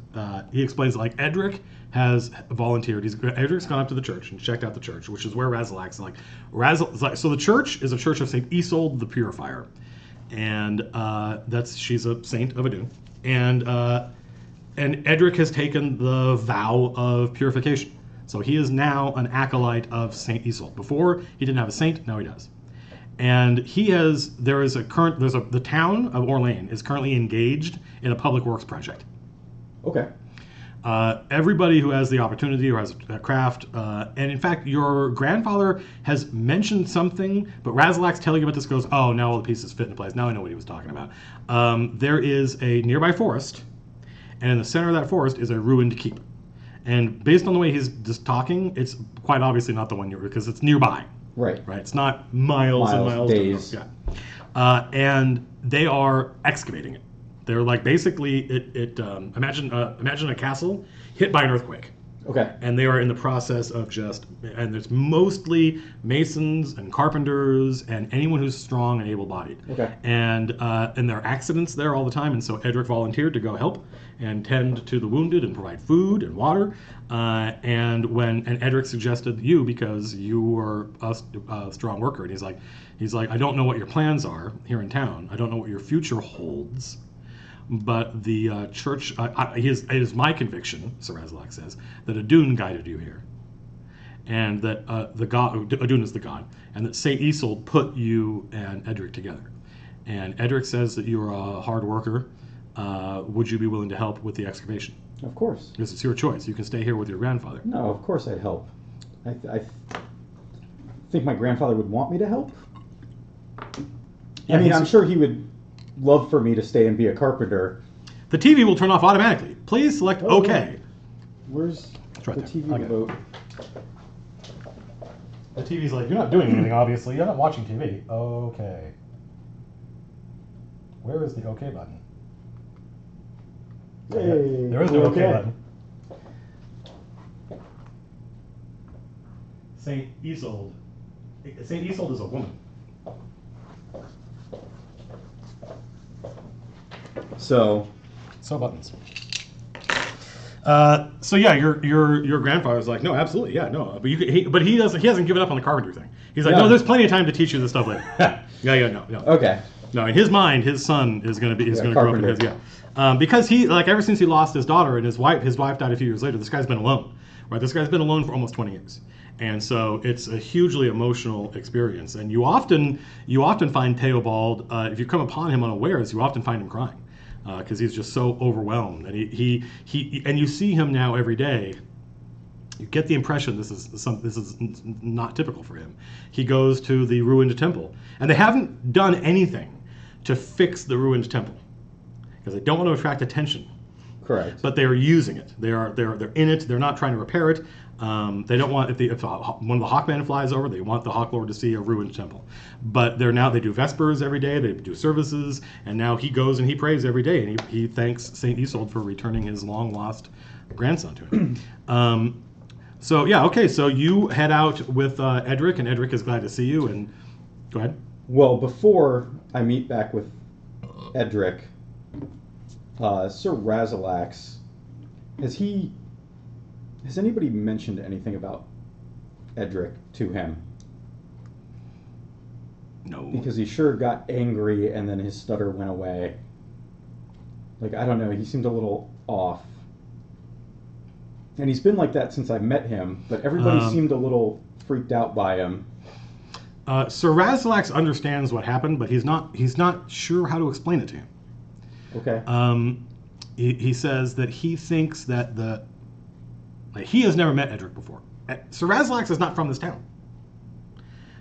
Sir Razalax is one of the people, and you've now been here several days, and you've had the opportunity to go to the inn when you want and socialize with people. Which how much you do that, I don't know. How much time do you spend? So considering that this is the first, you're not mining, you're not fighting, right. You're not desperately trying to survive the wilderness. This is the first time in your life that you have literally had nothing to do. Hours and hours goes by, and if you want to, you can get up. You have a room it's your mother's room that she had because she wasn't old enough. She didn't move out on her own. She was probably going to live for the rest of her life, live in the carpenter's house her entire life. You were able to wake up in your own room, not a jail cell, and get up and just leave if you want. Which is, you have never had that freedom before. I think I would probably be more uncomfortable and stay in the room. Like, I would probably just interact with my grandfather. Right. So like this is what you know. Like Yeah, the four walls is what you know, and going outside and that freedom is something It's that uncomfortable. doesn't it has no attraction to you. Me going outside Yeah. is me going to battle. That's what you associate with. Yeah. So that's super interesting. So yeah, you do not go and socialize. Oh, was Frida watching this entire time? That completely blows my mind.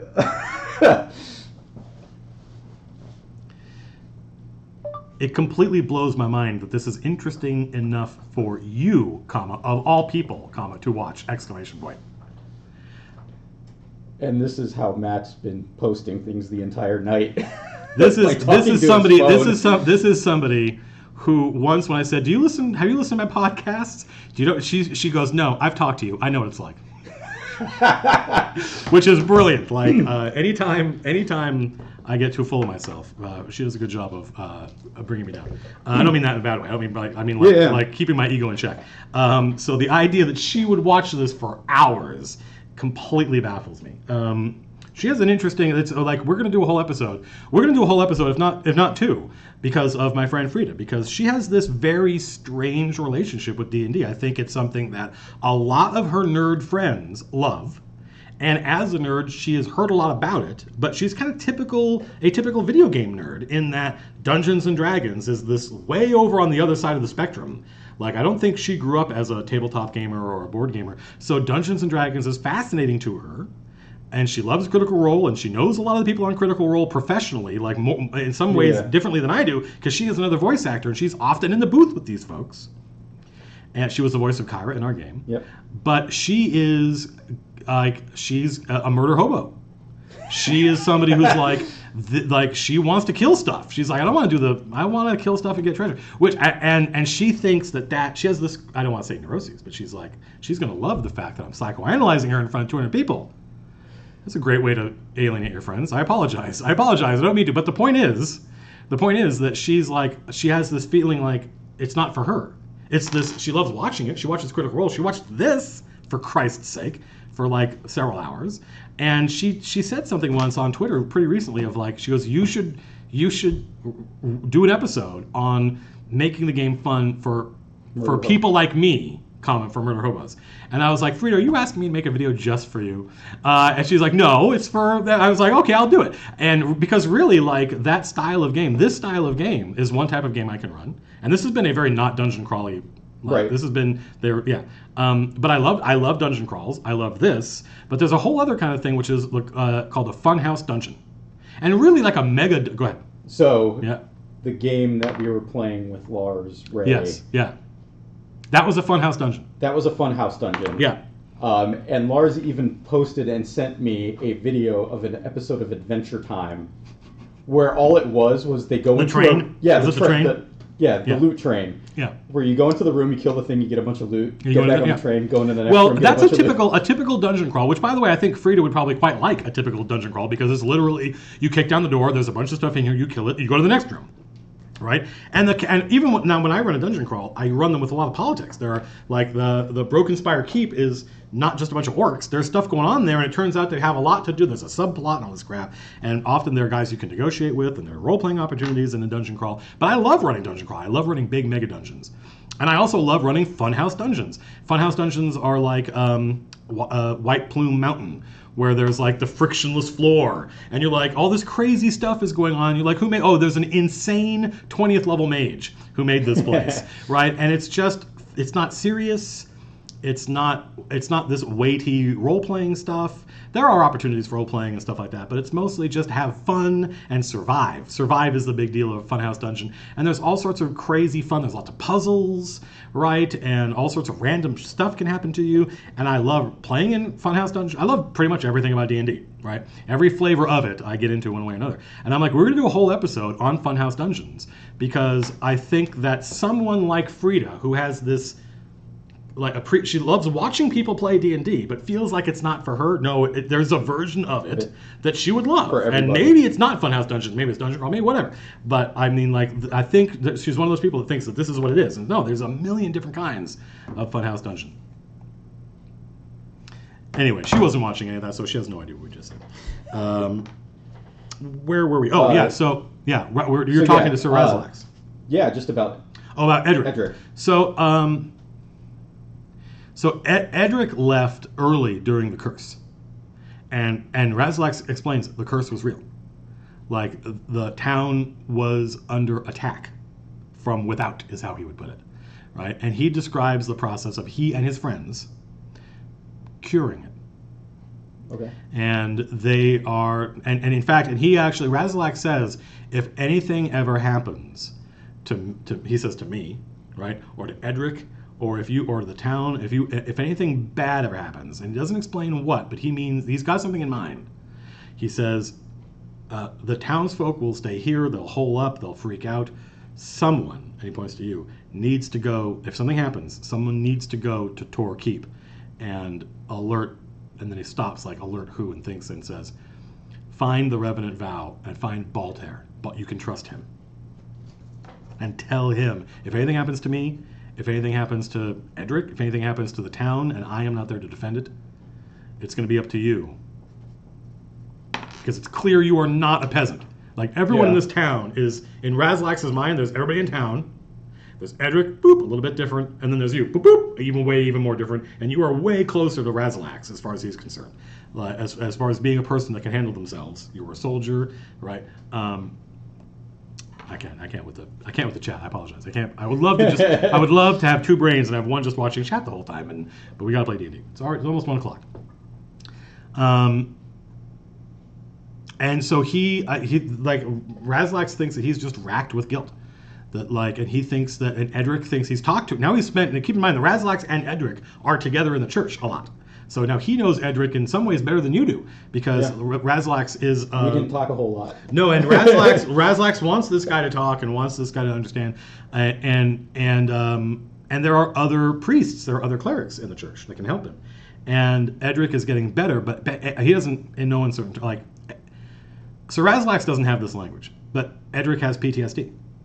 Like, that's where the stammer comes from. It's a combination of the shit that happened to him when he left the town. He was captured, he was made a slave, it was a horrible, awful experience, and also he is racked with guilt. Like, when you met him, Razalax explains, when you met him, he was possessed by guilt. It governed his every thought. Right, like that, he blamed himself. He thought the reason, and Razalax explains, the reason that he couldn't hear Adun was because you weren't in this world. But that's not what he thought. He thought that, Edric initially thought that it was because he left the town. He abandoned the town when the town needed him. He was a priest, of all people. It's one thing for a farmer to say, this town's gone crazy. And he explains that the whole curse thing was like, he doesn't say what it was, there was a demon, is how he puts it. There was a demon in the swamp. There was a swamp nearby. There was a demon in the swamp. And the demon recruited allies and acolytes that worshipped it and sent them into the town and poisoned the minds of the townspeople. So, and the way he puts it is, so that they forgot who they were.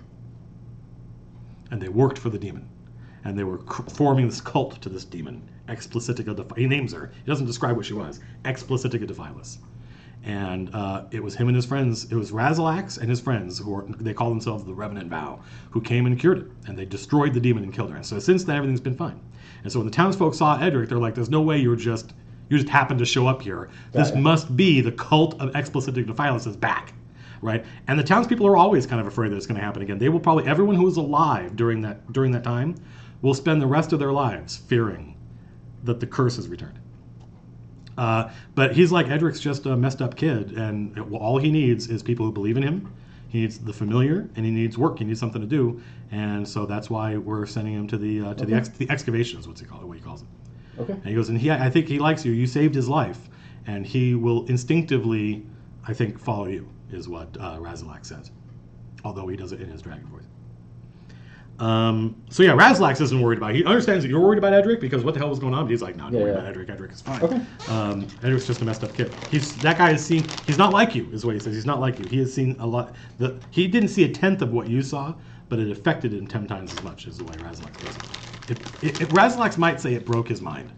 That might be the way he says PTSD. It broke his mind. And there are times now, especially when he's ministering to people during the services, where he forgets to be afraid, and then he doesn't have the stammer. It's when he forgets to be afraid that the stammer goes away. So it's going to be up to us, he says to you, to just help him not be afraid. Okay. Off to the excavation. Well, the excavation is several days away. So when you go with a cart, lots of supplies, and you go to a forest, large forest, and you go through. There's now a path through the forest, and you can tell this is a newly created path. Right. Right. It's not really a road yet. It's mostly just wagon rails. And after, I think it's even a day or two travel in the forest, but you're with like 20 people, so there's no danger of anything, unless it's something insane, coming upon you. You get to the ruins of Castle Greywall, is what it's called. And you can tell there's this weird smell in the air. And the other people that are with you are like, don't worry, you'll get used to it. And it's just the left, this is what they say. This is what the guy this is what the mason next to you says. He goes, it's just the leftover bodies, don't worry.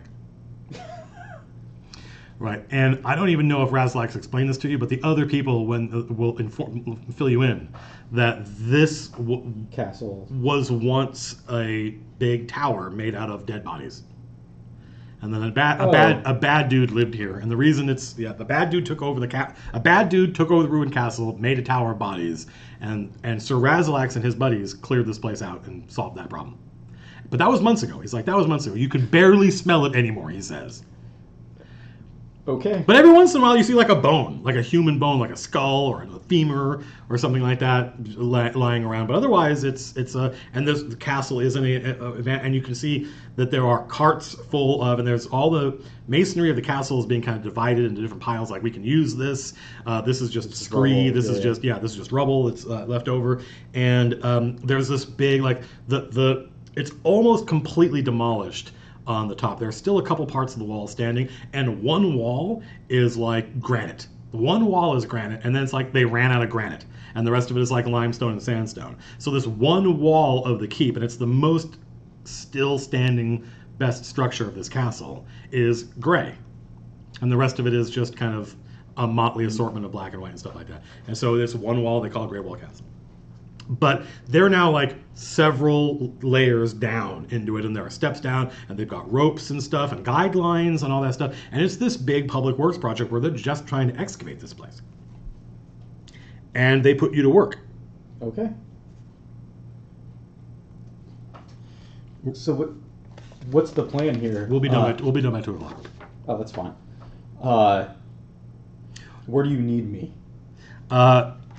The foreman of the project, who's this big fat dude, huge belly. He's got a bald spot on the top of his head, but all he does is manage everything.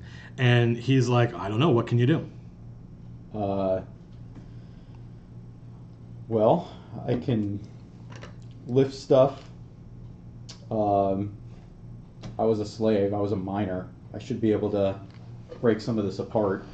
Oh, great. We have work for strong arms as well as strong backs, he says. And he points to he says, follow the guide rope all the way down and tell them that Maddock said that you were a digger. Okay. And you do that. And these guys are all people that you have seen in Orlane. Okay. Right. At one time or another.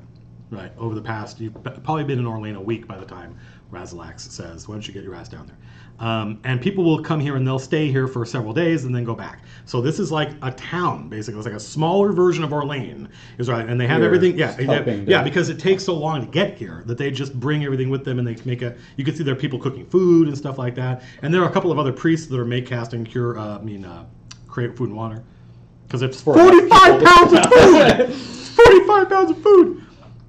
So when I follow this rope down, yeah. Am I going into the structure? Is it in danger of collapsing, or? No, they've cleared all that out. No, it's just that you're basically picking up in one way or another pieces of stone and clearing as you go. Yeah, and clearing as you go, and you can see ruins of walls and doors and stuff like that. Like this was once a structure that went several levels underground, and they've got, when you get down there, they've got ropes and pulleys and block and tackle and A-frames and stuff like that. Because some of these chunks are as big as this room. Okay. Huge, big pieces of stone that take a dozen people to rope off and pull. Yeah. And so that's the kind of thing they're doing. And you're there for, as soon as you get started, right? Everyone's like, wow. Like when you were a slave, you were not the strongest slave. But here, you are by far like the strongest, most capable dude doing anything. And so people are like, holy crap. And now suddenly, whereas before you were a stranger, you were Edric's strange friend, you were to some people, you were Theobald's missing son. And some people were like, I didn't know he had a missing son. But whatever, that's fine. But now that you're doing work, and you're really good at it. Now you kind of like, they are treating you with respect and like you're one of them. And they stop looking at you like you're this weird, gangly, out of proportion, misshapen collection. You got a dwarf beard, and they don't even see that anymore.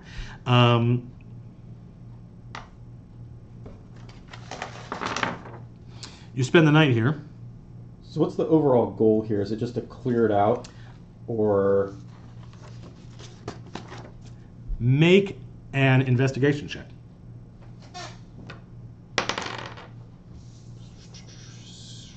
17. 17, okay. Well, when you ask, at first, the reason you have to make an investigation check is at first when you ask, they're like, I don't really know. Like, Sir Razlax just said, we're clearing this place out, and I assume there's a good reason for that. Probably we're going to rebuild it, a bunch of people say. Well, go ahead. No, go ahead. And you're like, okay, well, why not just build a new castle? Like, well, I don't understand what's special about this place. It's in the middle of a forest. And so when you start asking, like kind of prodding, somebody says they're looking for something. Okay. But what did you get on your result? 17. One of the guys you're working with says they're looking for a mirror. A mirror. And he literally goes, it doesn't make any sense to me, Anna. But that's what I heard. I heard the Dragon Knight, he says. He goes, I heard the Dragon Knight say they were looking for a mirror. Okay. He goes, but there's no... He's like... He points at, like... this general area. Like, he points at, like, there's this completely flattened... Looks like a plank of wood. And he's like, that was a iron-bound chest. So how is a mirror? So how it... Exactly. He's like... That's what he says. He goes, how is a mirror? It doesn't make any sense. He goes, the Dragon Knight's kind of... He gets kind of crazy sometimes. He's not like us. Is the Dragon Knight here, or no. is he back at... Okay. No, he's back at thing. Although he does come out here. He does come out. He does come out and survey the stuff and make sure that people are happy and stuff like that. Did he say a general area, or is it just he doesn't know where it's at? It's just below. down. He's just down. He thinks, Okay. and he goes, that's why they keep like, and you can tell there are places where they went excavate, and there was more to excavate, but they're like, let's go one more down. Okay. That there's the foreman is making like a cost benefit analysis of like, Sure. Maybe like we a should core sample. Yeah, exactly. Like maybe we should go one more down rather than, because if there is down, it's probably far. You spend the night here. Yep. And people just sleep in and around the ruins, like anywhere they want. There are tents and stuff like that, but it's a beautiful night, and a lot of people they get a bedroll and they just sleep out in the open, and the stars are out. It's like early summer, and Edric is with you. Like he's like, you guys are a team. Roll a d12 for me, please. 10. Okay.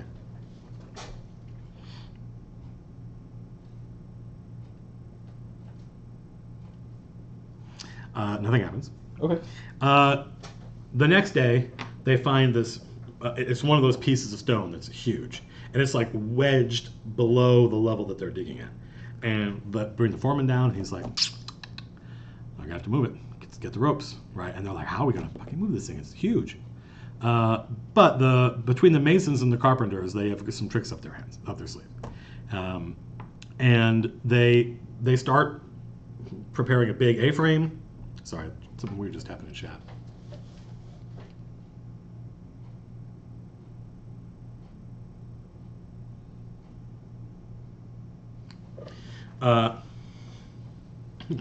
Some of the people online are maybe in danger of spoiling what's going to happen. Anyway, so the evening passes uneventfully. Okay. And the next day, this is the stone thing. They're going to move it, and it takes them.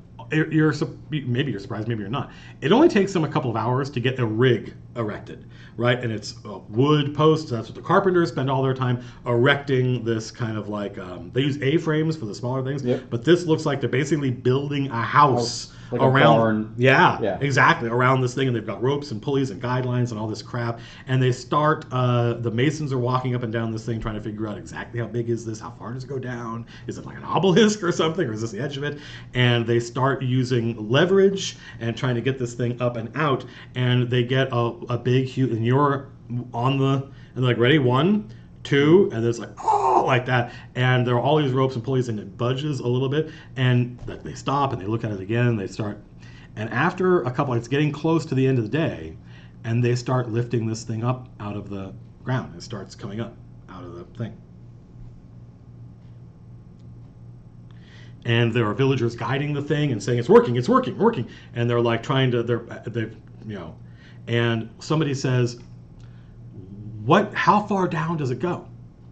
And so, this thing is like wedged in the ground. Like, here's the ground, right?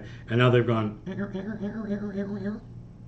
and so the foreman says, Warwick, go take a look. So the guy goes, and he looks down, and he says, it's dark. It goes, make a perception check. That's not a success. Okay. 7.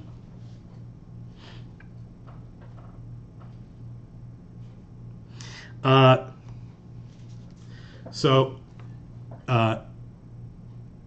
me think for a second. They have, when they stopped, they've tied off. They've got plenty of masonry up here. They've got huge stones they've moved away.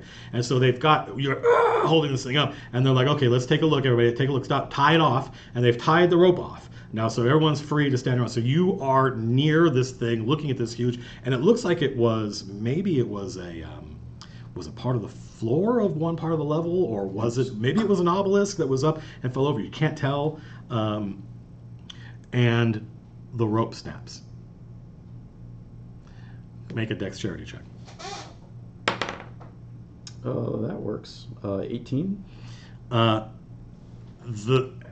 you hear the rope snap, and the thing starts to fall, and you are able to reach out and grab the dude who's looking, and pull him, and the thing goes like that, and then goes poof, and falls over, and it like opens up a big part of this underneath, and the town, he's like his name's Warwick, and he's like, you saved my life, he says, and he's completely, and he shakes her hand and he says, I owe you my life, like that, and the townsfolk all gather around, and they're talking to the mason and say, well, why didn't you tie that thing off properly? And he's like, look, this is not the first time, people have, and we're just lucky you were here. And everyone's like, you're the toast of the town. You're the hero. You're the hero that saved one of the masons, one of the mason's assistants. And so, like, it's a good thing that kid didn't die, but Yes. he thanks you for rolling well. You're welcome. And so now you are a little bit more kind of one of the elder statesmen of this day, right? That now you find that the guys that run this place come to you and ask you just your opinion on stuff, and you don't know shit about any of this stuff. No. You're half dwarf though, so you do have some instincts about how to deal with stone and stuff. Or maybe working as a team. Definitely. Well, definitely the idea of excavation. You used to be a miner. Yeah. Right? And so looking at it from a miner's eye actually helps these guys a lot because they're not miners.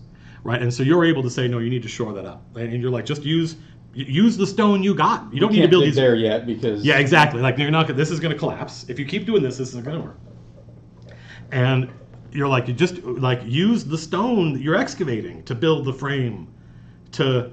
Because that's still like this wood frame is you crazy, right? So yeah, you're able to like, and that's why they're like, wow, thank God. Like again, it's the blessing of Saint Isolde that has brought you here. Okay. So they eventually get this stone out. It takes them 2 more days. because now no one is willing to take a risk, right? So Right. now they've got literally Everybody's like more careful. yeah, exactly. They have to stop everything else they're doing, get all the rope, right? And now they've got several different redundant systems, and they're finally able to lift this stone up. And it reveals this room below it. And like, there's a room down there. Does it seem like it's still somewhat intact, Oh, or has yeah. it been crushed? No, or- no, no. The roof of it was crushed. Okay. And so they're like, oh, it's another room. And they're like, all right, send in the debris team, Right. of which you are one. And people are digging stuff. Actually, go ahead and roll a d6. And let me know if you roll a 1 or a 2. 5. No. So you are not the guy who finds it, but one of them goes, there's something here. And lying under the stones is A mirror. a mirror. And it takes a couple of stones, and it's almost as big as this table.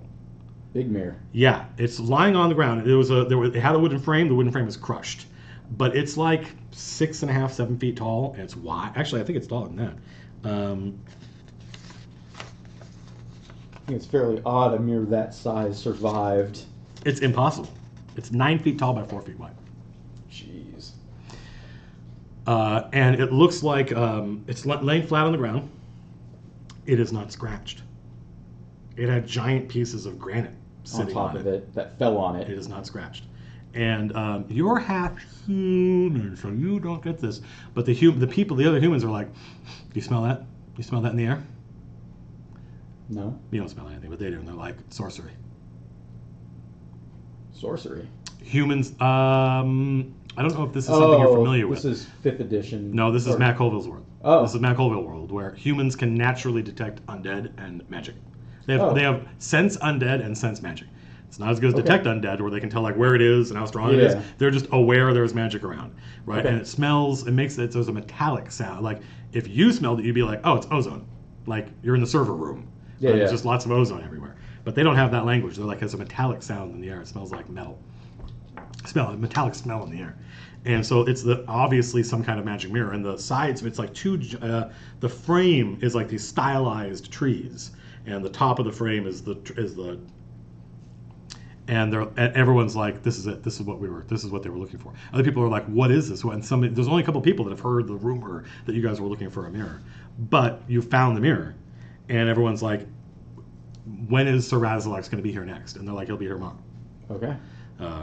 Are we trying to get this out, or No. are we supposed to just leave it? Well,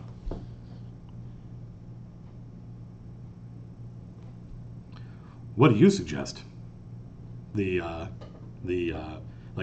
from their point of view, you're an adventurer. Adventurers deal in magic items. Well, You're not an adventurer, but they don't know that. They're Right. they're like, well, what, he was a campaigner, obviously. I don't know. I think we should leave it. If he's coming tomorrow morning, Yeah, they would we'll like just- leave it. Yeah, that's good. Yeah, leave it. We should leave it. We'll talk to Sir Razalax. Yeah, he'll know what to do. Yeah, they're and like, yeah. we'll figure it out from there. No, this is wise counsel, they say. Okay. So, let's see. All right, it's nighttime. Roll a d12. 12. Okay.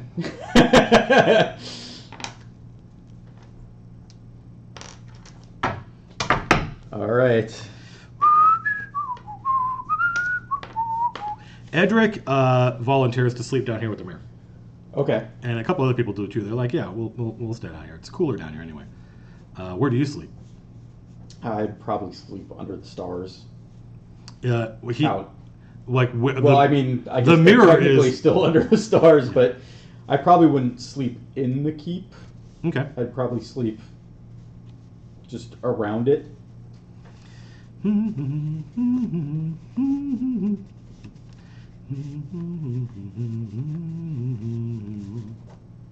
Frida said it was interesting. It was fun to watch, which I think that's what she said. I'll have to look at it again. And she is pretty critical of the nonsense that I get up to. So if she thought it was cool, then maybe this was fun to watch. I don't know. I'm way more critical of the work, regardless of what it is. So Writing. am I. I was actually a little nervous going into this. Really? Because normally I'm the quiet guy. of the Yeah, but it's group. just you and me, Yeah, right? And I'm Yeah. doing most of the talking, you are. right? So that hopefully that makes your life a little bit easier. So do they set up watch? Group of 20 people? No, not really. No, Okay. they have fires and stuff like that. Should have and suggested it. They're like if you had, they would have been like, watch, like what, wolves? Like what's gonna come? You never know.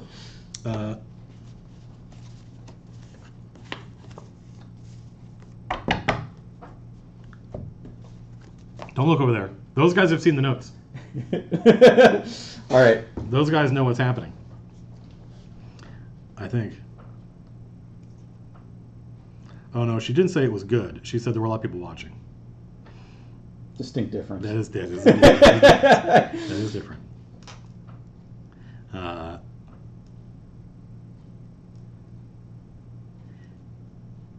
Can we get a list of the gods? Probably. Jordy says it's fun to watch. Yeah, but but you're less critical of my nonsense than some of my other friends! Exclamation point.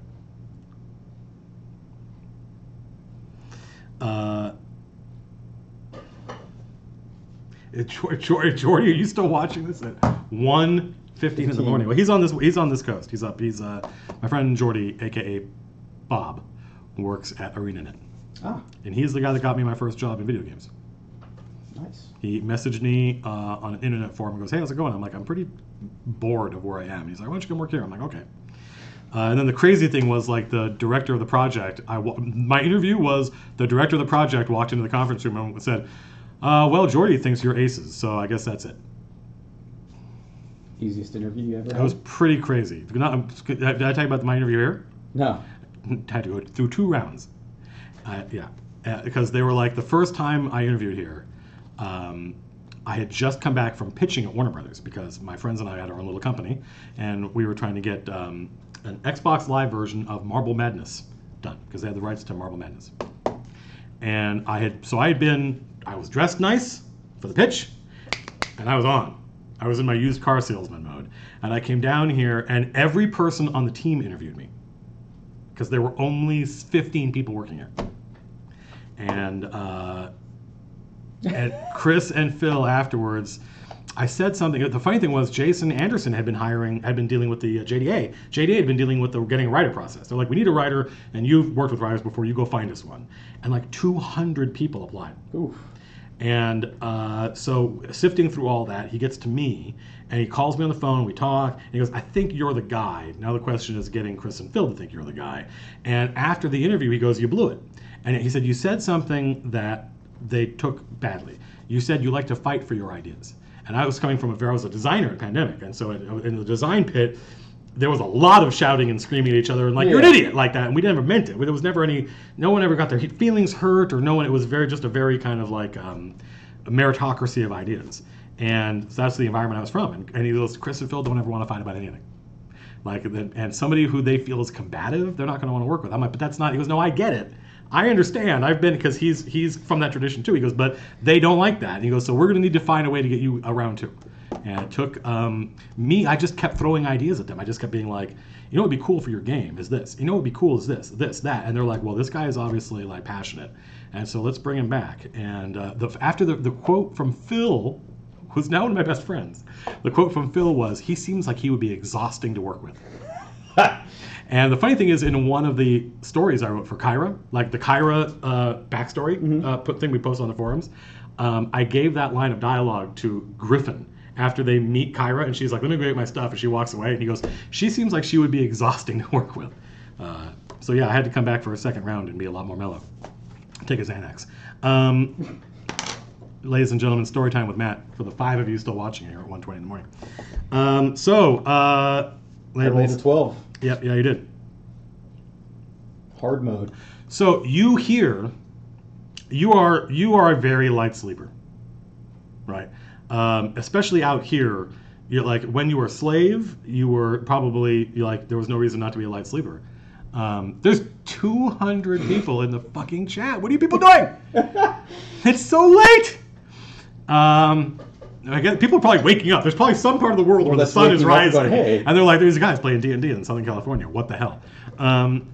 So you are awoken by a scream. Jump up. It's coming from Female? down. Inside? It's more now. It's Male? more than one scream. Oh. Yeah. Where the coming down from where the mirror is. Oh yeah. Okay. Grab my sword and run down and see what's going on. All right, it's initiative. Ooh, 10. If you can see that, it's the number 1. Ooh. I don't think I've rolled well on initiative all night.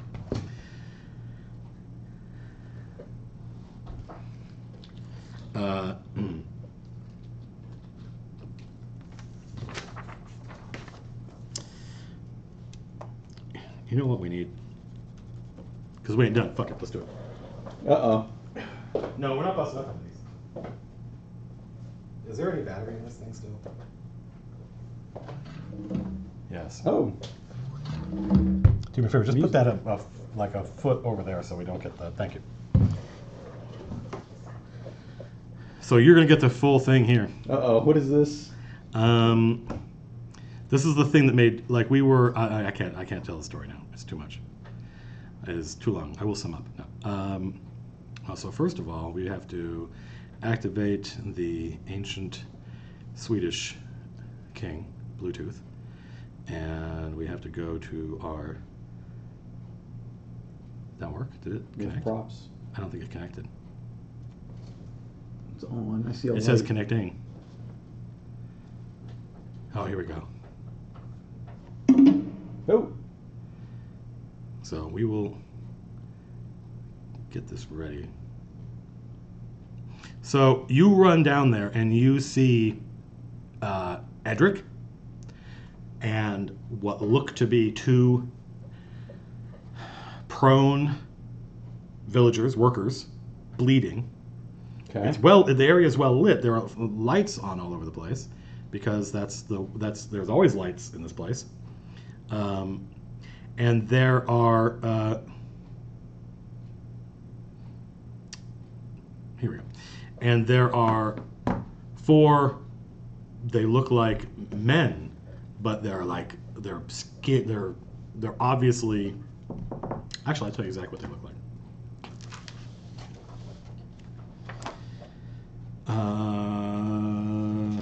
They look like Githyanki. No, they don't.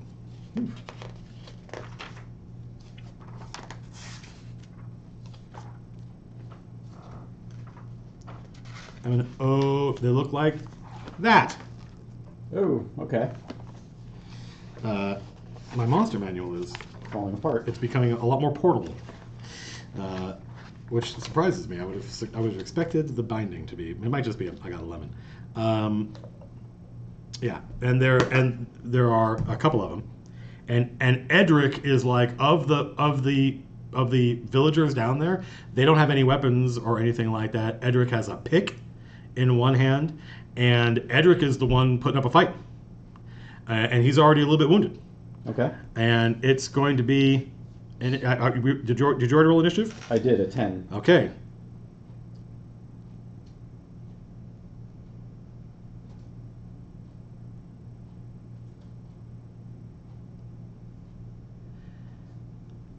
Let me tell you of the days of high adventure.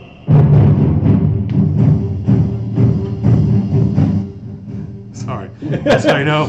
That's how you know. That's how you know combat has started. All right. Literally for a year now, there is 12 people that work here that when they hear that, they're like, "It's initiative." Oh, this is gonna fuck the stream up. Is it? Yeah. This is copyrighted music, yo. Oh. So I'm sorry if all the music is about to. What? We can maybe does it keep kill it off Twitch? I thought it just kills YouTube. No. Twitch goes and Oh, will really? it'll mute the stream. Wow. It might only do the archive. I think it might only work on the archive. Okay. So let's hope that it doesn't. Let's hope it's quiet enough that the algorithm doesn't pick it up. We can hear it. We can hear it. So the ghouls rolled, or whatever they are, rolled a 1 and with a. Oh, actually that's okay. So they have a 3. What did you get? 10. You go first. Wow. Vorakis. Edric goes when you go. And then how many ghouls did I say there were? 8? 4? 4. Did you say 4? Didn't I? Probably closer to 10, right? I don't know. I guess it's 4. I've Four only seems seen kind of- 4. 4 seems kind of cheesy. I'm notorious. These people are probably never going to get to see me. Probably, these people are almost certainly never going to get to see me play D&D. But one of the things I enjoy doing when my friend Jim runs, maybe I'll get my friend Jim to run a game. That would be a lot of fun. Is I goad the DM, and I'm like, is that really 4? Is that the best? Is that all? Why are we wasting our time? And the other players love it when I do that. 1, 2, 3, 4. So people have asked me stuff like how I run combat. Somebody just asked me how I keep track of bad guys.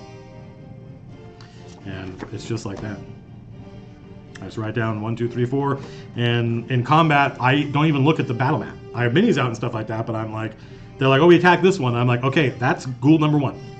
And it's up to the players to remember I don't know which one's ghoul number 1, because I'm over here on this side and I often cabinet. I'm like, whichever one you just attacked is ghoul number 1. They're like, okay, that's number 1.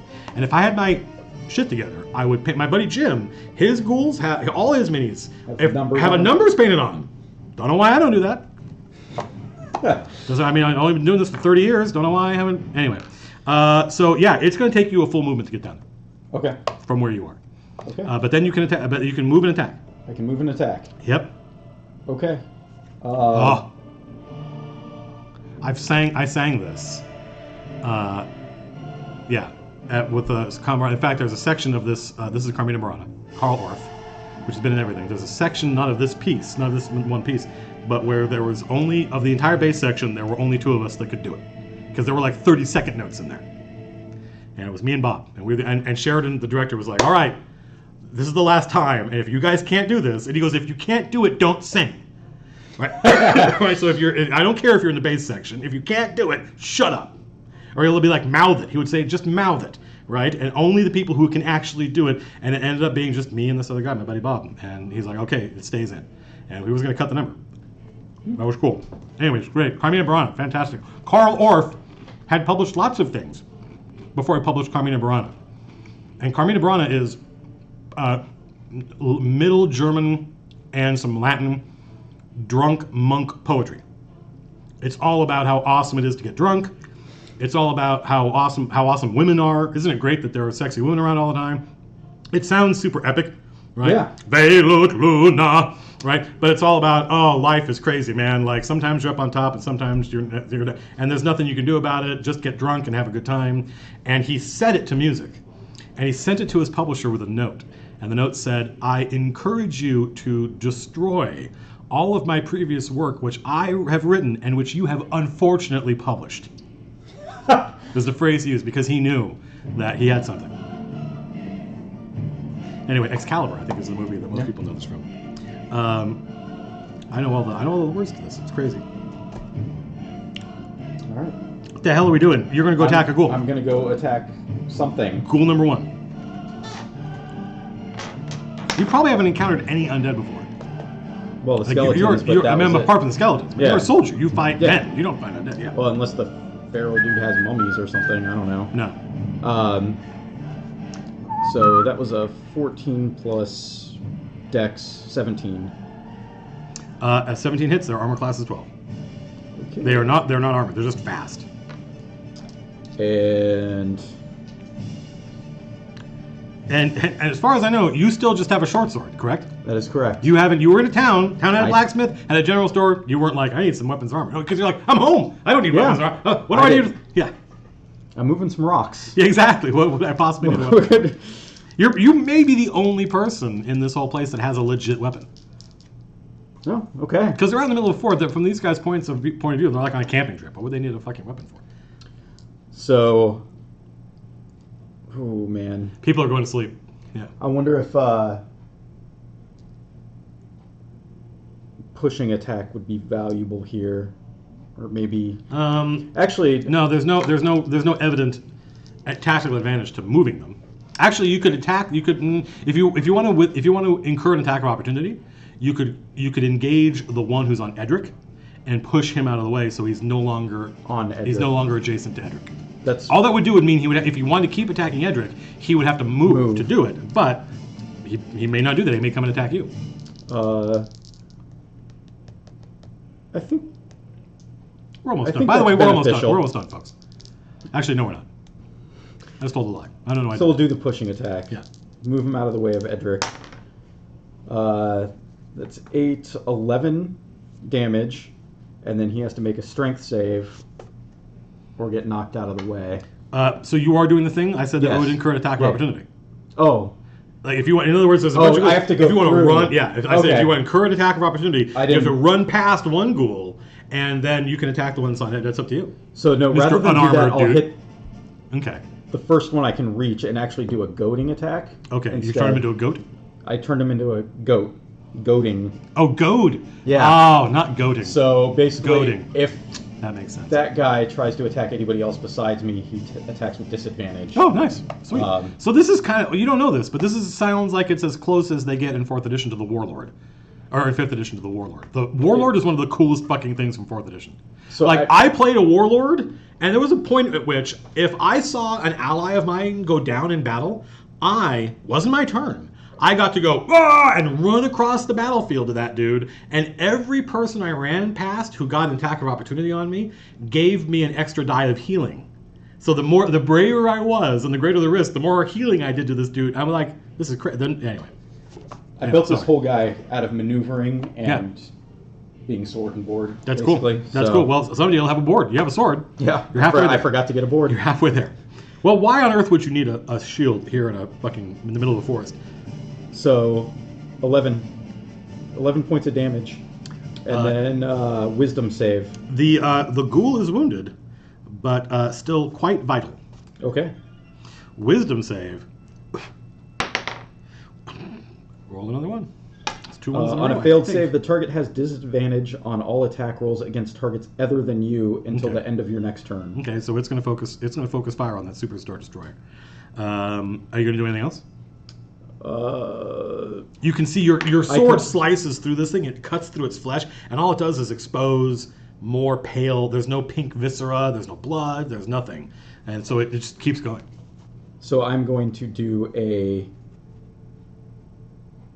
another attack. Use my. Did you say another attack? Yeah, the Not another attack. You're not attacking no, its nether no, regions. not another. I thought I was like, wow, that's a good what maneuver. is this Nether called attack. again? You hit it in its vulnerable spots. The action surge. Action surge. Okay, go ahead and action surge. That is a 10, and that probably misses. Is a 10 total? Yeah. It does miss. And so Edric goes, and Edric, inspired by you, he is going to try and turn undead. Worked last time. Correct, Oh, which okay. means he now has a holy symbol, which he didn't before, and now he has the symbol of Saint Isolde the Purifier, and it is a stylized ritual flame. Saint Isolde, Isolde, the Purifier, is a girl, lady. She's a lady saint.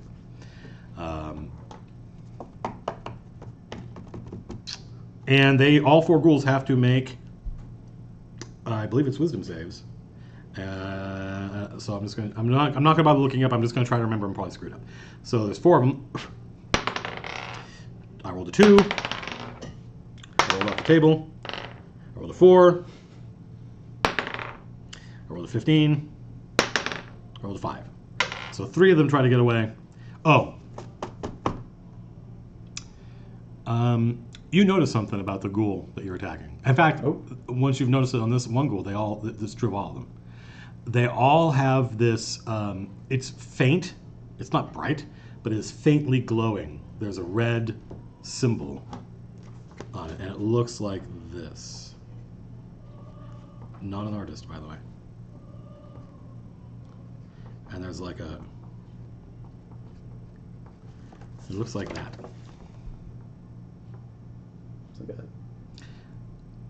It's like a drop of liquid and some kind of crescent. Don't do me a favor. Don't look at chat right now. Okay.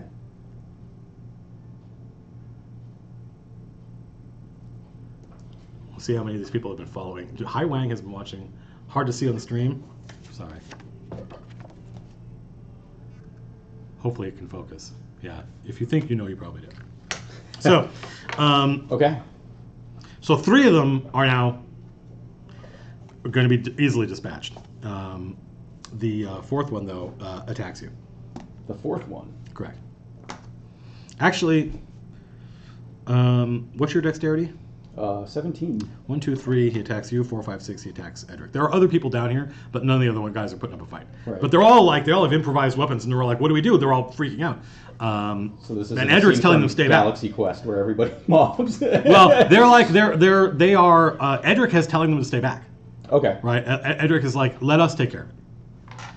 He's an experienced warrior. Hey. He's fought with you before. So it goes after the ghoul goes after Edric.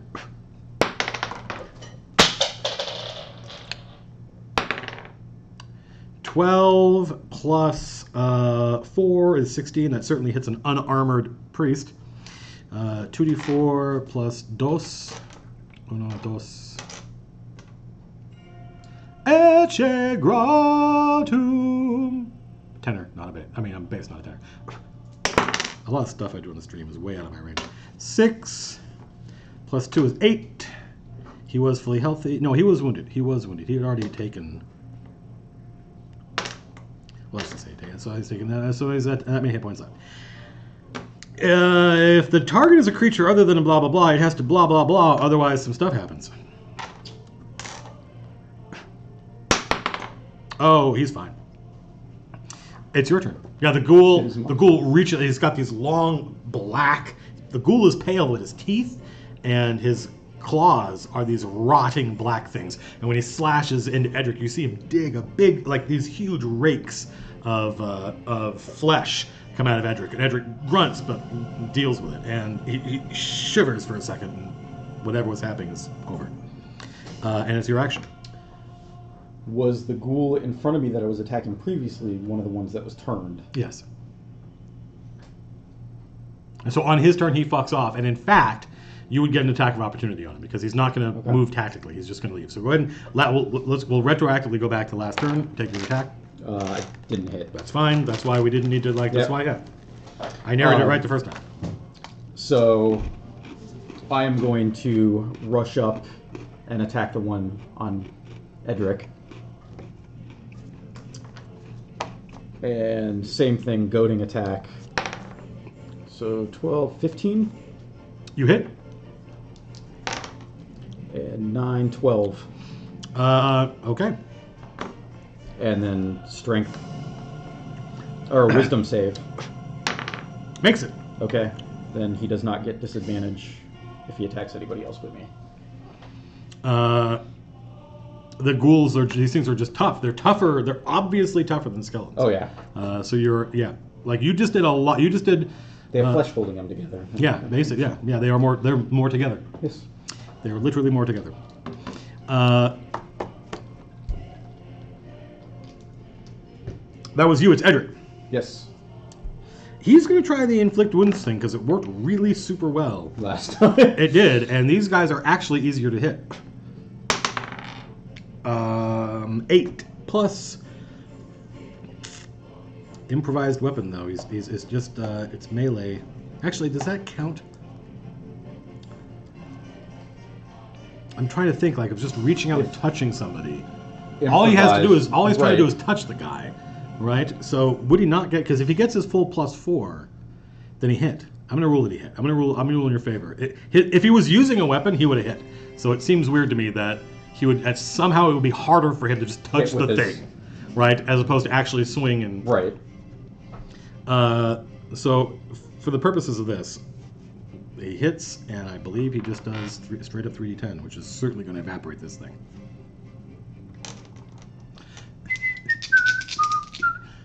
Oh, I don't think I have it on random, so we're just going to listen to Carmina Braun. 14 is certainly enough to kill this thing.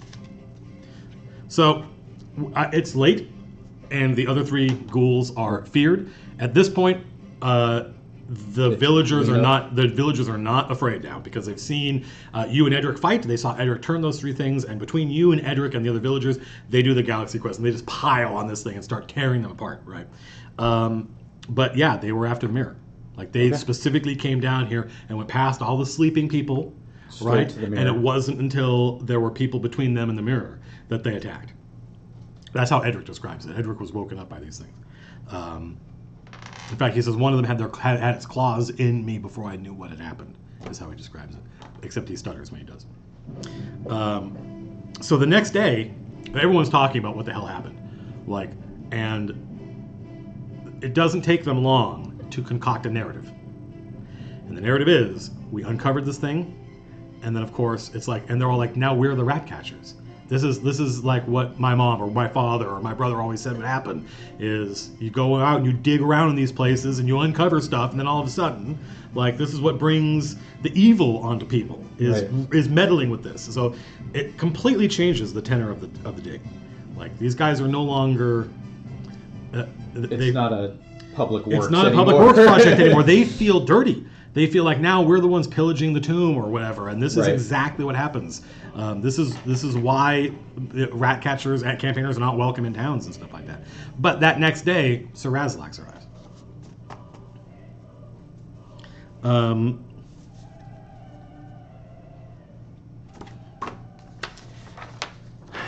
It is almost 2:00, so I'm afraid I'm going to have to execute my DM fiat, my rights as dungeon master, to do something narratively that we would otherwise do in battle.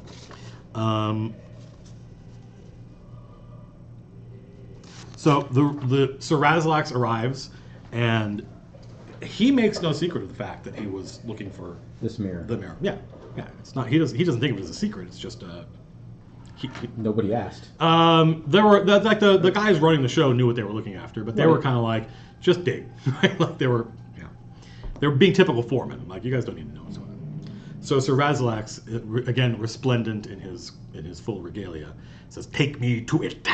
And they lead him down, and you're down there with Edric, and there's the mirror, and he looks and he's like, "Lift it up, lift it up." And it takes like 4 people to get this thing. It's a huge mirror. It's massive and it's heavy. And Razalax touches the mirror and he's like, "This must be it. This must be," he calls it the Mirror of Gilmara. And none of these people know what the hell that is.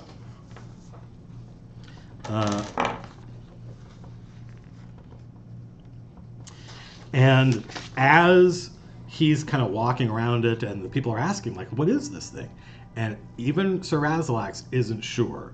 He's like, it's a powerful elven artifact that he says that we thought Caloril the Vile had, and we thought it might be lost. And he says, this means Lady Serial didn't get it. And that to him is the important part.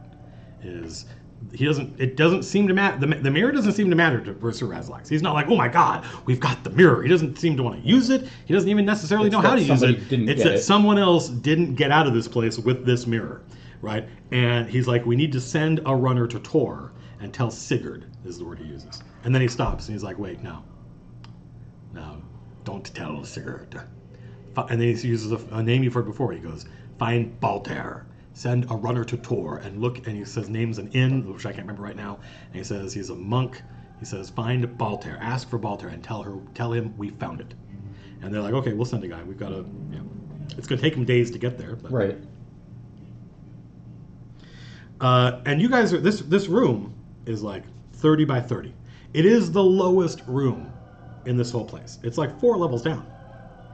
And there's no stairs. There were stairs down here, but there's no stairs down from here. There doesn't appear to be a way out, because no one down here thought to search for secret doors. A secret door opens, and something that you thought you would never see again happens. 4 Dwargar appear, and they are it's daylight out, but they are wearing they have the insignia of. They have the insignia of Avarak Sul. You don't recognize them. Like, these aren't specifically 4 guys that you know. And they have sin metal armor, which is heavy metal armor, by the way. It's like plate. It's like the equivalent of plate, right? And they have sin metal weapons.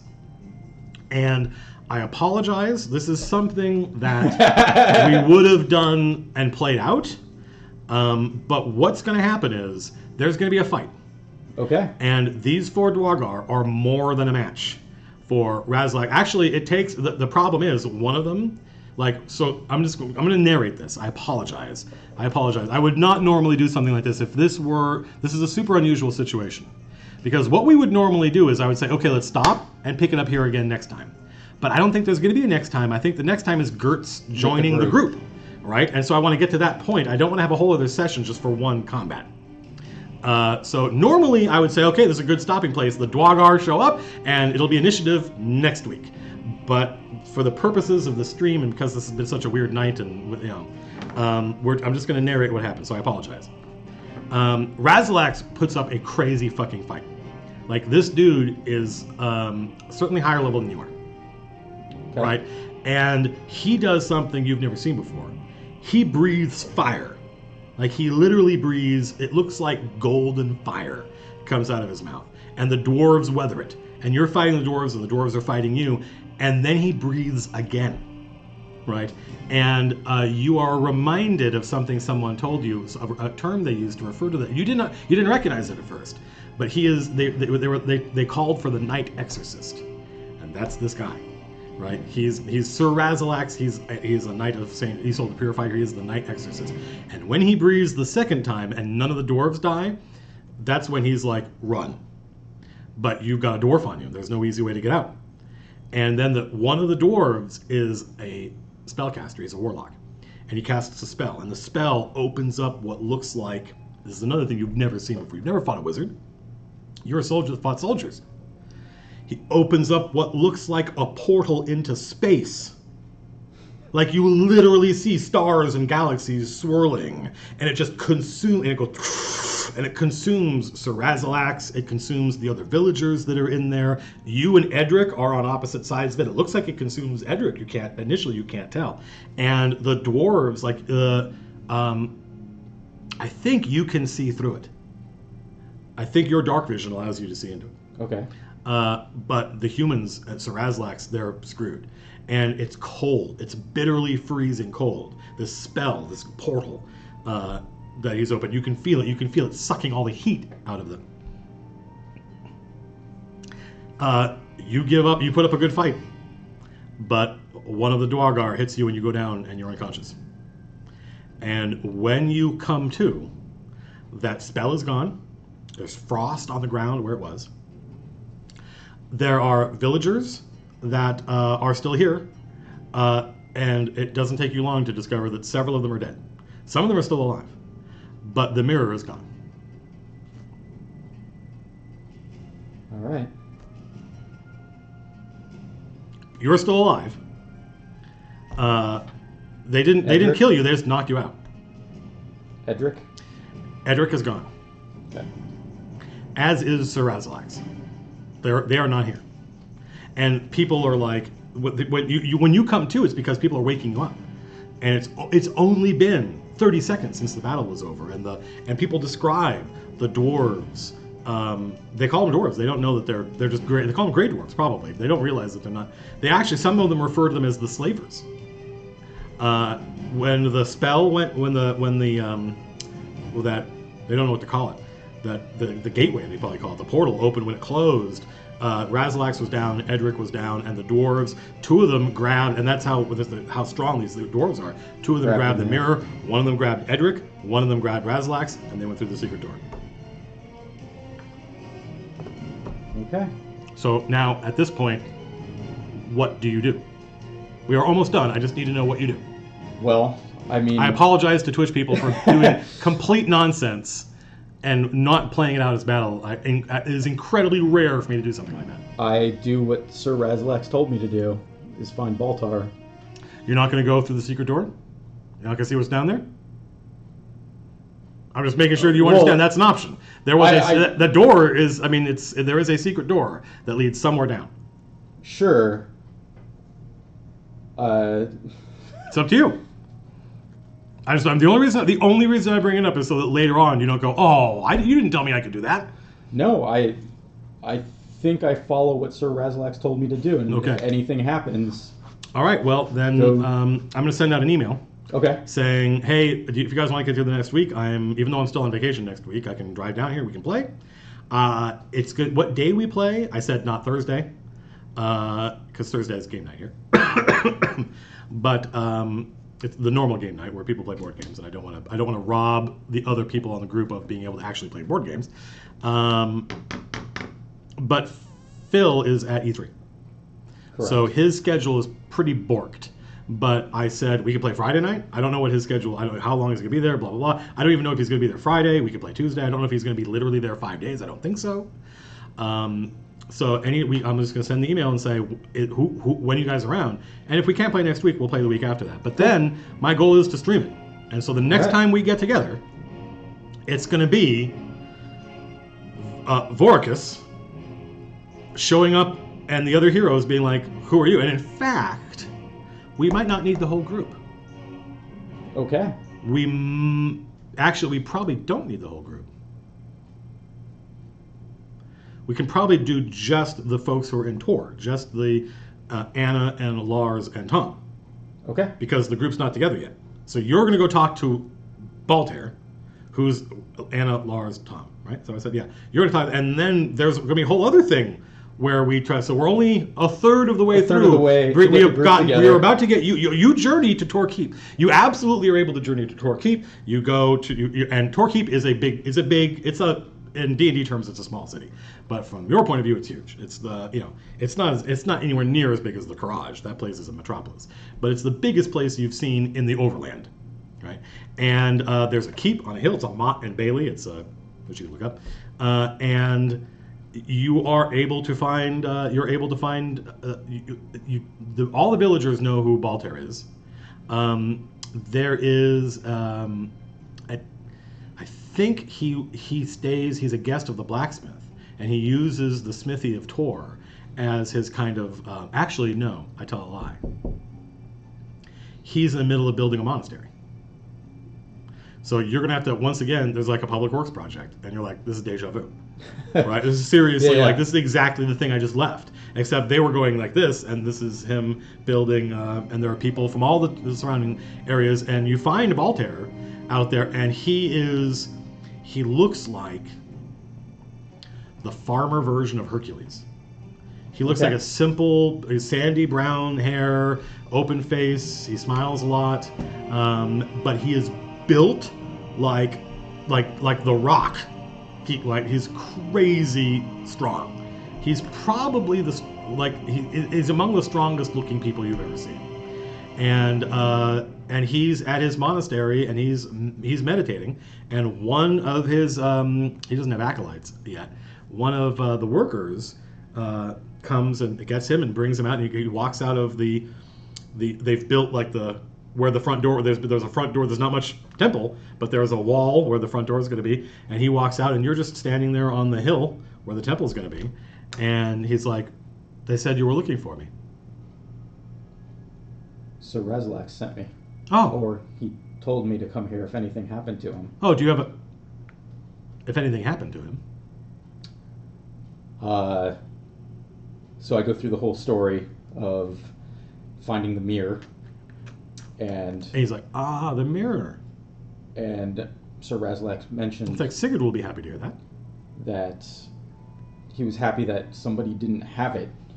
Yes, but as Lady Serial, I bet he said. As we were discussing it, for Dwargar came out. Gray dwarves. For what? Dwarves live in Underdark. Well, World Below. Yeah, World Below. He's like he has no idea what you're talking about. Yeah, sure. He's like it wasn't whites with the, and he describes the symbol you saw. He's like No, someone came and took the mirror, but it wasn't the. They came. We fought them off. Yeah, and they stole the mirror. No, somebody else came. Someone else came. Generally work He's like, for. They like, generally work for the Overlord. Wait, you know who these? You know what these things are? Yes, I was a slave of theirs, and I escaped. He starts with purpose, walking down the hill back toward town, and he says, "Come with me." And that's where we'll pick it up next time. Cool. So we have played through your backstory. Correct. And the next time we get together, it's going to be at least with Tom and Anna and Lars. All right. And so how was that? Was Good. that? Good. Okay. little self-conscious about the cameras for a little bit, but You know, the people are super cool. That's the Yeah. thing. Is like they dude make is it ripped. what? Yeah, they make it really easy. All right, folks. Thanks, guys. I am surprised so many people are here watching. So we just played through Vorikis. Vorikis.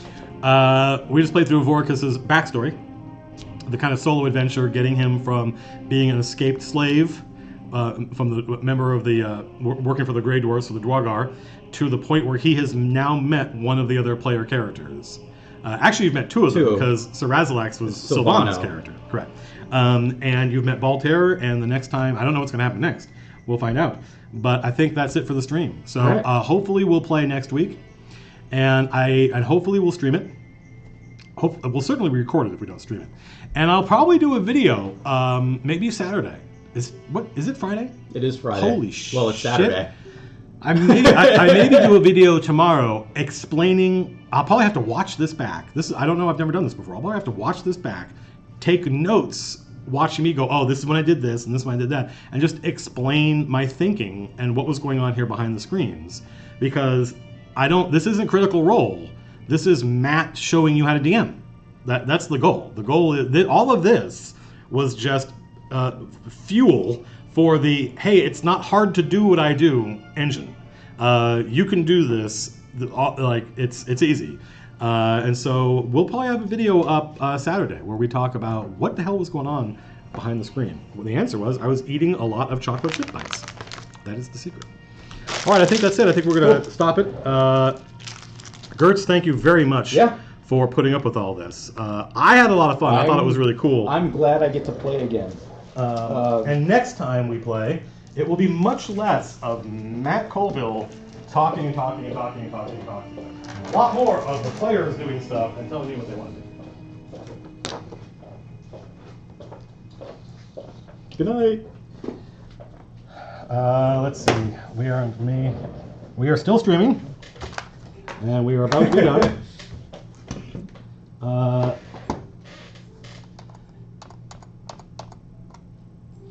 Let's see. I think that says stop streaming, correct? Yes. Okay. Peace out.